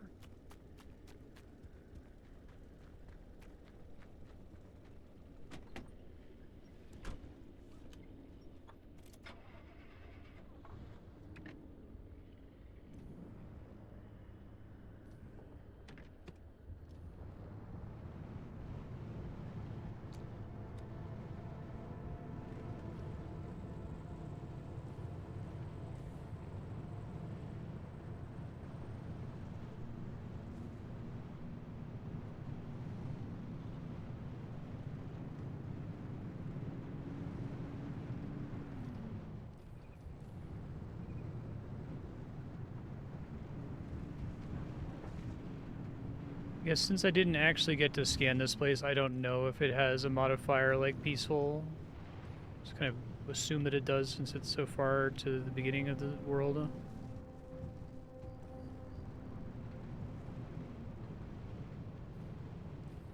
Oh, really? Where did you see that?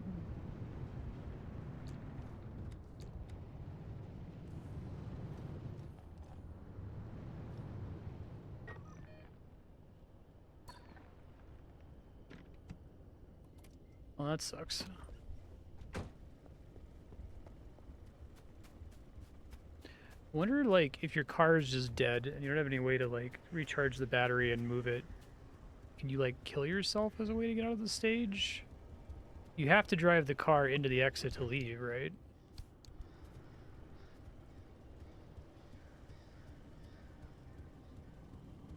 I'll check when I get back to the car.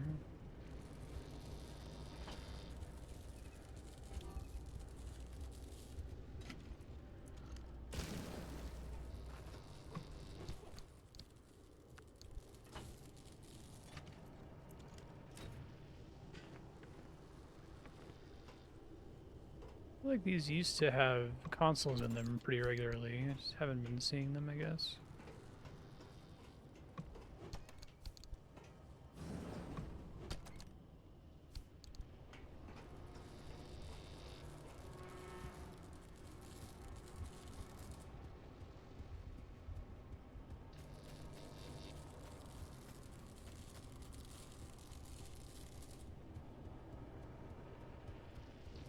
Kick it into the exit.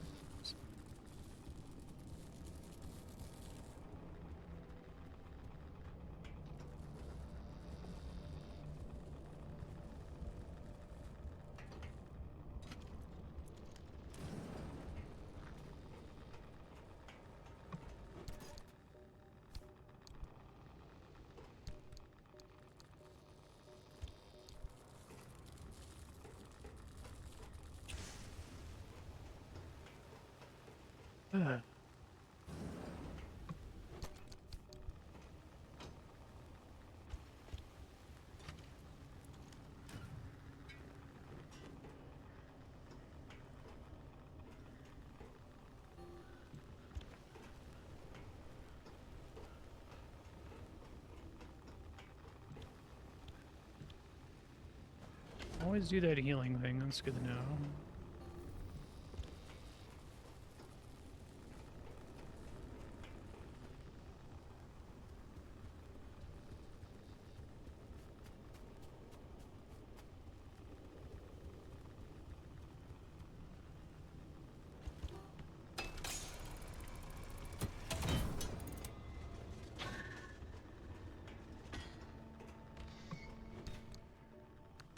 Extract an anomaly with a light source, that's cute.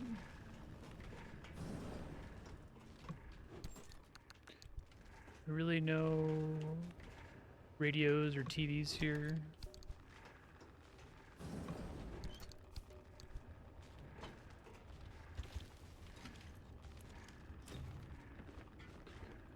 Alright, well, a chemicals problem is solved. Now I have a new problem.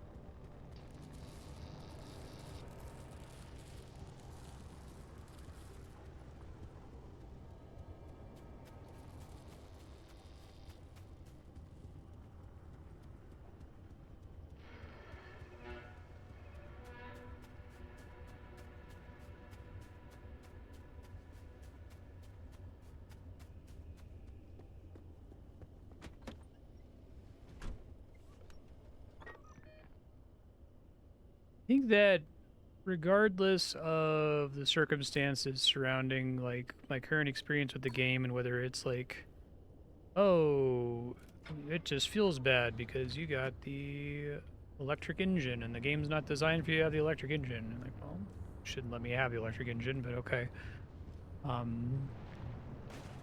I think that the fact that they were caught so flat-footed around the save suspend feature just kind of generally suggests a broader issue with not really, like, thinking about the actual average play experience, you know what I mean? Like, I'm glad that they eventually went through and fixed that, because it seemed like that was the main reason the game was getting bad reviews. People were upset that they couldn't just, like, stop playing at will. I'm gonna definitely have a battery issue here. That exit is a huge pain to get to. I'm not allowed to just leave the way I came in, right? Block that off as soon as I get in here.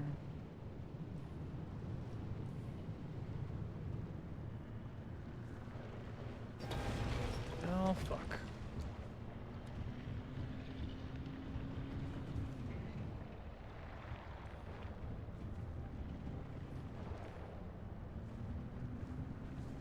This level's about to put me behind on resources, I think.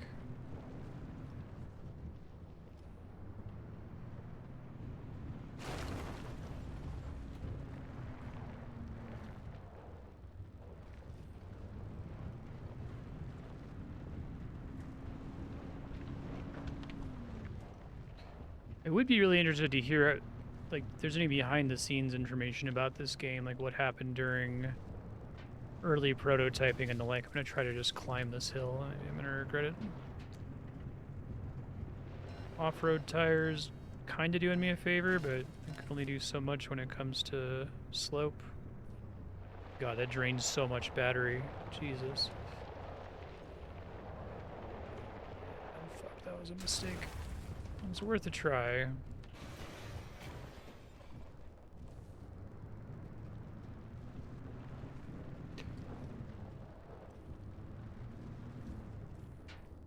But I guess I feel like a lot of my problems with this game make sense if you understand that there's really nobody in the dev team who's like, it's their job to ask, okay, this works, like we coded it and we tested it and it does what it's supposed to do. Is it good though?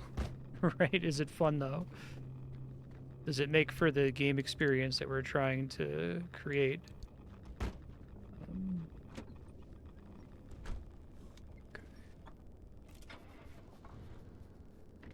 So I know that the devs were defending the choice to not have a suspend save. Really, like, it turned out the reason that there was no suspend save is they had just totally structured the game in such a way that they couldn't save all of the variables about the map that you were on if you were to just turn the game off and load it back up. They weren't planning to have to keep track of that at any stage during development, and so it was just a massive hassle for them to later develop that capability in with a patch, right? I'm gonna be screwed on the next map too. I don't know, I just feel like that's probably indicative of bigger structural problems with the overall development of the game, that little issue with suspend saving is kind of microcosmic of all the other things that I'd find problematic about it.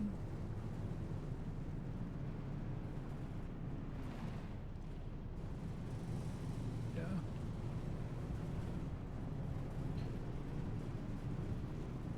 Well, part of the problem is that there's an extremely variable time commitment for doing a run in this game. Like, it's not like Hades, where I guess it's variable in the sense that, you know, if you die early, it'll be over sooner, but still, the amount of time it takes to go from the beginning of the run to beating the boss is pretty fixed. It doesn't have a lot of variability to it. But here, a run, it could be like an hour, it could be a couple hours, right? It could be 15 minutes. Oh, well, I'm very, very, very amenable to hearing out devs when they say, well, we didn't include this feature for like artistic reasons. It's not the game we envisioned. I think in the case of this game, a suspend save it's not negotiable, right? It's just say, hey, I need to turn this off for a few minutes and come back and pick up where I was. Like the actual save structure of saying, ah, fuck, this sucks. The actual save structure of saying, no, we intend you to fully commit to a run and we don't want you to be able to scum and load an earlier save if things go badly for you, that I completely agree with and is totally fine. I think that's a problem at all to want to enforce your vision with that, but the point of a suspend save to me is that it's exactly the same as just leaving the console on, right? Pausing the game and getting up and walking away and coming back shouldn't have any kind of influence on the rest of the game's structure. Yeah, that sucked. I had to use 2 battery packs just to get to the next screen. I didn't realize that that was a thing that could happen on these stages.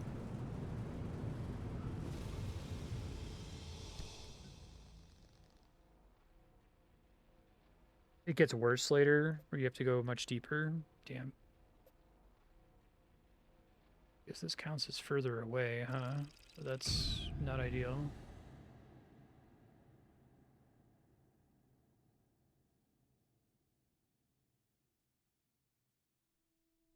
But do you see what I'm saying? I'm not bringing up the suspend save thing to talk about the suspend save thing. I think that we're all on the same page about that broadly. I'm saying that it's indicative of a bigger problem of their approach to building this game in the first place, I think. That they didn't even, it didn't even occur to them that the suspend save thing was going to be a problem is like wild in the year of our Lord 2024.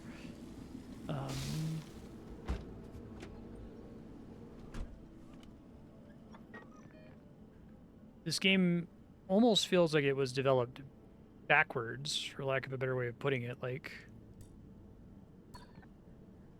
that it starts from whatever their imagined end state for it is, where you've got the best car and you already know how everything works and you've discovered everything, right? And then like trying to create a progression backwards from there, instead of starting from the basic core experience of playing with the shitty car, feeling really amazing, and then it only getting better from there, you know what I mean? And just the kind of like lack of interest in onboarding, the idea that we have all these cool systems and we need to get them all up and running right away. Like, I think the first 10 hours of this game should be really, really structured, really, really gated. Like I was saying earlier, it wouldn't even be necessarily a bad thing for them to just give you a supercar, an invincible supercar, so that they can not have to teach you about 50 different things at once. Yeah. Yeah, I think you had mentioned that when we were talking about it earlier, that they were like, when people were saying we don't like this and like reviewing them badly, instead of being like, yeah, wow, how embarrassing that we didn't think of that, they were like really defensive about it for a while. No, you don't understand, that would compromise our vision. And it's like, well, I don't think it would compromise your vision. Like, completely revamping the basic save system might compromise your vision, but a suspend save is not your save system. They're not the same thing even a little bit. Yeah, I'm super fucked. I barely have enough energy. I need 2 to get out of here. Seems like a crazy dangerous level in general. See if I can find a safe building that I can visit. So where if I had like the wind turbine, that would be amazing, but I feel like I'm gonna die again any second now.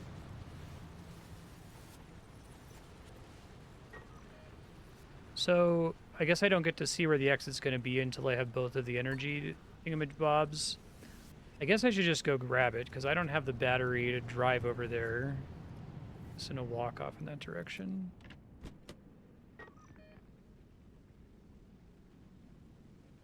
Door shooting open like that might be a quirk. They were baffled. Yeah.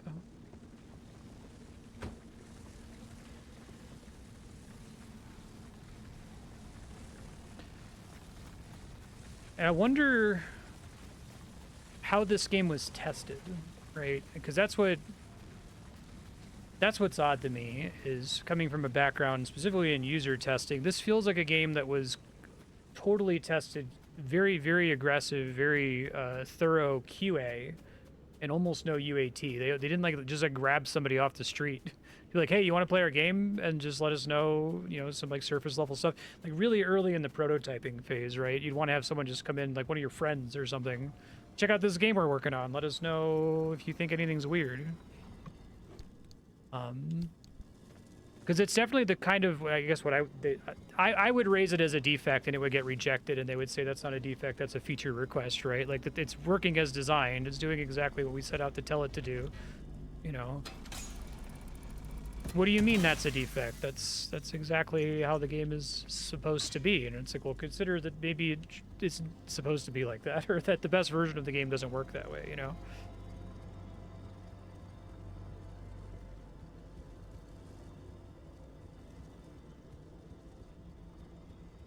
Maybe.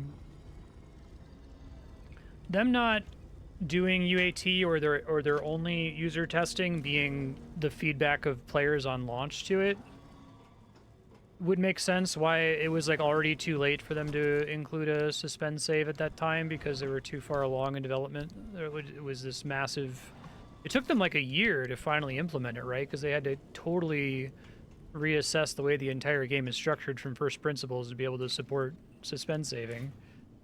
And then, you know, props to them, they made that change. They recognized that that was the biggest complaint people had, and so they made an attempt to fix it. They didn't just say, fuck you, and didn't try. But...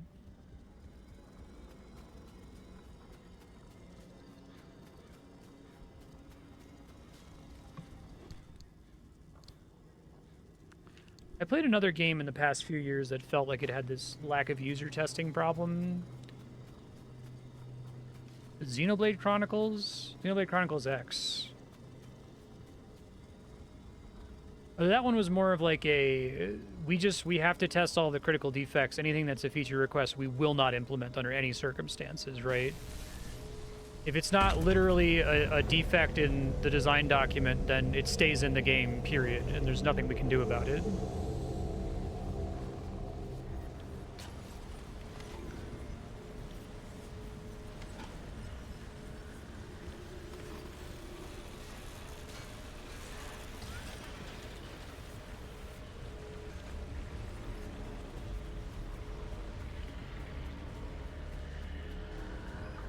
Yeah, this game is not bad. It's not... It's unfair to call it bad, but...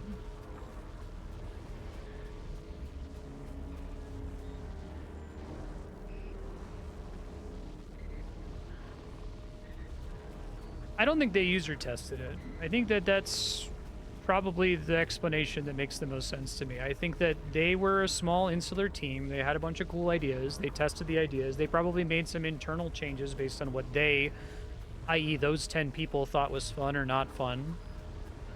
I'm sure there's some pretty big structural differences between how they originally envisioned the game and how they landed on like this kind of pseudo roguelike structure, right? But it strikes me as they were the only ones that were doing that and giving the game that feedback, and they didn't have their aunt or their uncle or their nephew or whatever just, hey, come check out this game really quick and tell me if there's anything like super glaringly obvious that's staring at you as maybe problematic. Because I feel like if you had one person from outside your group look at it, they're gonna say, wow, really? I have to, like, saving is this much of a hassle? Are you serious? That can't be right. I'm probably gonna need another battery. Let me see if I can craft one. God. Can kill me. Maybe I can, like, kick the car in that direction a little bit. Oh, boy. Well, let's see if there's maybe stuff I can do in the gas station, perhaps?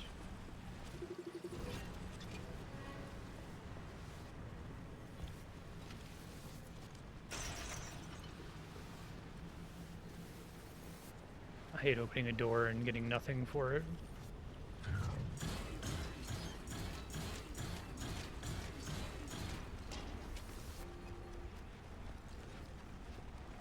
Well, the dumpster I was hoping was going to give me something amazing. Dumpster pearl is kind of a funny idea for an item.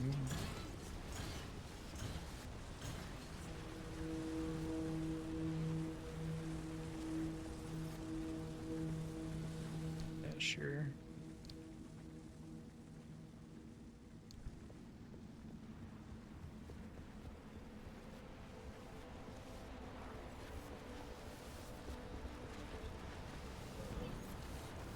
All shit I don't want, dumpster. I can't see any items in there, so I shouldn't bother. I'm just hoping to get something that might save my life there.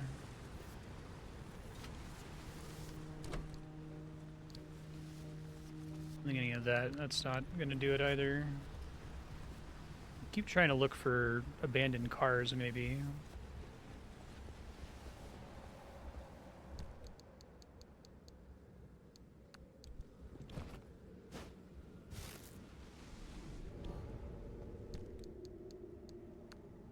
Ooh-wee. I guess there was some wire in there. Okay. Well, that might be enough to save my life. Let me try to just go with what I got for now. 20 is probably not going to cut it, but...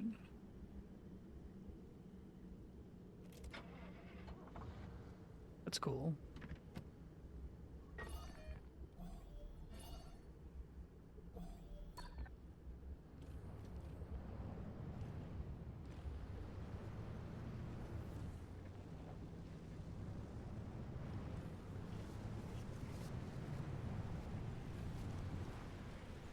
Let me just go ahead and do this battery thing, because I'm definitely not going to make it if I don't.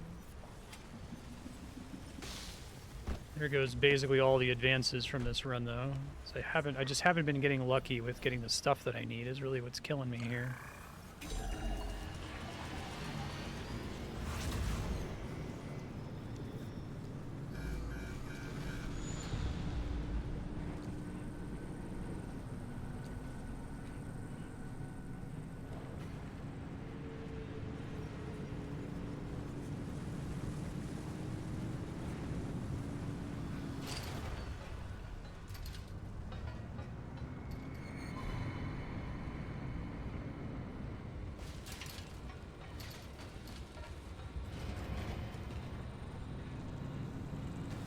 Off-road tires paying the bills here. They're very noticeable. I guess I'm making some kind of permanent progress with all the other materials that I'm picking up constantly that I probably have close to an infinite supply of.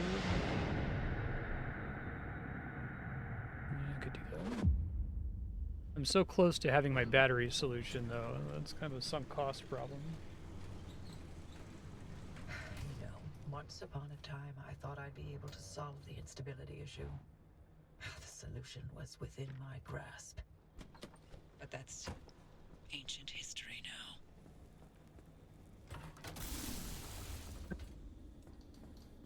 now. Okay.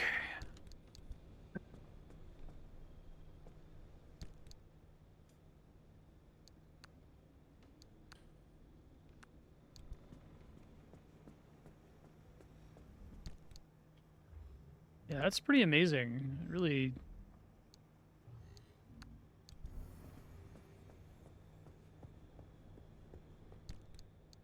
Three repairs, huh?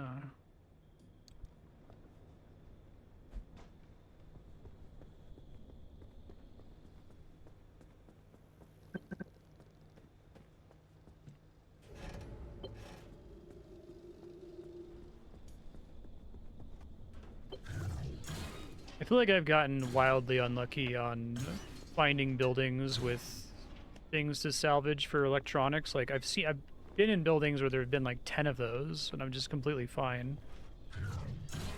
And then I get that, like, what theoretically should have been a super easy level where I couldn't exit the level and had to waste a bunch of time getting all the way to the exit in the corner. This kind of sucks, right? Not too much to be done for it.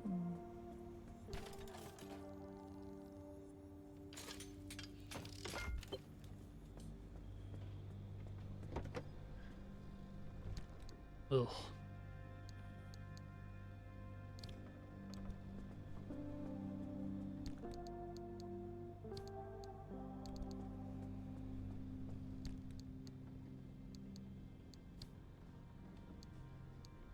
Dumpster pearl, the only use is to throw it in the salvager, is that right?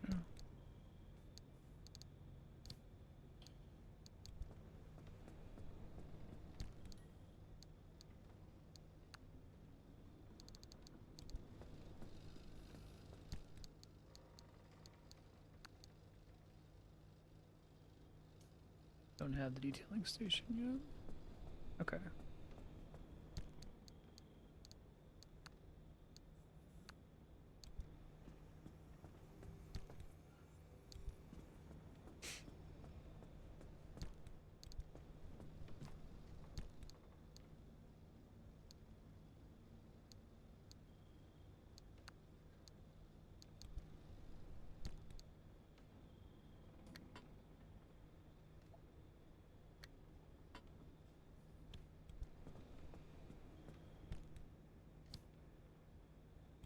Yeah, now I'm good on chemicals, so that at least feels good to have gone for there.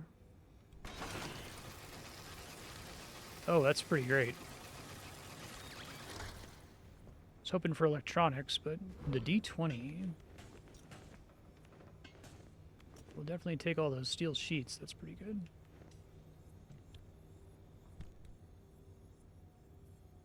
Oh, that's cute. It's like hanging dice.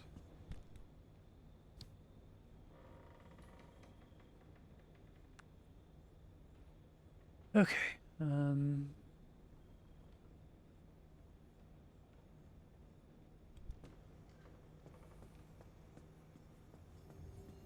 Literally just need a run where electronics spawn at all, to be honest. It's painful, but...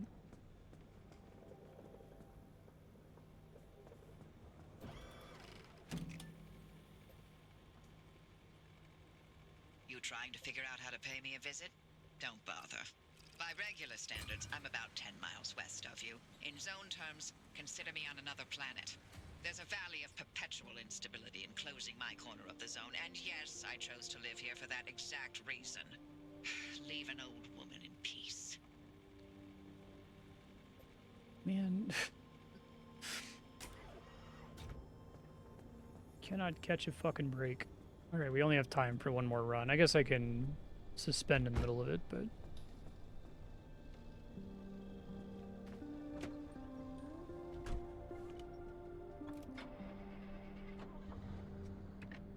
I think there needs to be an early transmute option for this exact situation, right? What if you, like, desperately need one resource and have a glut of everything else? Like, I would be willing to trade some of those, like, plastics at, like, a 20-to-1 ratio for electronics right now. I feel like if I can get even one of those battery rechargers, then we'll be home free.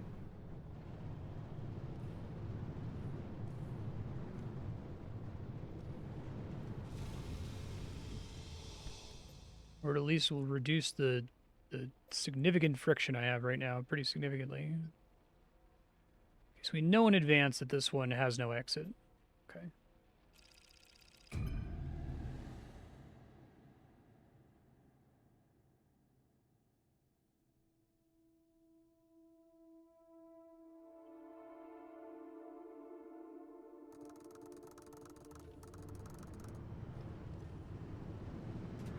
Shop again. Uh-oh. Shop got me in big fucking trouble before.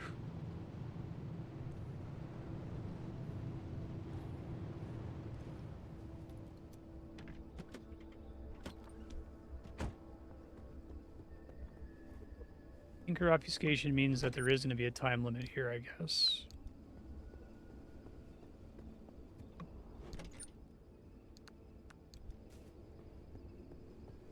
I know what it actually means is that I don't know the precise location of the anchor, but I thought it also meant that it's not peaceful.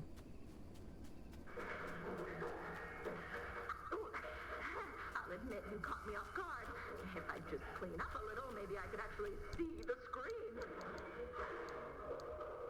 Yeah, they're not offering me a big engine upgrade that I'm not supposed to have this time. It's the first time I've seen a shop today, I think. Hope you've got enough snacks for the road trip ahead of you. Okay, this must be a quirk.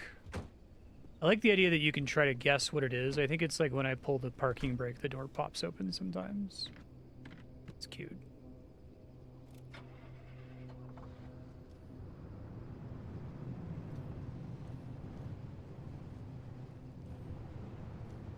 Let me head over there really quick, though. It's like over in here somewhere.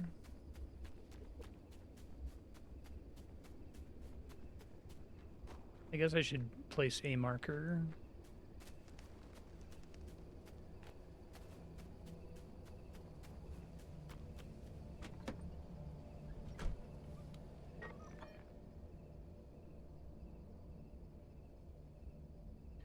Then they keep moving, so you don't know which one is right. That's mean. All right, well, let me just drive around then. I thought maybe it said that it's just in there somewhere. I guess you're just trying to say you have no idea where it is. I guess historically it's always been pretty close to another point of interest, so operate on that assumption. Maybe that's foolish. Hopefully I don't die.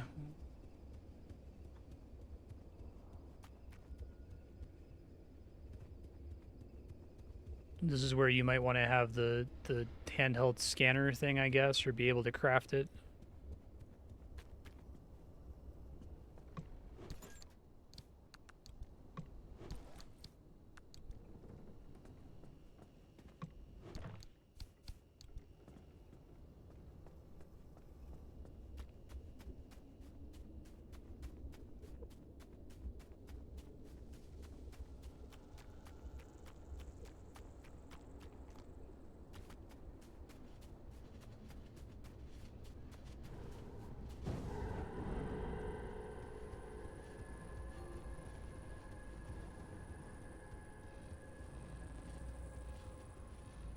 Hopefully I'll be able to see it from the road somewhere. Oh boy.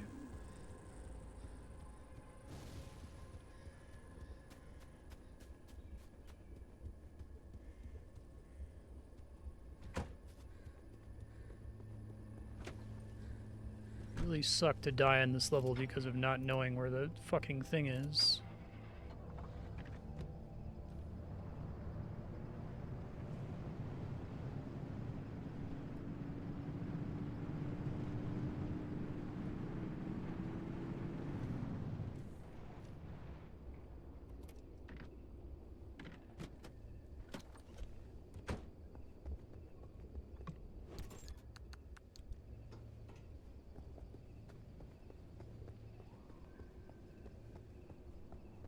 Don't spot any from here.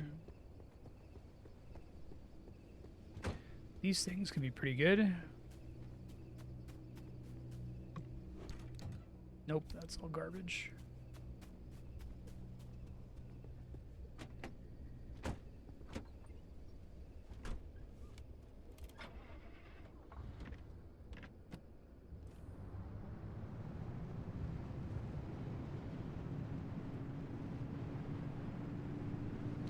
It's a pretty nasty affix, zone affix.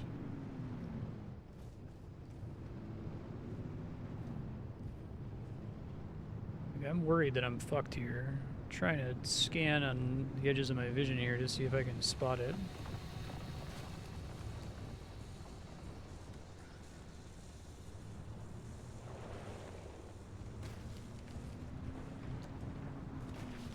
That one? No.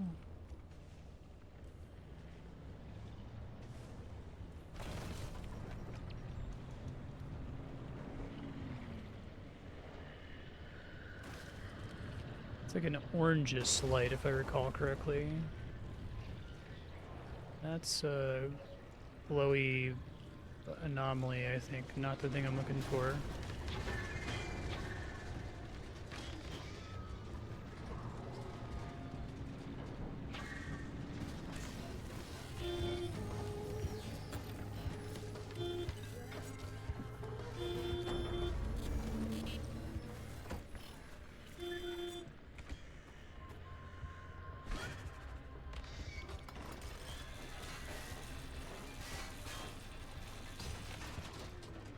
Well, they can have electronics.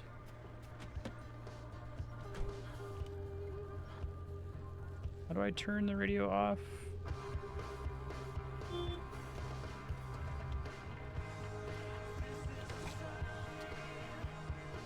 Hopefully it doesn't use power.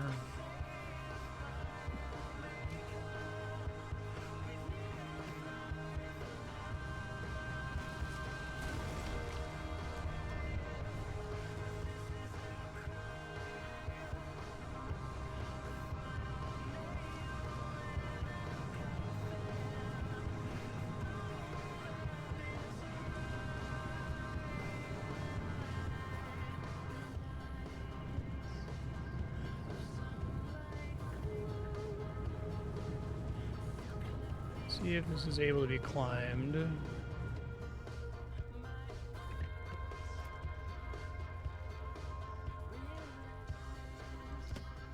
Maybe I can't turn it off.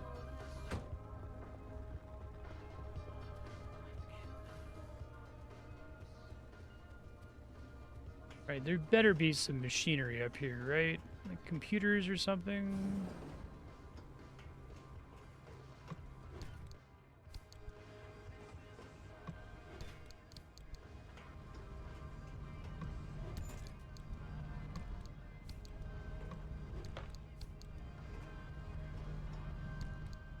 Gear to canned food. Every single one of those has been fucking terrible. Maybe like scrap metal to electronics or something, but I think it's just purely random. The chance that it's even like a good trade is very low.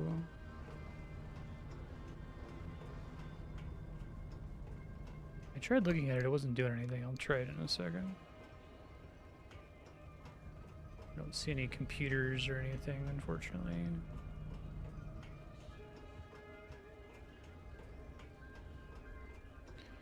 Crazy bad luck, it feels like.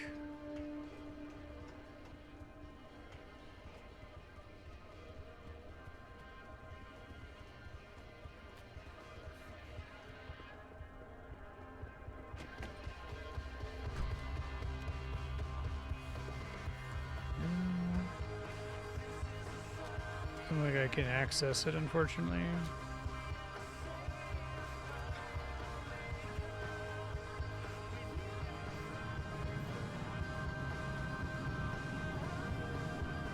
Probably should just call this run, because there's no way I'm going to be able to recharge the battery even if I find the thing. I guess the walls haven't started closing in yet.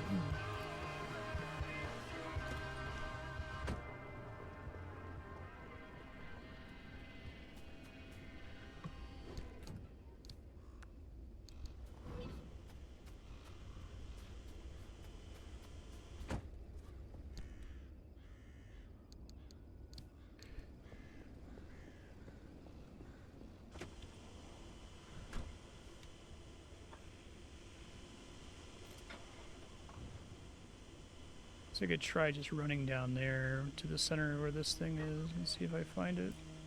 Up now we're in trouble. Unless if that's just migrating radiation.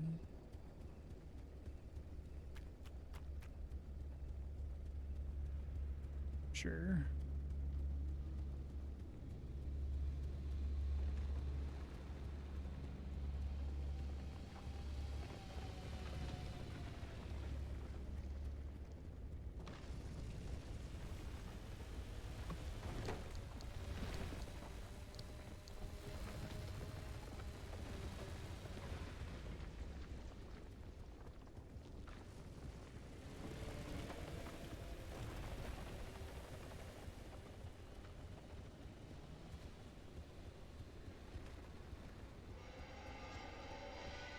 No luck.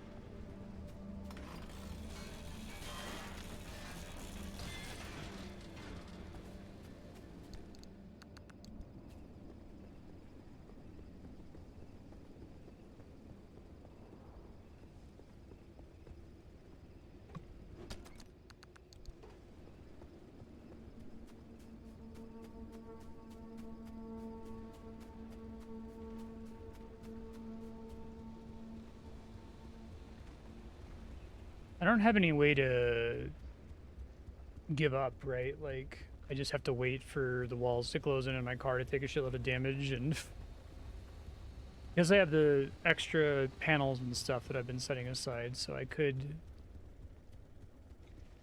probably wouldn't set me back that much if I swap everything over on there. But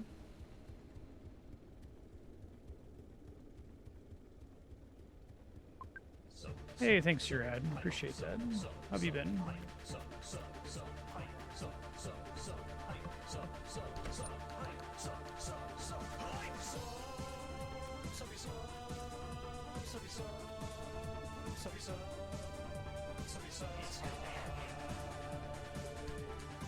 You're super awesome.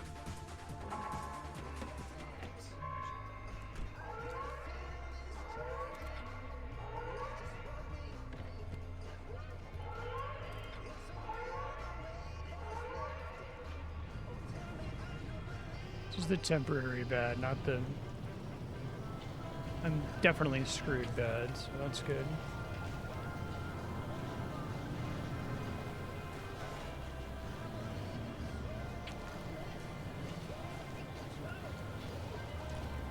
There's one. Nice. I'm gonna have to try to squeeze a battery recharger together. I don't know that I've gotten the materials for that. The fuck? That just happened?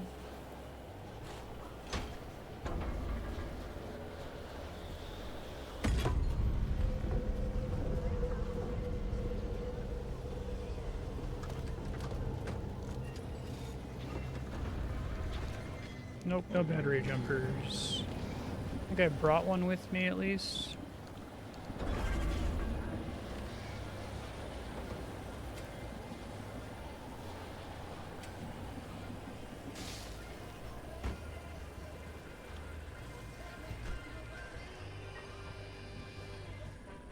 Everything's too far from me, annoyingly.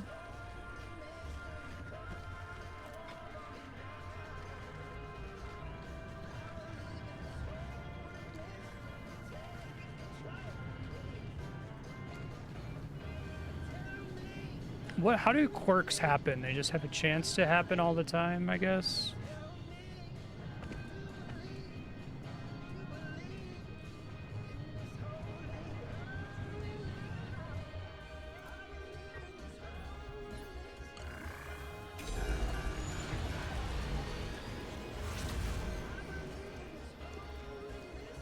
Trying to drive. Problem with reversing is really slow all of a sudden. What the fuck is happening? Doing that turned my car off. Okay.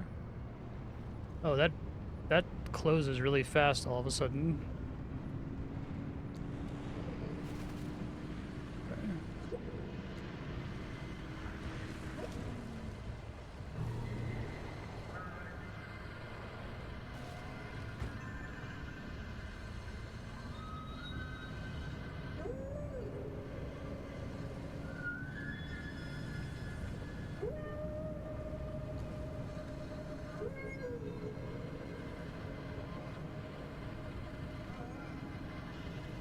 Horrible run. Further back than when I started. I think that it's so likely that you... I mean, even this would be less true, I guess, without this car, but... It seems pretty likely to have a run where you don't make some kind of minimum progress. I guess you're always getting a stable energy if you don't die, but I feel like you get way more of those than you need compared to other stuff. I get that that's worse because of my engine or whatever.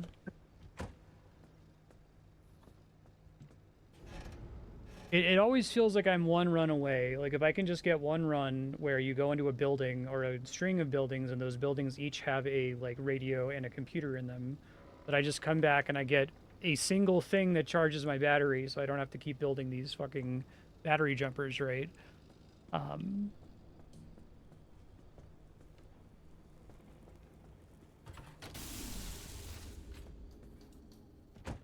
I think it's really strange to me that they even have this scanning system in the first place. I feel like they should just show you what everything is, right?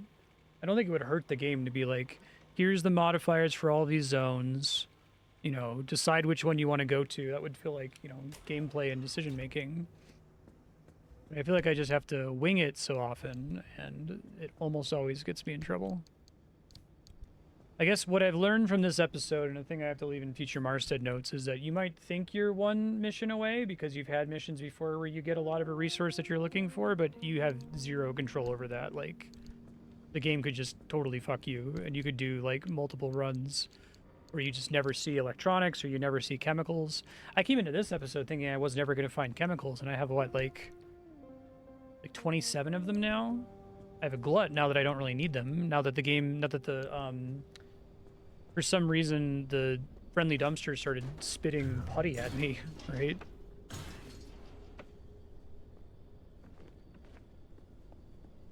What makes those particularly reliable compared to other stuff? Never give me canned food.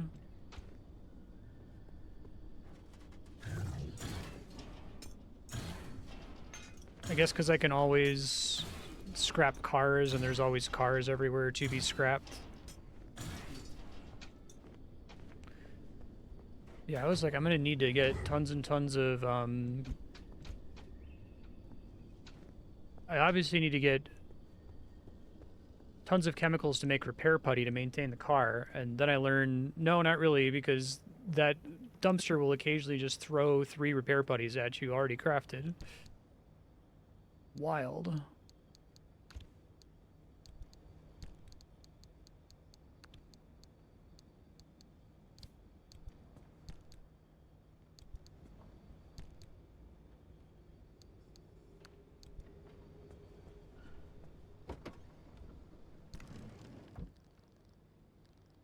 Yeah, it's insane. Like, what the fuck?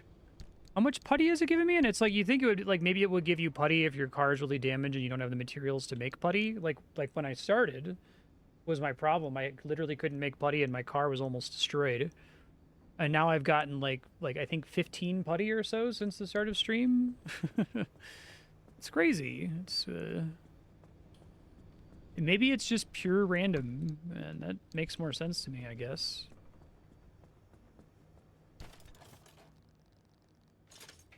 Okay, we're not even really treading water. We're very slowly drowning.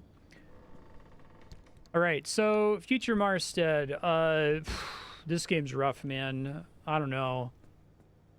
I mean, I'll see if Dipped in Butter wants to keep it on subblock after this episode, but what you need to do, you have 2 options. Option number 1,